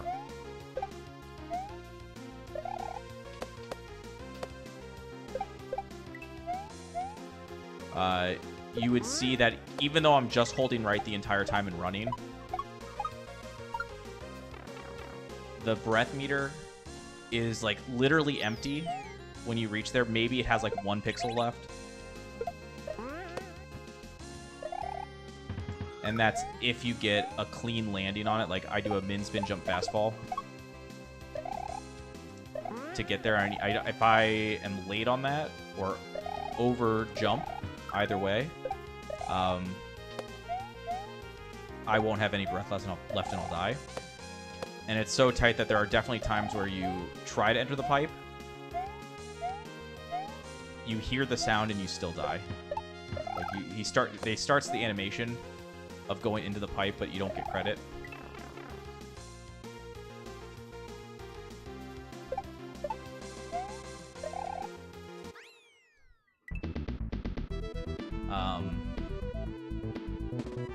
There's another important aspect to that strat too. It's not just run. It's not just because you have to get the corner clip first to even have a chance to do the no block skip, I think. So you have to first start with that, and then after that you have to run right the entire way. There's no any wiggles, you'll be dead. Like I said, the min spin jump onto the pipe is tricky because you do need to keep it like a really min spin jump there.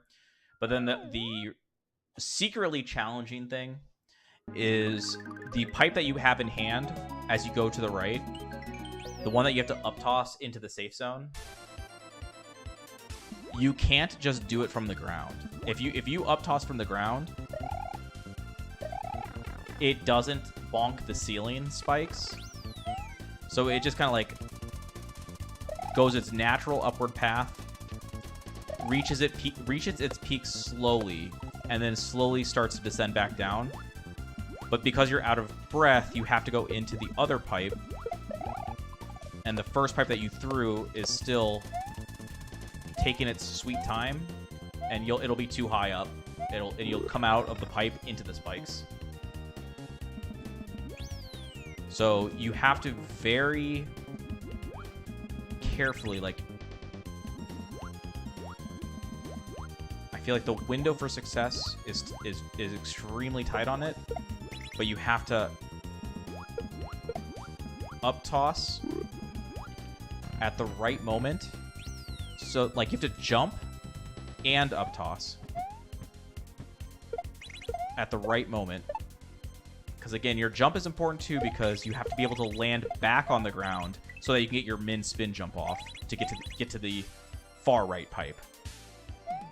So your jump is important. Then your toss location is important, because if you're too early on the toss, it'll hit the clouds and bounce back, which is death.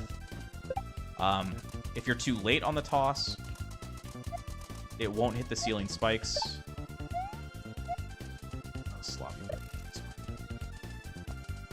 And again, if it doesn't hit the ceiling spikes, you die. Or if it hits the ceiling spikes but you did it too late, it won't be down far enough and you'll still die regardless.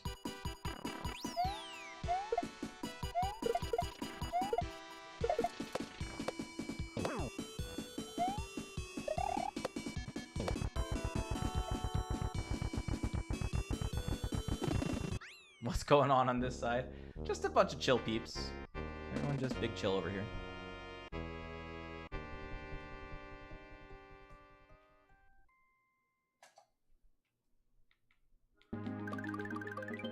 How's it going, Coffee? Thank you. Good luck. We've been gaming, man. We've been gaming all night. It's been strong. 58-23 pace entering Anastasis. That was one of our 3 God tier runs.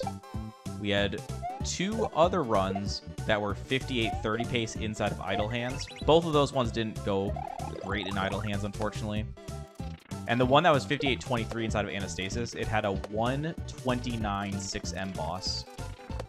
Like, in terms of the RNG, which not a thing I can do about that, but imagine losing 29 seconds to that, but still having a 58-23 pace inside Anastasia. It was absolutely absurd. Got wrecked by Wet Bowser. Was sad, but feels good to have some really nice runs tonight. Gotta go. Sounds good, Stakes. Take it easy, man. I know it's getting late, so if anyone has to head out, no worries. Totally understand. Sleep well. I'll catch you in the next one.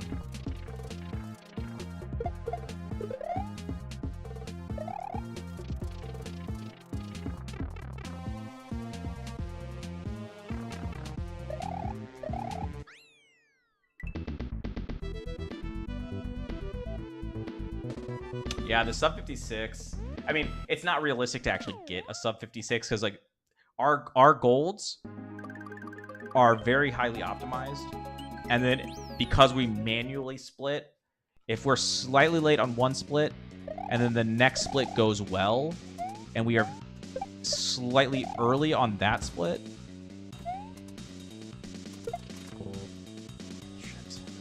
we essentially can get a fake gold. Even though it might not be a lot of fake time. You know, let's say it was like 0.05, right? Might not be a ton, but when you have this many splits, that kind of adds up. And even if we were to take that aside, let's say we had perfect, absolutely immaculate splitting capability somehow.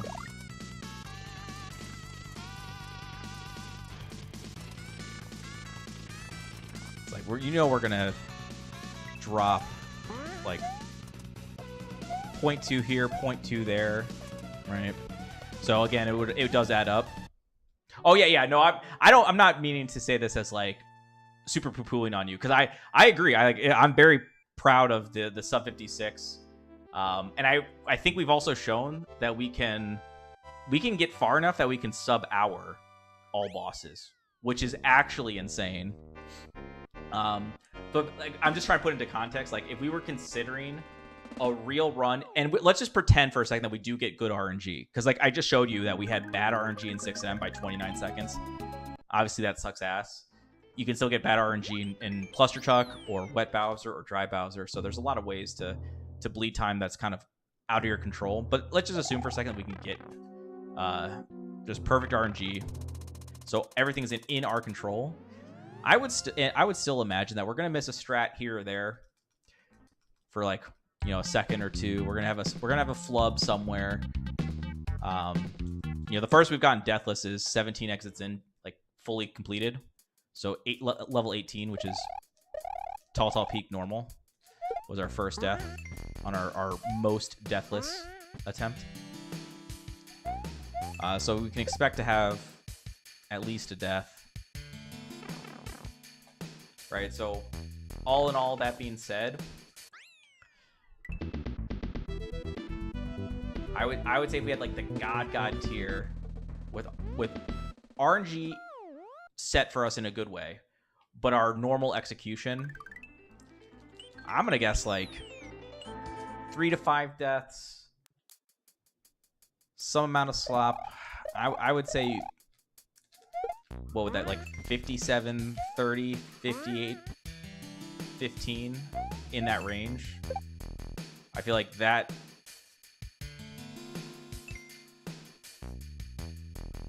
would be the insane run, which would be absolutely incredible. I'd be over the moon with that.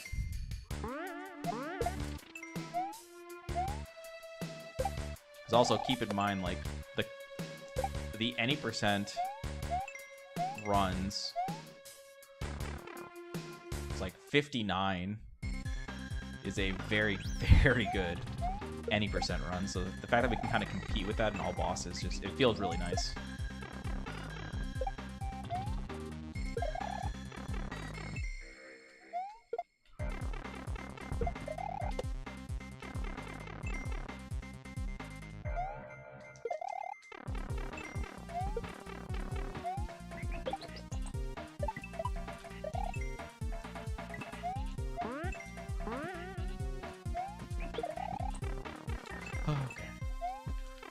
That's what I was talking about, Alpha, with the spikes.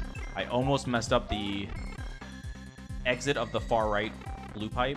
Like, or the entrance into the far right blue pipe, I guess. Like, I almost went in there too early. Well, the thing was too high. We were able to survive, though. Let's keep going.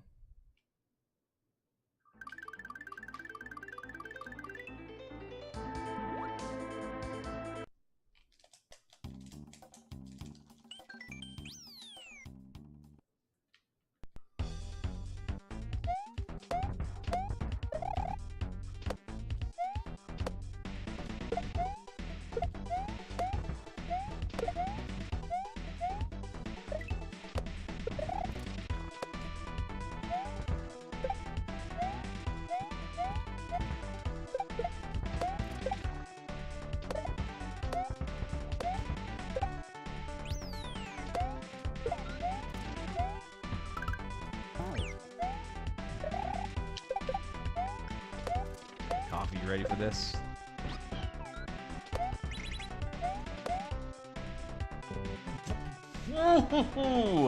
I don't understand why that happens sometimes. I really don't. I feel like that's just unlucky. I could be wrong. Like, I feel like my block grab is quick there. Like, I'm just running right. Right, so I don't know.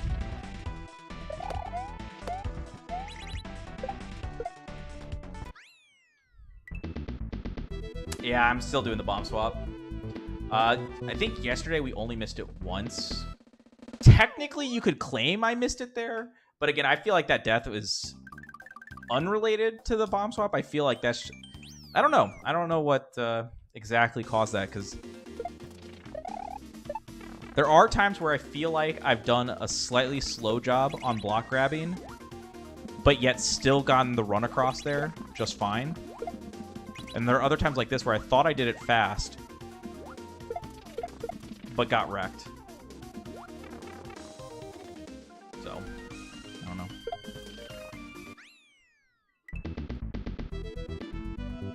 If we get out of the next several levels like this, though, plus 30, it's fine. Obviously, it's not perfect, but it's passable. We did come up with a relatively new strat. It's a few streams old at this point, but let's see if we can get it for you. The intended solution is 5 dolphin cycles. The old fast is 4. And I fucked up. We've actually been doing a decent job at it today. So now it's not going to be a great pace exiting, but whatever. So there's the 3. And I know you don't exactly know what I'm talking about in terms of where am I starting the count for the cycles, but just know that from the save state where I figured this out, it's 5 dolphin cycles for the intended solution, 4 for the old fast strat, and then 3 for the new strat that you just saw there. But obviously, you know, the new strat also comes with risk. It's not definitely not free. There are ways to fail it, but fail it successfully, if that makes sense. Where I can convert it into a 4 or a 5 cycle. So still kind of comparable with previous versions. That's accurate. Yeah, so if you get the start of it, but you're a little bit slow, the dolphin is still accessible under the yellow blocks, and you kind of just let it hit the ceiling. Like, you let the dolphin ride you into the ceiling, and then you naturally fall off, and that loses you 1 cycle, but you're still alive and can finish cleanly the rest of it.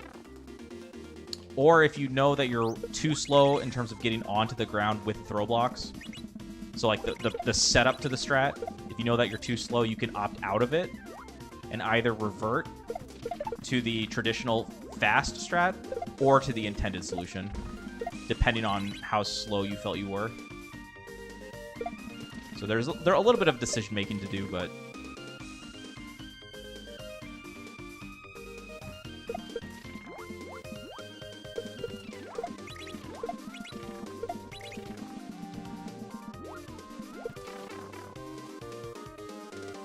definitely no time to snooze in this run. Every level has something to do.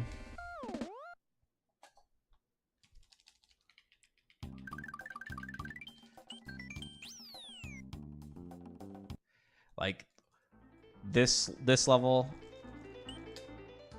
there's like 2 strats in the first half. Well, I mean, there's kind of like 3 strats, I guess.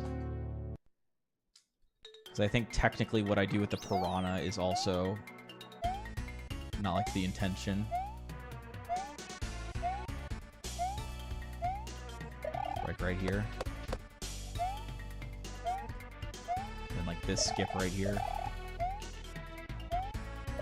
1 cycle here.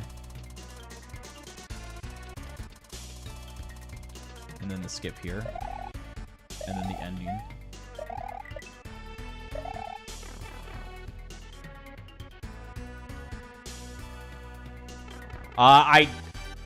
The ending dolphin of Gill Issue Normal. I have a setup to get there as early as possible, but I do use the dolphin.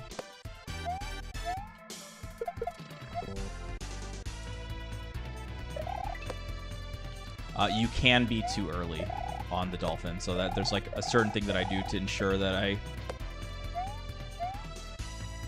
Why am I having so much fucking trouble with this goddamn strat lately? Like, I know it's like kind of tricky, don't get me wrong, but we never used to have this much trouble. Like, there's been this was 2 failures today, or 2 failures on this specific attempt at the butt bump area. Not a good pace. We'll see what happens in snow. It's on thin ice for sure, though. But 2 on this one. There was a different one earlier today that was 3 failures at the butt bump. So not a good day for the Shifting Stronghold.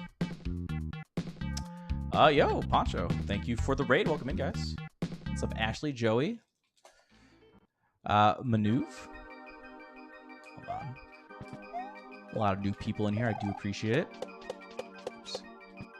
How was your stream, man? What were you up to? And welcome in, Raiders. Hope you guys like some speed runs of the Grand Prix World 3 variety. 2, 3, 4, 5.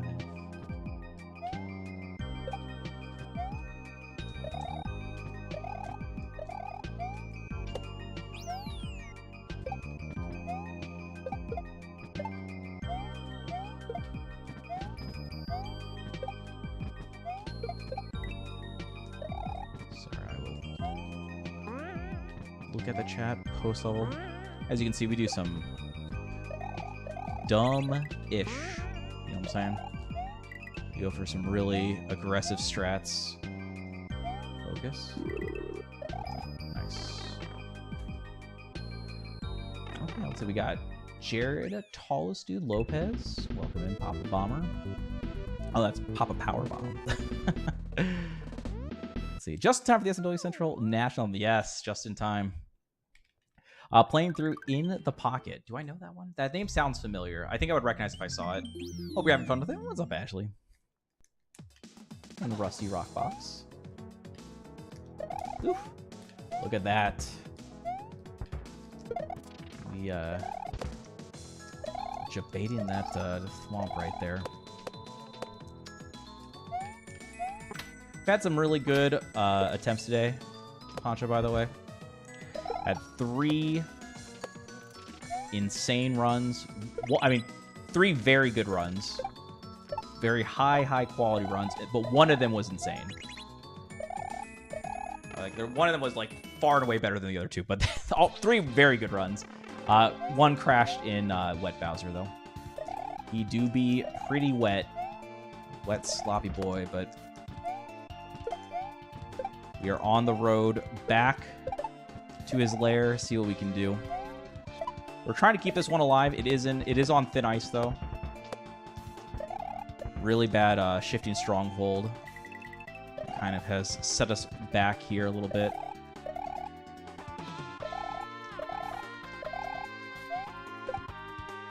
Let's go.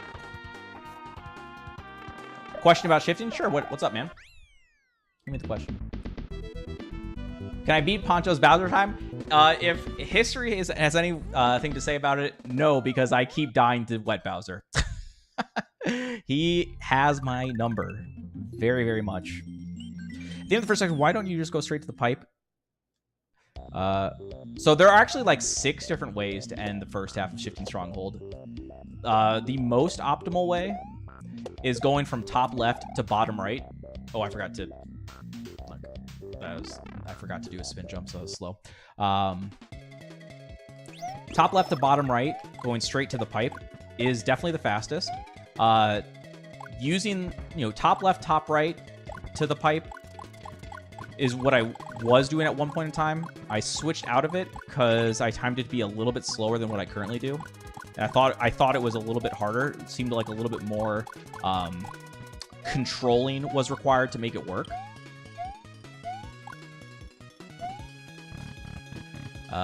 Top left, bottom right, which is what I currently do. For my timings was the second fastest. So top left, bottom right, top left, bottom left, bottom right, top left, top right, bottom right are the top 3. Then the next one I think is top left, bottom left into activate. I think it was activate the Kaizo into jump on top of the Kaizo and then run off of it. And I think the slowest is top left, bottom left, go into the bottom left corner, and then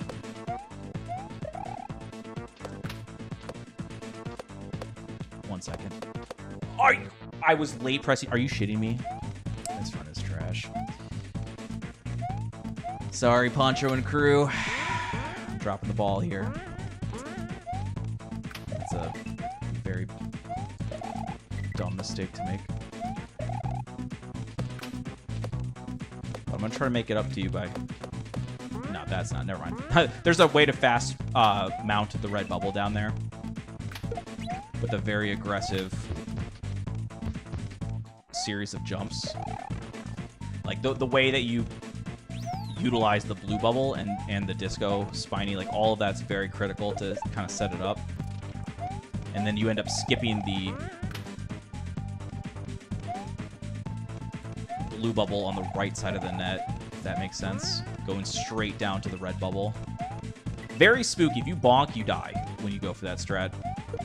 I have no idea how much it saves, though, but it saves a little bit of time. If I had to guess, I bet you it's like 3/4 of a second or something. Kind of eliminating...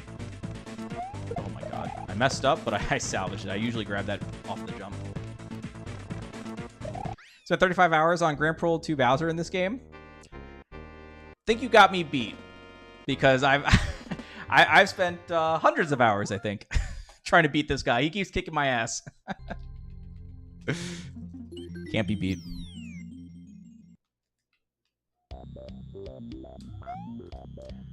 Yeah, so I used to do top left, bottom right, but it is very feel it out. Very error prone. Okay, we're gonna get a 1 cycle for Poncho right here. Whoop! Right there. Let's go. Easy game.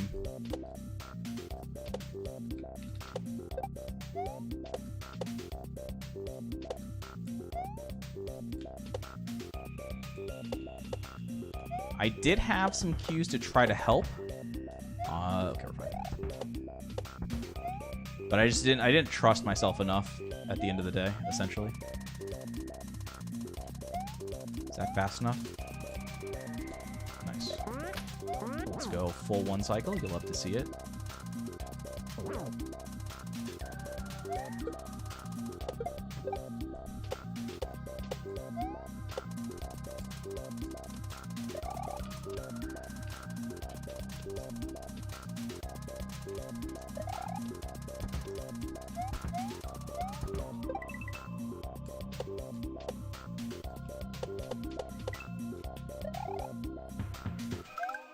Nice.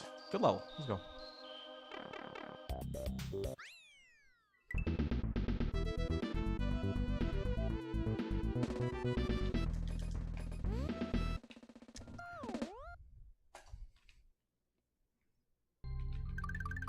You like that? Yeah, we got a lot of strats. Like every level in this hack. That's one of my favorite parts about Grand Prix 3. There's so many strats and they're so fast and fluid.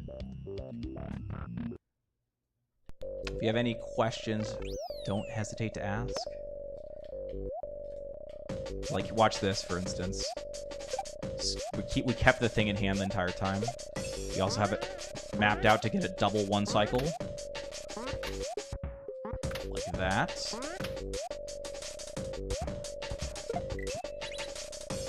And then we're going to skip the ball and chain on the right side. Dodge 2 Kaizos in the process. And then into the door.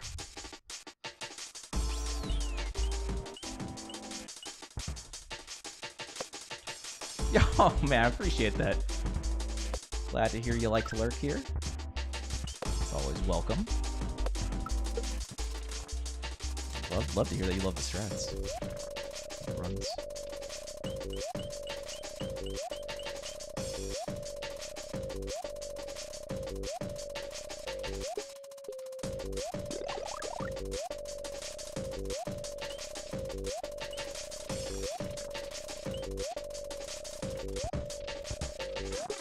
Okay, so when we were on the God pace earlier, we got a 129 in this boss fight, which is terrible RNG. So if you look at the top right where it says best time, it says 138. Treat best time as worst time. The orb can come out anytime after the 1 minute mark, but it's RNG. And actually, Alpha looked into it. Apparently, the RNG gets triggered based on your controller inputs. So as you move around, you're modifying the RNG for the fight, making it impossible to manip, essentially.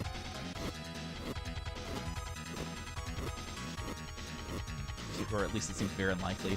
So we had a run that had 38 seconds after the baseline time of 1 minute before we saw the orb.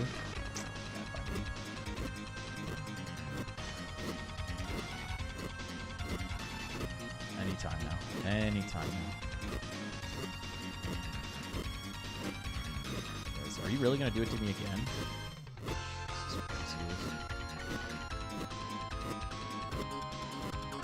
Wow.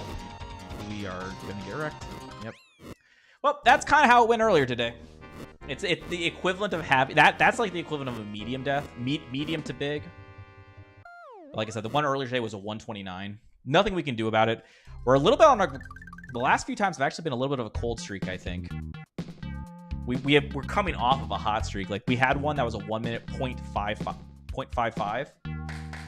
Absolutely insane. Live and die by the RNG, I guess.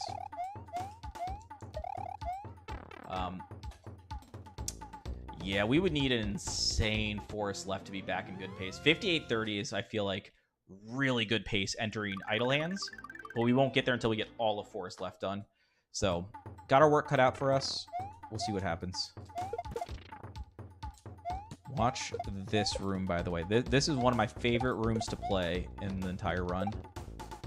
There's a lot of skips, a lot of manips. And when it works, man, that is just a thing of beauty right there.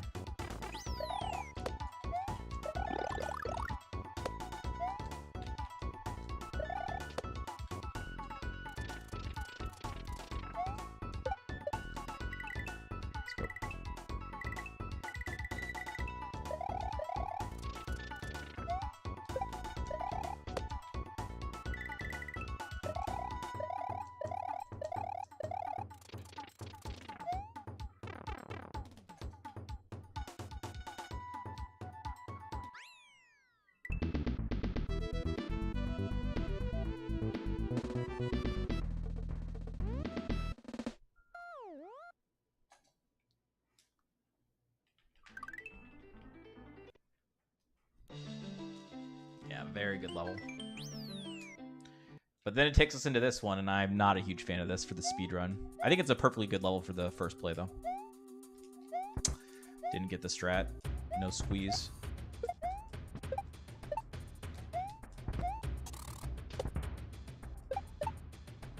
We were crushing it yesterday. I think we were 3 successes on the Thwomp Squeeze.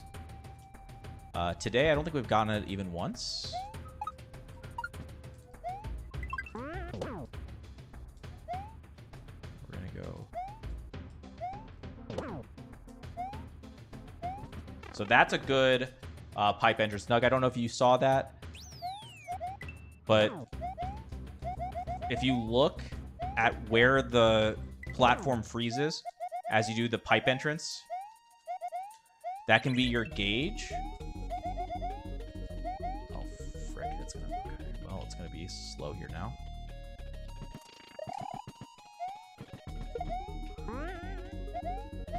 And so for me, that platform was halfway through, like, into the wall, which is very strong. The old way that I was doing it, it was fully into the wall and then some.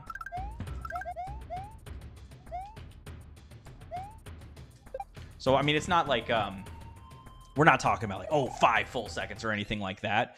But, you know, several tiles earlier, essentially. It's a little tricky. I, like, build up some speed as I run back to the left. Like, as I run to the left with it. So I can get a big jump, enough to stall it out so it can just barely cross into the like, past the munchers. Land on it on, like, the little tip. Get a little bit of a right-left wiggle beforehand to keep my momentum and be able to land on it. And then, like, immediately jump while maintaining that momentum. Ooh, really? Too slow? That's an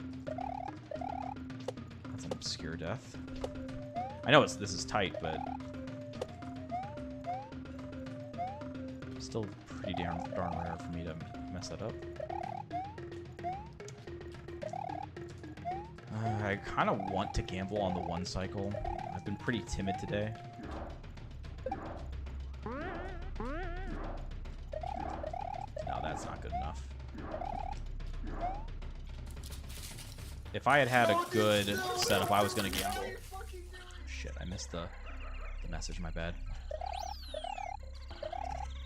I'll go back and read it when I can. Nice, let's go. Saves a cycle getting that early switch hit like that. If you haven't seen this before, we hit that, despawn, respawn the shell, and go backwards to skip everything. And then one other cool thing here, we're going to do a pause.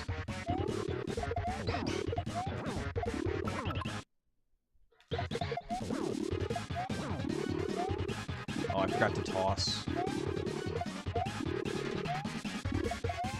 Okay, we didn't lose like a full cycle though. It was like the next one, so it's just very small time loss. Pop Power Bomber, damn! Thank you for the 250. Appreciate the tip. So we pause there because the platforms are on global timers. So if we pause, they are turning off and on behind the scenes, and when I unpause, it's back in the on state while I'm still up against the wall. And when you're up against the wall, you can grab the throw blocks, which lets me set up the Resners again.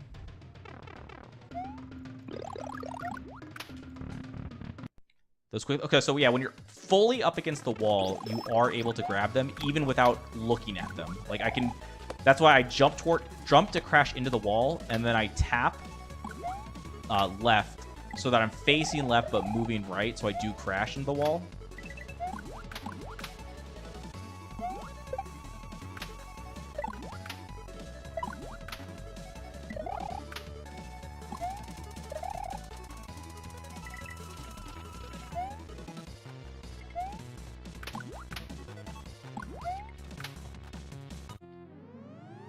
It is a little bit tricky, though, because you do need to maintain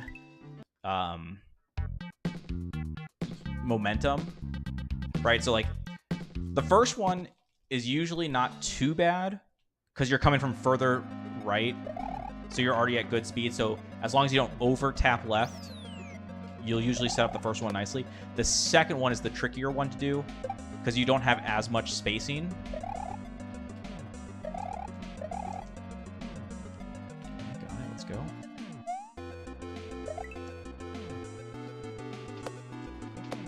There's a chance we could pull this one back.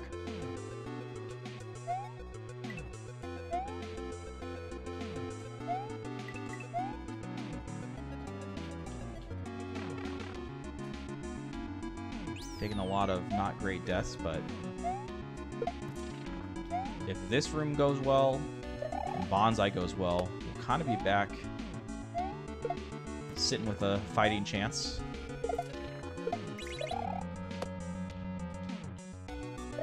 No fast food there. I definitely messed up the setup. It's fine.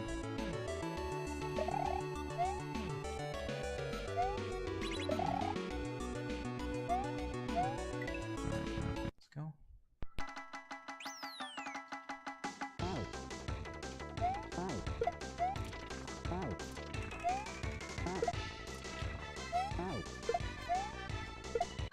Very smooth.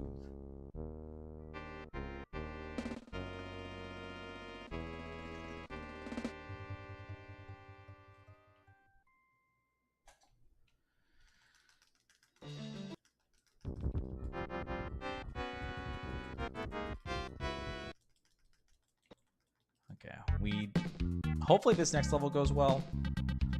Usually it does, but like the platforming, but there are definitely spots where we can make big blunders, unfortunately. And we need to still get some good RNG on the Chuck.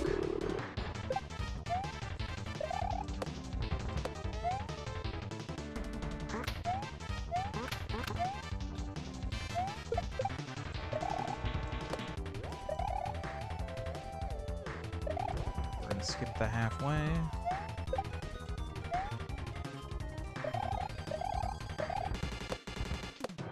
Nice.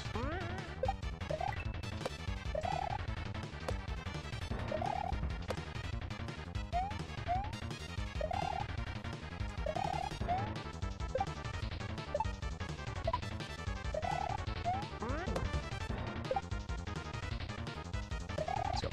Okay, so we got through that. That's very good. And then, as long as we get a good Chuck, which I think he's been mostly behaving today. We don't want to see him go to the top right for his first attack.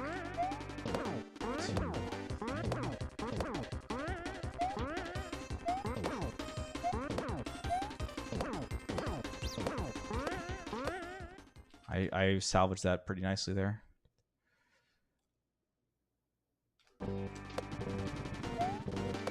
And by salvage, what I'm talking about is I only got 4 hits during his initial hop phase. The ideal situation I want is 5, but he did go into the corner, and as long as you saw, once he goes into the corner, I can bully him. So typically, it's the first 5 hits happen while he's jumping around. Then he'll go into his first real attack. If he goes into the corner, I want to hit him 6 and 7 while he's in the corner doing his attacks. While he's doing his attacks and you hit him, you get like mega pushed to the opposite side.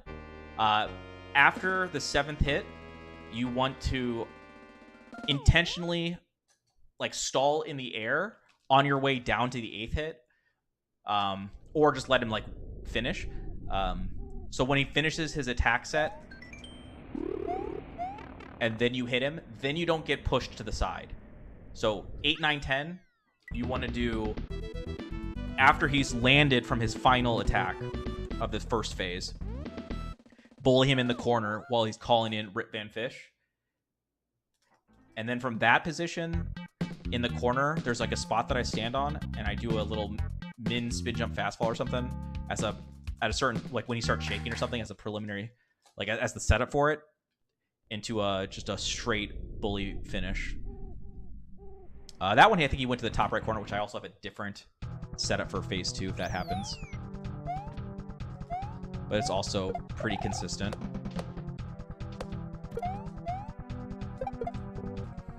Really.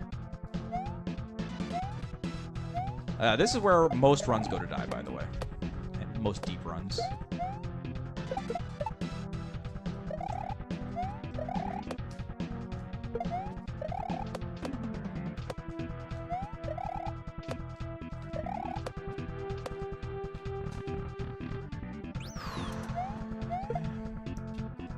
This is usually the section that wrecks me. We double key jump there to get closer to the green blocks, green Kaizos.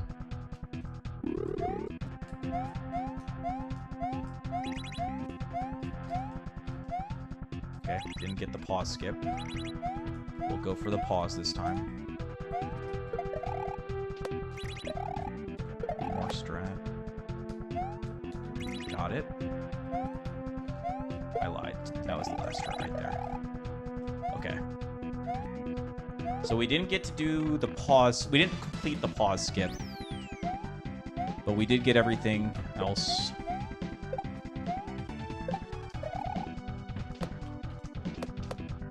I got that one.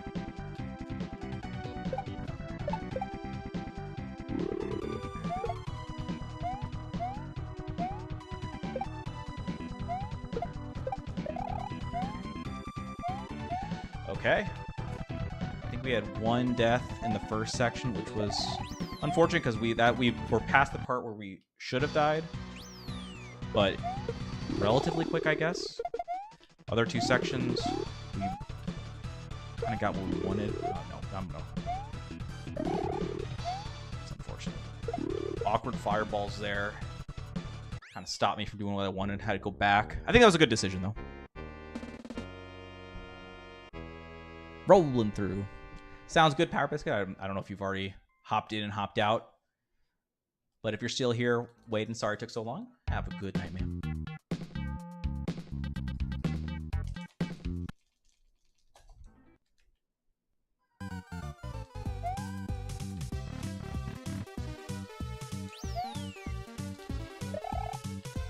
Fourth time beyond idle hands today. Really, that is not a common death.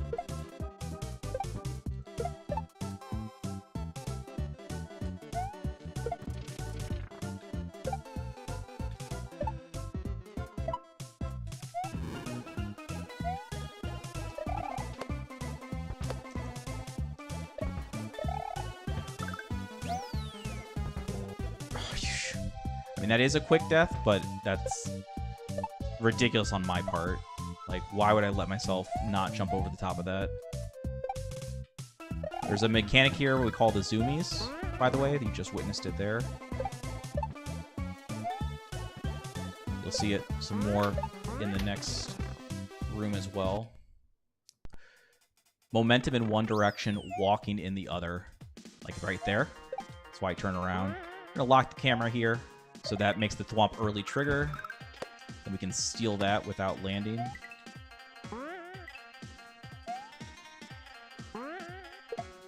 Here's another zoomies for you.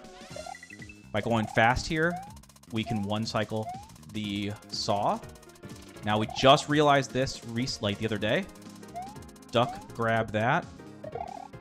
And the setup that I do there gives us a despawn of the Bowser statue on the right side, letting us do a nice zoomies across.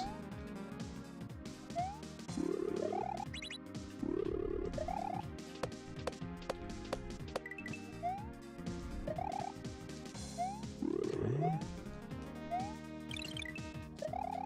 Zoomies there, and then we got a choreographed dance with this guy. Let's see if we can get it. We've been crushing it. We got a perfect manip earlier today, maybe even twice. We didn't get the perfect one this time. Oh, and we got unlucky. Got a fucking coin. Backed it up. So, the perfect manip would give us a 381. The secondary best possible is we don't get the perfect manip, but we missed like one of the last ones, which then puts it in a position where we get a 378, losing one cycle, which we would have gotten on this attempt, but his magic turned it into a coin instead of a Koopa. So we didn't have the backup tool to hit the magic Koopa on the next area. So I think we lost an additional 2 cycles, I think, as a result of that.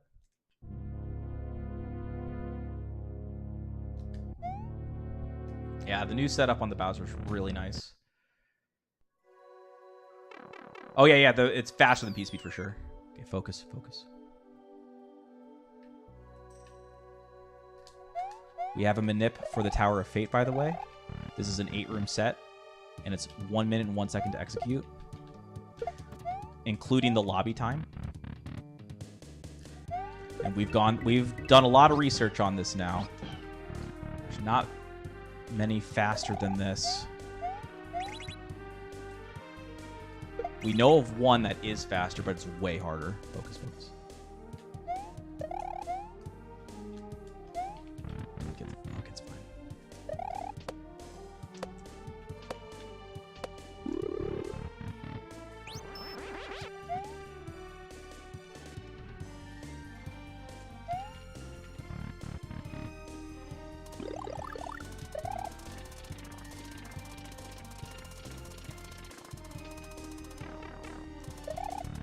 Okay, well done.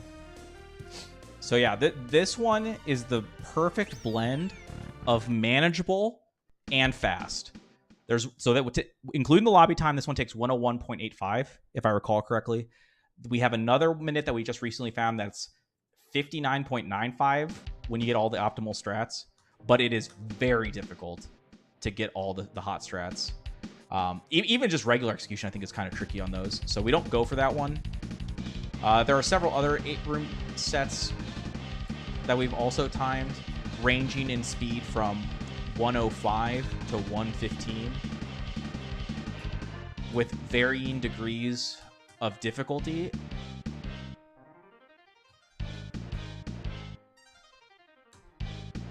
And part of it is the manip itself. Some are easier than others. So for the one that you just saw, there's a pre-run manip that we do. We power off, power on the console. That sets the RNG into a known state. We go to Tower of Fate on the second file. And then we enter at like the beginning of FFA on the in-game timer in the lobby room. That will give us the Fireball Bowser statue room.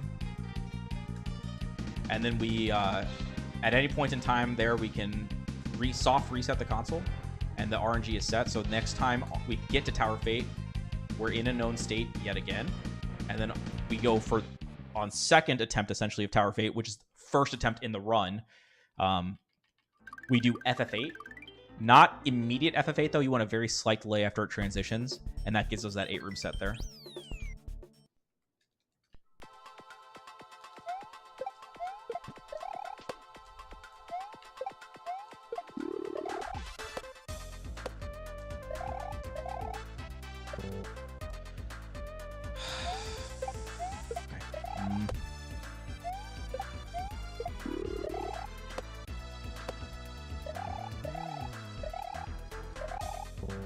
Can you please hit the... How did you not... I'm... Oh. I fucking hate... Okay, fuck this. I fucking hate fishing goose. I don't know why he's not working properly, but...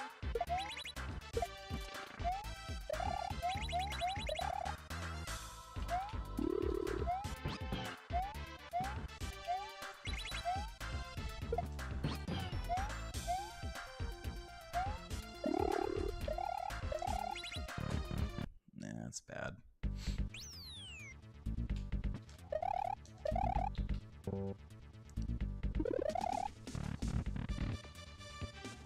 Okay,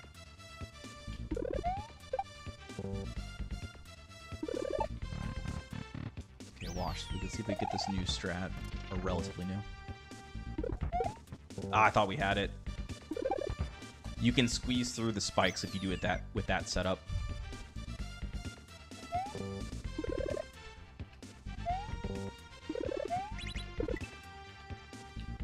Which saves one and a half seconds because you don't have the damage boost freeze frame.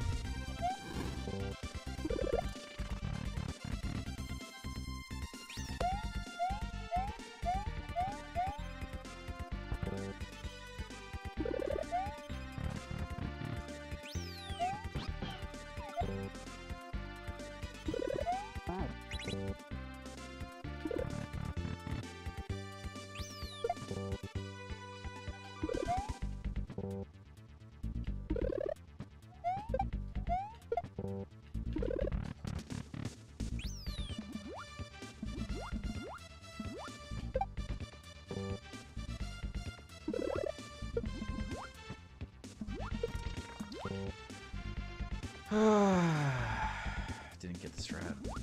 And I even tried to save it, and I didn't get credit for the save either. Go for the intended this time.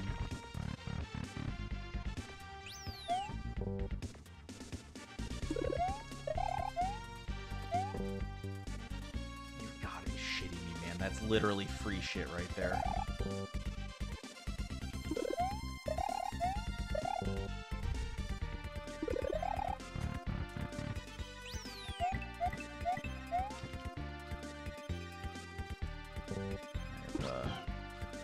Vote of no confidence. How did the key not end up in my fucking hands? Are you shitting me, man? Yeah, this run's gonna be dead. This was terrible Anastasis.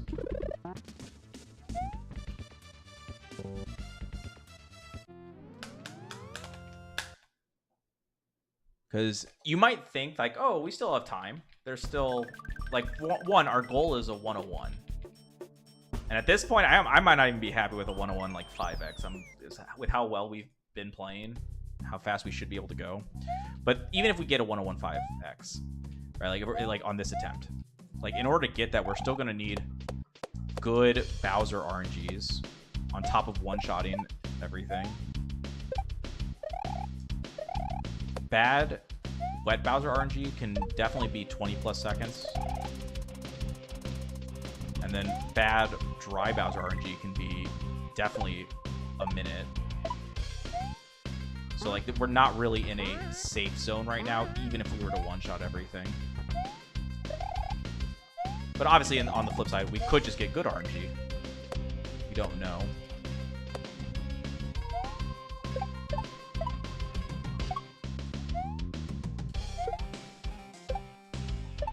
We'll have to find out, I guess.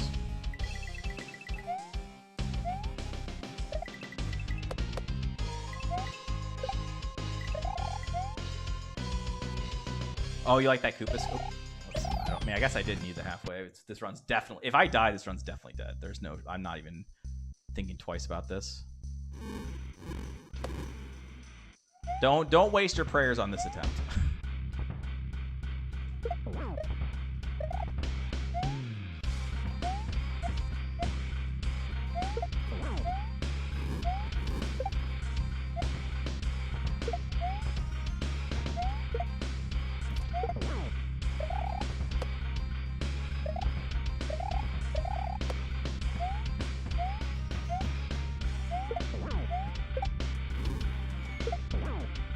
Oh my god. The execution there, what the fuck? That was insane.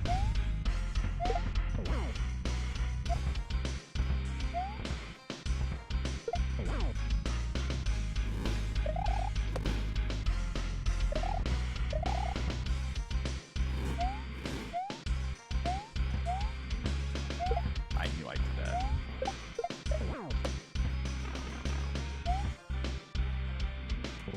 I didn't realize we were on ice.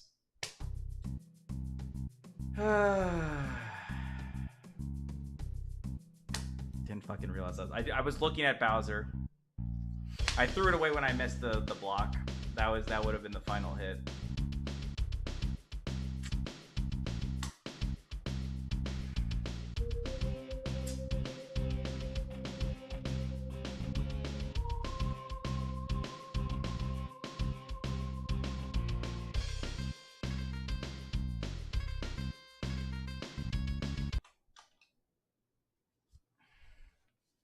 I gotta try again.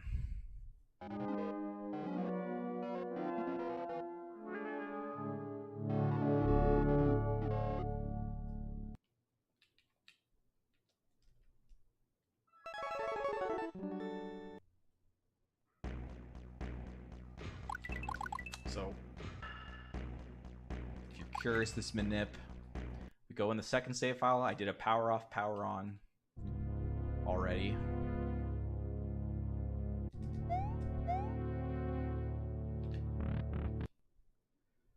So we're going to do FFA. It's going to be very early in FFA. That might be too early. No, we're fine. So I'll just show you. Like, this is going to be this Bowser Fireball. Then we're going to get the saw on the trackers.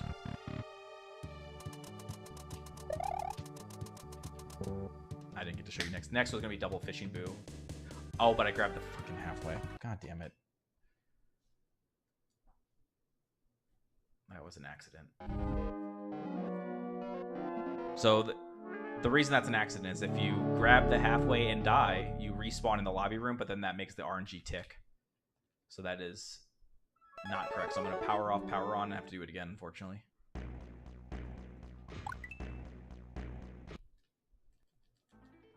I don't think it's going to... Yeah, okay, good. It didn't save my halfway.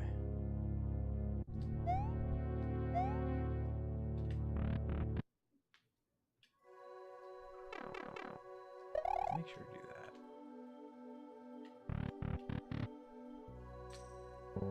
Okay. Let me go to the restroom real quick. Try to get one more attempt tonight.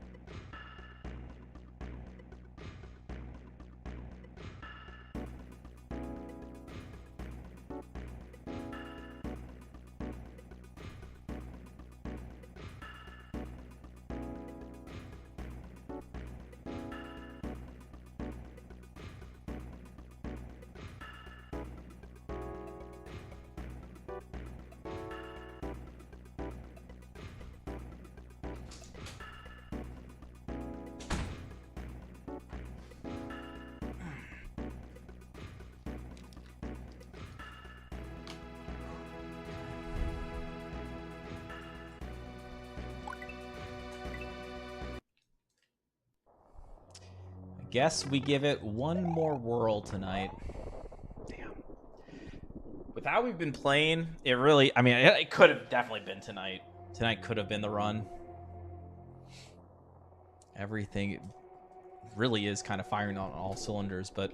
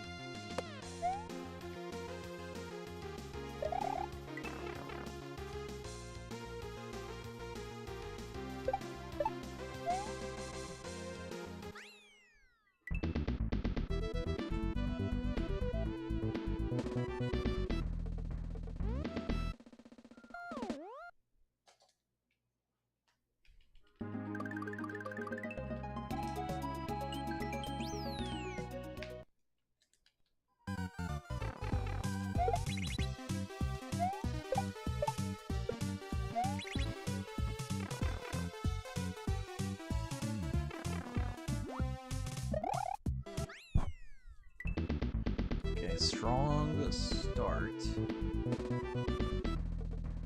And the difference between a strong like and a weak start here and like level 1, 2, talking like 3/4 of a second roughly, is usually the delta, somewhere in that range between this and a slow run. But a good start like this has a chance to get green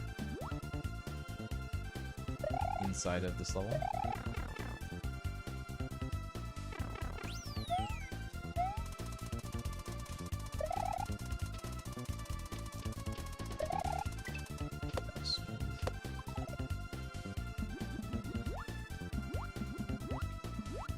Damn, that was really good. That felt a little bit less good, but try to go flashing through that. Very nice, yeah.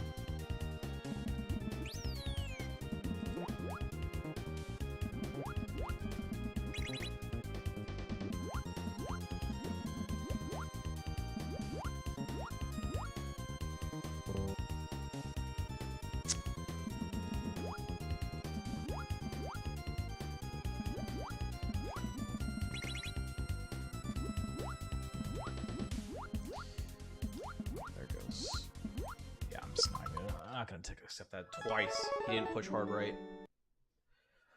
Damn. I think that means I rushed moving back left, which is understandable because I had a chance to get in the green. And for those who aren't aware, I've run against my best ever paces. So if we're ever in the green, it's the fastest ever up to that point in the run. So there was a chance we could have been in the green if I had a good shark room, but so when you have that opportunity, you're much more likely to rush it, and then that leads to failure.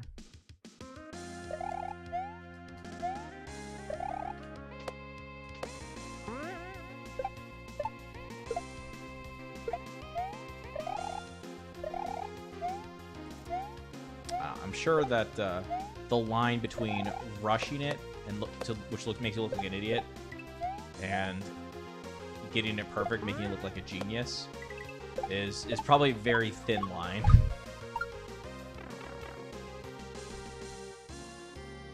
Green is cumulative gold, essentially.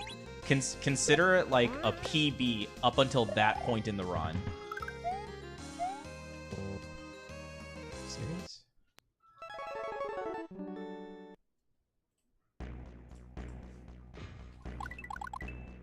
So I'll imagine the scenario where we're like plus 12 inside of forest left, where like let's say we're in rope burn, we're plus 12.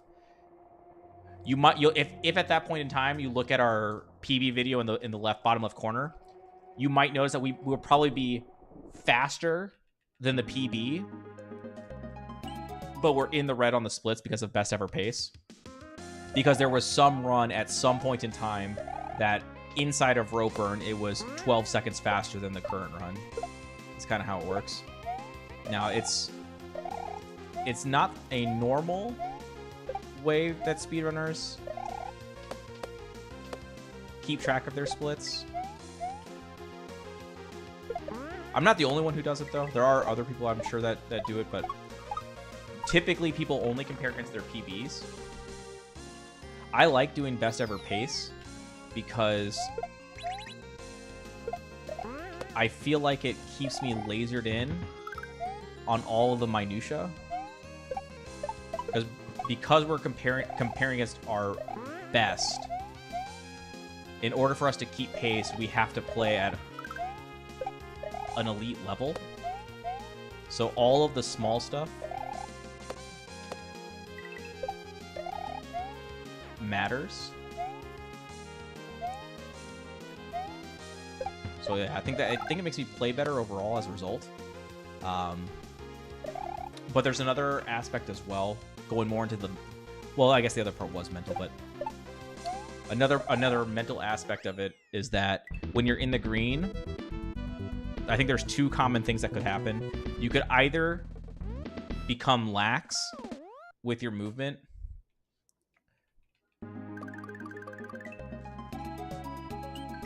or you can become scared right? You may be like, oh shoot, we're in the green, we're doing really well, better than PB, so let me not make a mistake. And you play to not lose, and you start bleeding time that way. Or the lax sense typically occurs when you're on a grind for a while and you're against a stationary PB. You progressively get faster and faster, like you get more consistent. So you more often start getting into the green because you start to either subconsciously or consciously nail down a few extra visual cues, understand a strat better, etc., etc. And as a result, constantly being in the green, you kind of lose track of those small details I was talking about. And you kind of just think to yourself, okay, good enough, because we're going to be like, you know, plus 30, or no, sorry, minus 30, right? Because you might be thinking, okay, what's the difference between minus 30 and minus 31.5? It might not seem like a big deal, but then again, that's like why it's a mental aspect. You do the same kind of thought process when you're doing against best ever pace. Come on, man. Unbelievable double hit. So instead of comparing minus 30 and minus 31.5, consider comparing like plus 2 versus plus 3.5. Because the numbers are smaller and you know you're like so close, it feels like a bigger deal.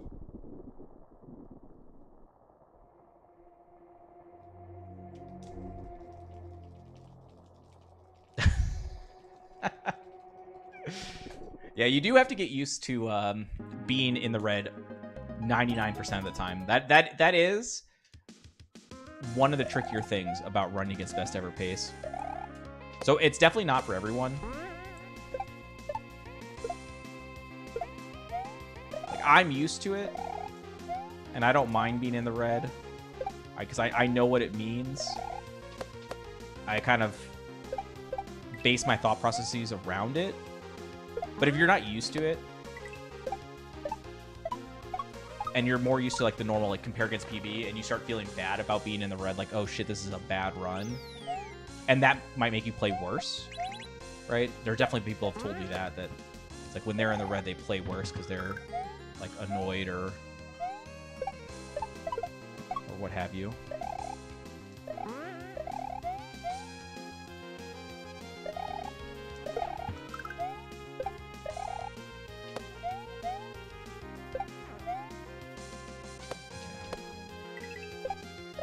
Dreadnought is annoying to try to get out of. As you just saw, like,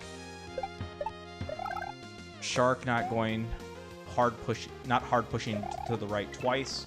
Then there was the double hit on the on-off block. So that's like 3 runs in a row that get kind of wrecked right there.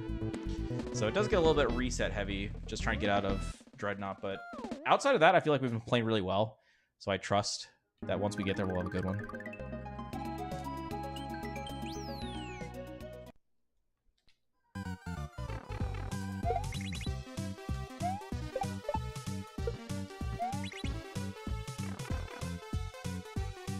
That's only okay.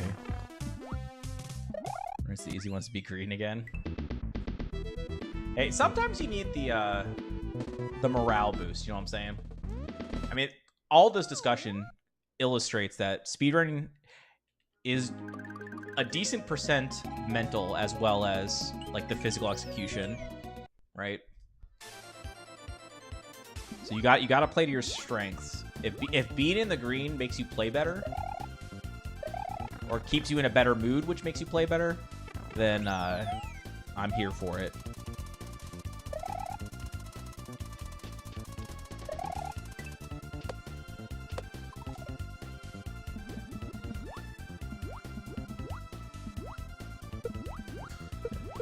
Got a little wreck there, but we recovered kind of quick.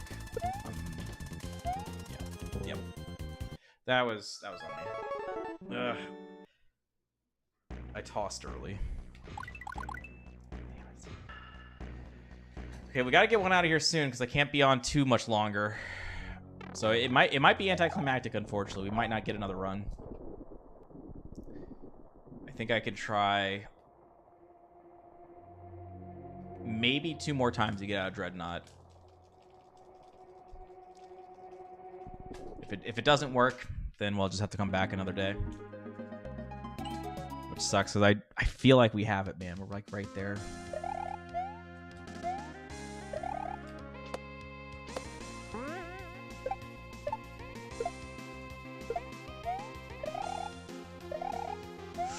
I'm sorry, I got credit for that. Got a little bit of a late touch.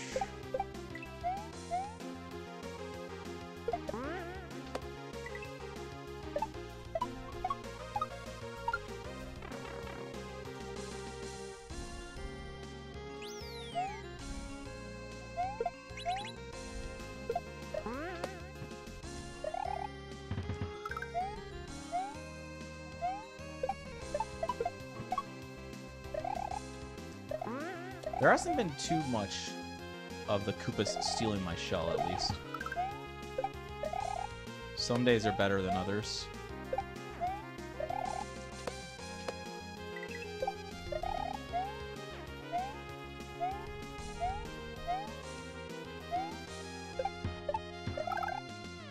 I feel like out of all the attempts today, I feel like it's only been, what, 2, maybe 3 where the Koopa stole it back.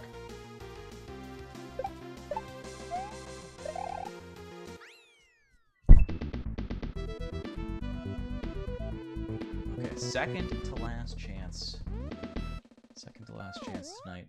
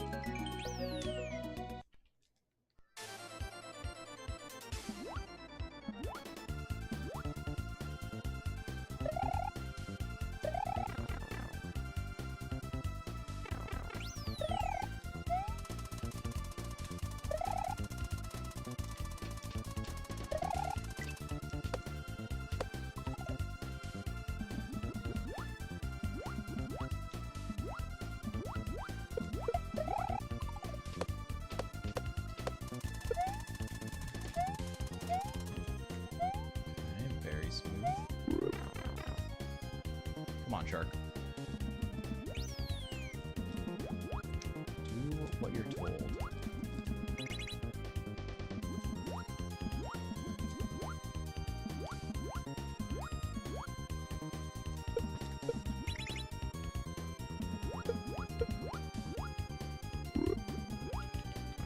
Okay, last attempt of the night.